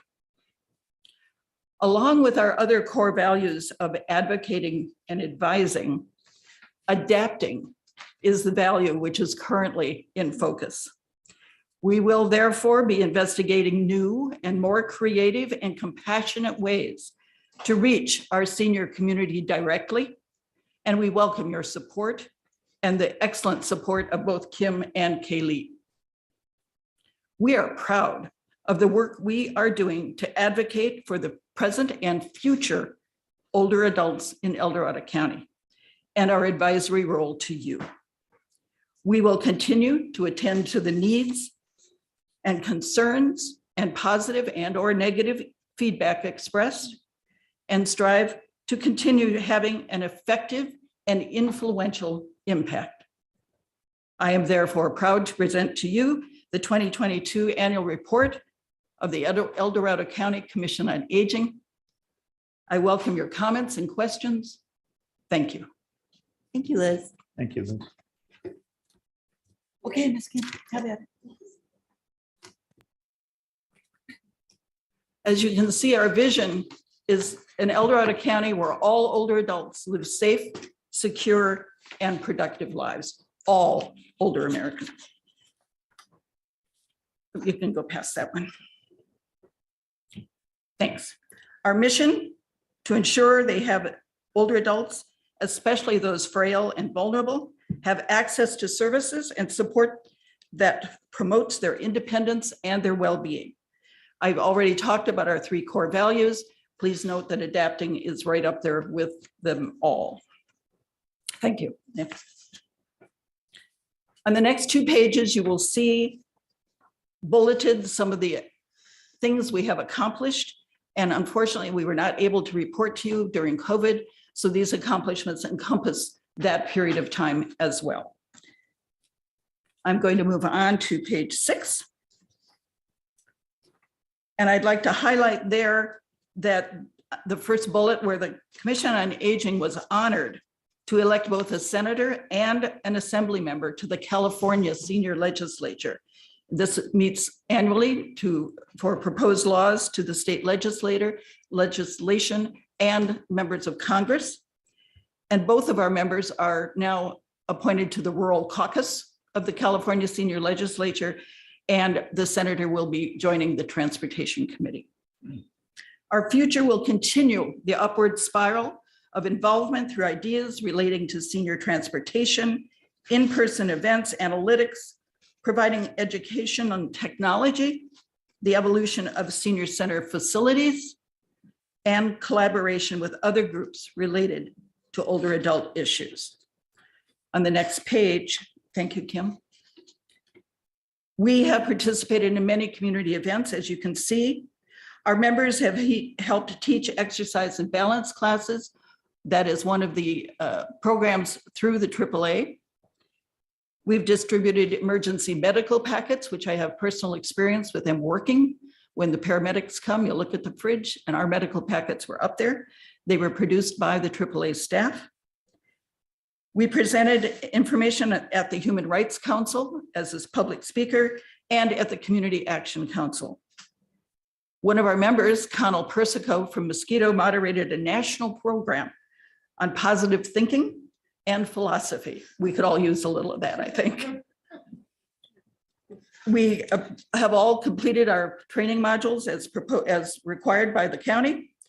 We've sent informational letters regarding it to our senior services about licensed care facilities, and we'll be following up. One of our members We'll be following up through our licensed care facilities now that the COVID restrictions have been modified.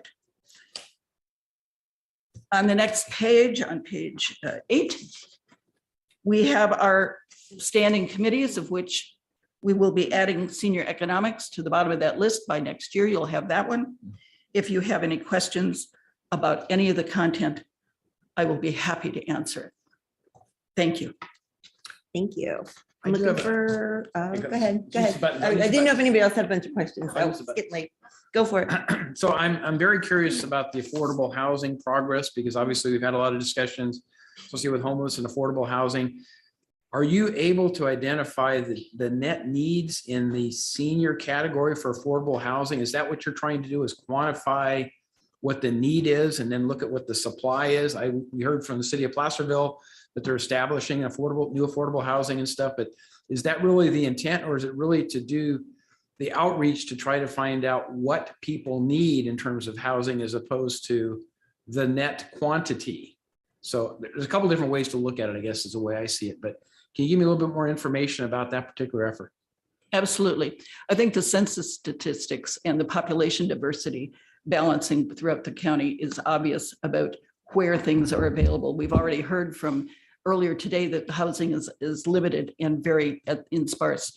What we are focusing on is the missing middle. Yep. We're looking at the missing middle, which is the majority of older adults in the county are in the missing middle. The high end can afford it, the low end have support. The missing middle, that's where we're looking. The Marion Washburn, who's heading our housing committee, has been very active in meeting with the developers, meeting with the planners themselves and giving them input as to what we would like to see in what kind of facilities for this middle income, older and aging community. Does that help? It does. Is there any talk about an age restricted affordable housing unit per se that would? Oh, yeah, we all want it. Okay. Oh, yeah. Yeah.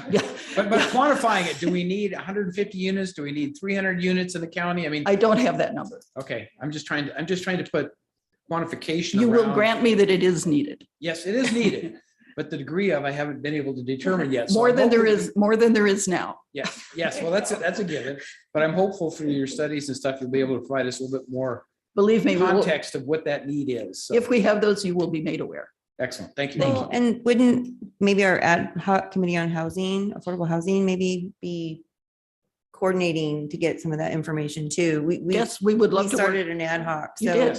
and Marion, you said is your rep for Marion is the head of that commission, that committee. that committee. So Yes. she'd be, Marion's amazing. she would be, yes, yes, I'm aware. And so I would think that she might be a good person to pull into that ad hoc when it's at that point. That's a good So- idea. I like that. We welcome can any do that. participation we can get. Okay, good. Because the mobile Good home idea. park population is another form. A lot of those are very senior people that are. Initially, the Very focus on marginal.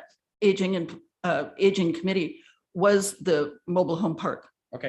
But we participated in the panel discussions that were held early on in that. And then there was a committee supposed to have been formed to study that. I have not seen any. I know you two were there Yeah. to do that. We have not seen any committee formed about that, That got delayed because of COVID, unfortunately. unfortunately. But again, more than willing to participate in anything like that. And I have heard that those issues about mobile home parks have not gone away.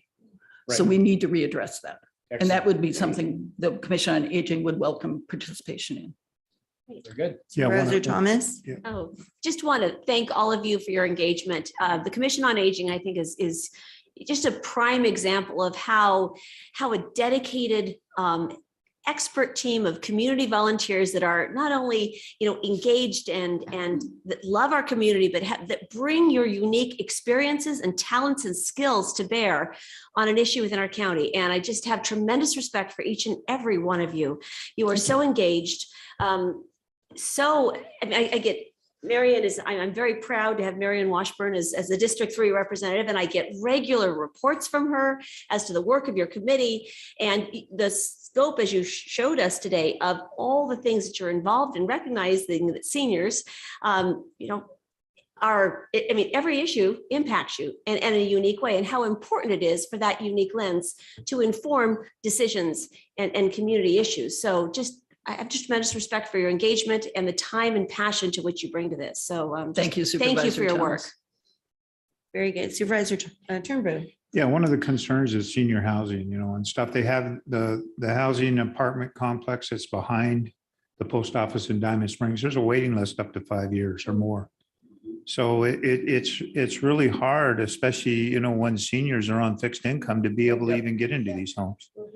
So it causes a lot of concern for me. And that's we looked at different ideas to be able to help these seniors in our county, especially living. That's why it's basically your mom and dad are living with you now. So that's something we need to look into and address. One of the integration parts of the Commission on Aging is we also have a committee on aging in place. How can we facilitate the people who cannot find for 5 years from now a place to move into? How can we facilitate aging in place as well, either if it's by necessity or they're waiting for downsizing or things like that. So we're working integratively. Is that a word? It is now. With both those committees, and it addresses all of your issues. Yes. Yeah, and especially when it's based on income, especially like there's a lot of seniors that are, their spouses passed away and stuff like that. So they're on getting Social Security up $700-800 a month. So that's not any money to be able to even live on. Very good. And I just wanted to comment on your annual report. Well done, concise, easy to read. I love it. And I hope because we got rusty over COVID, our commissions and committees weren't meeting. And I've been on other groups where they're like, I don't know what to do for my report. Well, this is a great model. It's brief, but to the point. Thank you. And so thank you for that, because it's late on Tuesday afternoon and our brains can handle that. I did have one go back. It occurred to me just recently. Food security. Are you hearing a lot of issues with seniors relative to food security, being able to get an adequate supply of nutritious food? We have the food bank and other things, but are you hearing any of those ramifications within the senior community? I personally have not. Hang on a second. No, I don't think we've So we're heard doing that. We okay have there. not That's heard good. that. That's I good think to we know. do have a good, what's the right word, distribution system Well, for bear in food, a mind- network of food distribution out there. Bear in mind, we work with the Area Agency on Aging, Right. and they have their congregate meal sites, with the exception of the one in your district, Yes. up and running. And there's been a lot of obstacles against that one. But we'd like to get them all up and running, and they are being very successful. And the home delivered meal plans are Yep. still being very adequately, addressed. There's a huge need for that in this county. And Ruth Green at the Area Agency on Aging has done a magnificent job in adapting and changing routes and getting drivers every time there's a new referral in to that program. So kudos to them for sure. Thank you. Yeah, I want to say one thing about our little church in El Dorado, the El Dorado Community Church. We co-sponsor with the food bank, the El Dorado County Food Bank, but we make sure that we get adequate food, especially to a lot of the seniors, and we actually deliver it to them. So we've been doing that for years. So it's a great program, and I'm really glad that the El Dorado community, the food bank of El Dorado is working, with us and to make sure that these seniors get fed. So it's Yeah. awesome. It's an awesome program. I know our community hubs also have food where you could Yeah. walk in and Right. get, and then And- several of our churches throughout, I know on the Divide, I'm sure others, your church, Yeah. Yeah. have it so people can just come in and get food. So I do think we do a pretty good job of that. And the AAA outreach staff, Jordan Brucia and her team. She's really good. Usually show up at all these hub meetings where there is food being out to help facilitate that and distribute other information for seniors at that point in time. So we're trying to integrate all of those things together. Very good. Much appreciated. You guys good for public comment? Let's do it. Okay. Although I Thank don't you. know if there's anybody. Oh, Leo's here. I see. Oh, Daniel, you want to speak before we get public comment? Come on up. I thought you might be spoke out, but go for it. When the Commission on Aging's here, you have to be present to hear all the good That's true. information. So Good point. Daniel Del Monte, Health and Human Services, and I couldn't be more proud of our COA. The integration of how well they collaborate with our staff, with your board, bring information to the community, to the service providers. It's unmatched. And all of the commissions in this county are phenomenal. The COA sets a very high bar. The engagement, as many of the comments that you've made, their engagement is such a high level. And so, their work is critical because California is projected to be one of the fastest growing states in the nation in terms of the total senior population. In 2016, California comprised of 12% of the nation's senior population. By 2030, it's expected to grow 30% of our nation's senior population. So those aging in place initiatives, investing in that critical housing infrastructure, access to sustainable meals, access to resources and care, whether you're in a home, whether you're in a facility, a care facility, it's so important. And while there's always more work to do, I can rest a little bit better at the end of the day, knowing that Lizbeth and Steve and the whole gang is here to help support this dialogue and make sure that these issues are brought to the forefront. So I just want to commend their great work and thank you for giving them this opportunity to present this to your board. So thank you. Thank you. Thanks, Daniel. Yeah, we're going to do our public comment. Hang on, Leo. Wait a second, please. Now taking public comment on item number 31. Individuals will have 3 minutes to address the board. The timer will notify you when you have 30 seconds remaining to comment. Public comment will be taken first from those participating in the boardroom and then from those participating through Zoom. For those participating by Zoom, please make sure you unmute yourself when called upon. If you're joining the meeting by phone, press *9 to indicate a desire to comment. If you're joining by Zoom, press the raise hand button. Please voluntarily state your name for the record.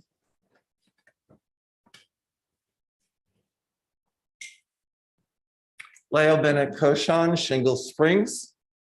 Depending on your calendar, I'm either 70 or 71. Hopefully that'll make me senior and aged enough soon to be able to help. Speak into the you guys out. microphone, Leo. There's a joke lots of times about, it's tough. It takes bravery and courage to age.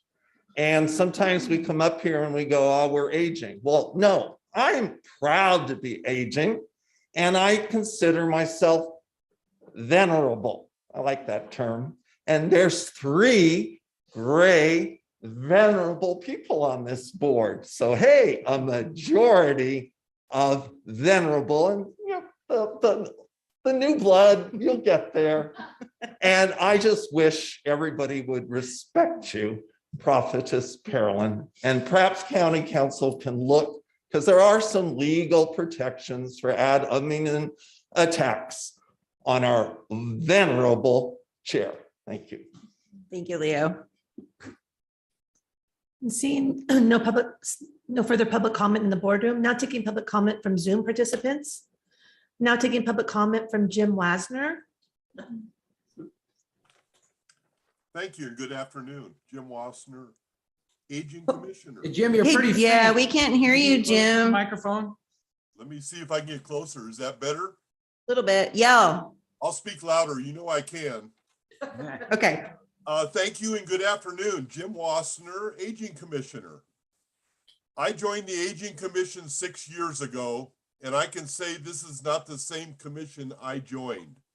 We have a large number of very talented people who spend a lot of their time and talents advocating for our senior residents, but we are just advocates. Things only get better through the actions you take as our board. We are a better commission due to the support that you and our county staff have shown to us. We have done a lot, but there is still much to be done. Thank you for your support in the past, and I know you will continue to give us the support in the future. Thank you. Jim, hey, can you stay on a second? Sure. You have don't you have the safety, what is it, in the home? Yeah. It's Safe D. Yes.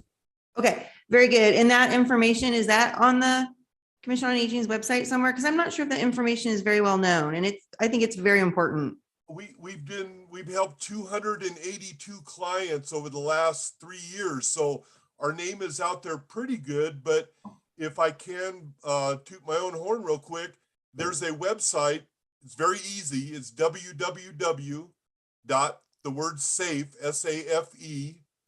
D as in David .net, N-E-T. Okay. A lot of information there, but Marshall, a lot of people know, the senior center knows and hands out our brochures. So we're pretty easy to get a hold of them, and we'd be happy Very to hear good. from them. I've heard nothing but good things about the services you do, so I want to make sure you got a shout out. So thank you for that. Thank you. Okay. There's no additional public comment. All right. So bringing it back to the board, any further questions or comments? Because I think this is just a receive and file, receive presentation. Yes. Anything else? Just wrap Thank it you up. so much. Yeah. Yes. Thank you. And thank Well you for done. keeping in touch. We appreciate it. Congratulations on your seat. I just wanted to thank you for letting us finish your day on a positive note. Thank you. We Yeah. appreciate that. We appreciate you. Thank you, Daniel. Well, you know, Mama Bear came out. Sorry about that. Just, I know. I was waiting. I'm like, oh, that's it. Okay, so with that, we're about ready to wrap up with some to and froms because we finished everything on the agenda, right? Did. Good job, guys. Yeah, that's impressive. Who's ready? I'm ready. Go. All right. I'd like to reiterate Trip to Green. I misspoke last time a little bit. So once again, the Trip to Green, which is piloting through the city of Placerville, how we can relieve the traffic congestion on holiday weekends and through harvest season. So the first one is August 6th through 7th. The second one is Labor Day, September 3rd, 4th, 5th. And then the last one is just in time for harvest season, October 1st and 2nd. And so the 3 stoplights through Placerville will be turned to green. And here's where I was wrong last time. It'll be 8 a.m. to 8 p.m. Oh, good. So it is Good. solid Trip to Green. So you just go through town during that time. Oh, Yes. wow. And it'll be right in, right out, will remain at Spring Street, Center, and Bedford. Okay. So, you can Google Trip to Green Placerville. It's on the El Dorado County Transportation website. There have been flyers gone out. Our executive director of the El Dorado County Transportation Commission personally went door to door with merchants last week, which I think is quite Nice. remarkable. That's good. To make sure folks know it went out in the city of Placerville, all their utility bills. So the flyers are being, distributed wide. So it will be fascinating to see how it works. So if you're at Broadway and need to get to Rayleigh's, you can get there really quickly on August 6th and 7th and Labor Day and October 1st and 2nd. So we'll see how this works. So looking forward to this pilot project testing proof of concept. This Thursday, encourage the Diamond Springs El Dorado community and anyone that's interested in parks and ball fields and soccer fields to come to our second community meeting from 6 to 8 at Charles Brown School this Thursday. And what's exciting about this one is our consultants on the park there near Charles Brown School will be unveiling concepts on what that park could be based on the environmental constraints. And so they will walk us through that. And I believe we're going to be getting together in teams to kind of go over those proposals and get the community's feedback. So strongly encourage the residents, as well as anyone that takes part in sports, whether it's Little League teams or soccer teams, please come out. We need your feedback. So look forward to that engaged meeting. And speaking of meetings, I would like to thank the Diamond Springs El Dorado community and my mind is I know, that's okay. advisory committee. Community Yes. advisory. Yep. Mine's a little blank today. For hosting the meeting last Thursday night with the community of Diamond Springs, El Dorado on the Dorado Oaks project. And so our consultants and the developers were there to hear public comment. A lot of good information was shared. And so really appreciate the team hosting that and making it possible. And I'd like to thank the developers of Dorado Oaks too. This was not a mandated meeting and they did it so they could also hear, public comment again and give folks an opportunity to get correct information as to the timeline for when the final EIR will be out and what the process looks like so they can engage on that. So appreciated everyone coming out engaging, and I took copious notes. And then this last Wednesday also took place in a Behavioral Health Commission meeting. It was a public meeting to go over the Mental Health Services Act. It was a great discussion. Primary part of the discussion was ensuring that mental health funds are as available as possible for direct services. So we were able to clear up some misconceptions, to talk about how important it is that direct services meet the, increasing mental health needs of our community. It was a really good public hearing and discussion. So those are my highlights. No, that we didn't. We focused on a public hearing on that. So yeah, stay tuned on that. Yeah, I've been looking for a nice graphic of that. Yeah, to that's a share, good idea. so I haven't Thank you seen for one that. yet, but Thank you for yeah. that. So that's all I have for now. Very good. And your copious notes, did you also mention that meeting was recorded, correct? Oh, yes, it was. Yeah. Absolutely. Absolutely. Yeah, 'cause I think so that was- anyone that's interested in hearing the conversation, that's one of the reasons why we did it here. I so appreciate our staff support for bringing our boards and commissions into our board chambers so we can have Zoom capabilities. And that was wonderful that night, as well as recording. So folks that missed it can go back and review it. So important. And the Thank you. recording is available. Great. Thank you Very so much. good. Okay, who, I lost track of who went. Let's see. That's really bad. We're getting tired. I'm so tired. We're getting tired. I'll go. So I was up at 6 a.m. too. I was like, well, okay.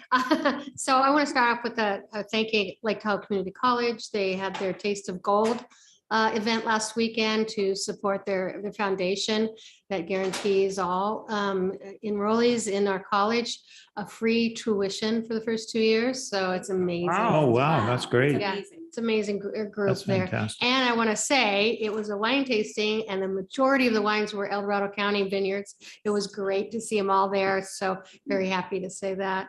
And then we had our Human Rights Commission meeting and just kind of quickly went over our goals for 2023.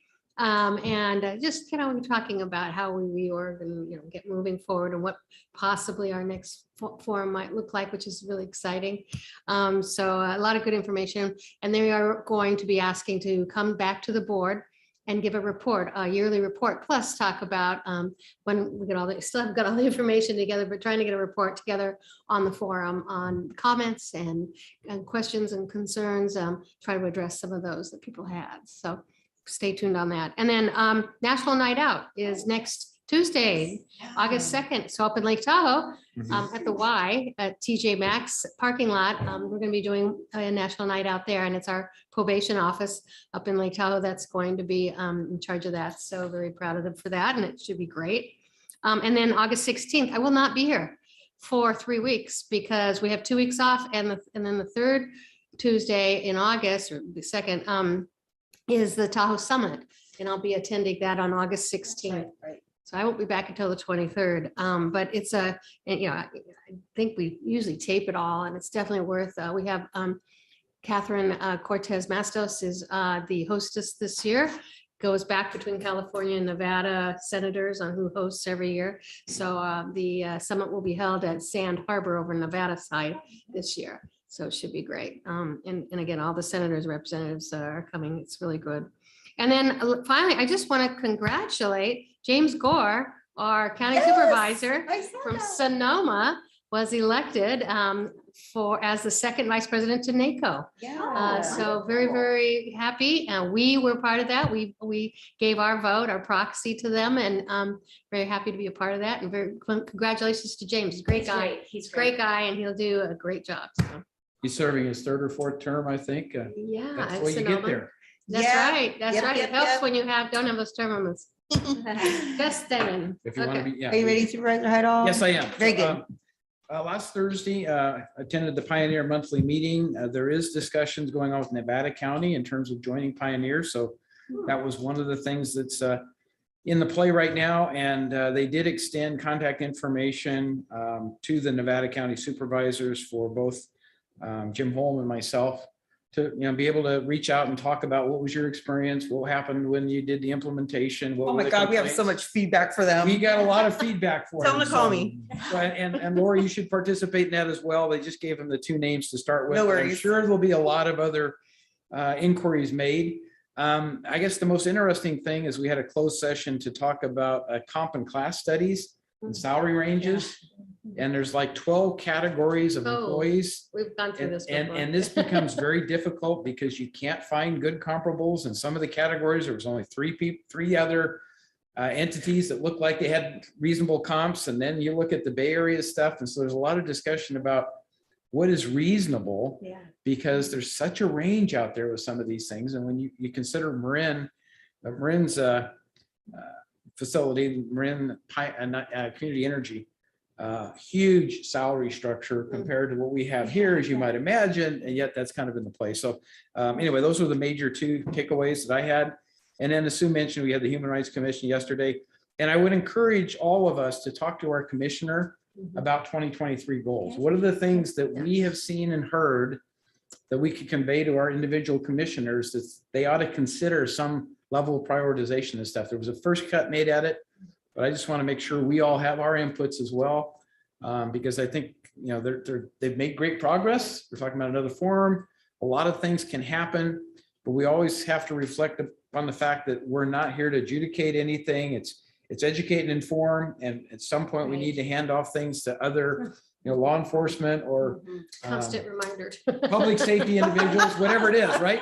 Because we have to stay on track with trying to inform and educate. So that with that as the theme, I just encourage you to reach out and have that conversation before it gets too late into the year, because we all know it gets real busy around November, December, and things just kind of pipe out. So Okay, thank you. that's it. Very good. Supervisor Turnbull. Yeah, basically met with a lot of department heads and a lot of meetings with constituents and their concerns, especially with the water issues that's in Grizzly Flat that's still going on. Wow. You know, and one thing about it, Ken Payne has stepped up the pace and stuff like that, and are working towards the goal to make sure that they get that assistance from FEMA so they can fix the infrastructure. On the 20th, I had a ribbon cutting with Sohail Yusuf. He opened an insurance agency. It's Allstate in El Dorado Hills. So it's great, you know, a new business coming to El Dorado Hills. So that was an awesome thing to attend. And I didn't make Mansour's, you know, Memorial which, service, yeah, because I had so many things going on and stuff. I was kind of disappointed in that. But anyway, that's pretty much it. That's all I have. Yeah, most of the last week was spent talking about getting ready for today. I had a lot of discussions about homelessness, and but we did have one meeting. Supervisor Turnbull and I had and the only reason I'm sharing it with you, there is going to be a board item as a result. Oh, Tiffany was there too. It was a multi-department meeting. It included the sheriff's office, the hot planning, and environmental management didn't make it, but they will be engaged, DOT, because you might remember this from prior years. Those parcels that the county owns that span across Highway 50 at the Cameron Park, the county owns on the north and south side of the freeways, which is both of our districts. The homeless issue in there and the public health and safety issues that come with it are just went crazy this past year. And so the HOT has been focused on helping educate the folks that are there, where are they going to go? And that's why I'm looking forward to these beds for these people. So we're going to need another board item to do another cleanup that is going to take some county funding that we've done in the past. However, the cool part was we're actually going to start looking at a long-term plan for those properties. So I anticipate there will probably be some kind of a public process at some point, because we had some fun ideas about trails, potentially some mountain biking trails. Please don't start calling it. It's too early, everybody, but we'll publicly let you all know when it's go time, because those are things that, you know, everybody loves and wants more of. And since we have that land there, it'd be great if we could actually use it. So Well, just a heads up. Yeah. Tahoe Paradise Park had an issue with some homeless people there, and they put in a disc golf And the disc Oh, golfers awesome. have been very good at reporting and. Yep. keeping That's a everything that's a cleaned good up. idea. Yep, that's Just- kind of what we're just looking throw that out for, there. is to have some Park use. stewards, right? They're Yes, playing- park Yes, stewards. absolutely. Yeah, Yeah. have some use out there so that there's people keeping an eye on it. And so that's kind of the long-term goal. So there will be some board action coming in the future, but the soonest one will be the one to get some funding for the immediate cleanup. And then I just want to let you know that I didn't make it to the Taxpayers Association meeting yesterday, but I was told that they voted and they will be signing in support of our TOT ballot measure, Very on the good. ballot, those statements of support, the Taxpayers Association. And I was told that a lot of it had to do with Joe Harn being our champion and stepping up to say that the county will really benefit from that. So I thought that was really a good thing to hear. Even though I wasn't there, maybe that's why it went well, because I wasn't there. Who knows? I wouldn't take it personally. I know. Probably, yeah. Anyway, so that's about it for me. And then Assistant CIO, do you have anything to report out for us? No, other than thanking you for letting me sit with you today. Nothing to report. Yay. So with that, it's 2:37 and I think we're adjourned. Yay. Yeah. Awesome. Yep. We're out of here early. Leo, I can't believe you stayed the whole time. I always figured you guys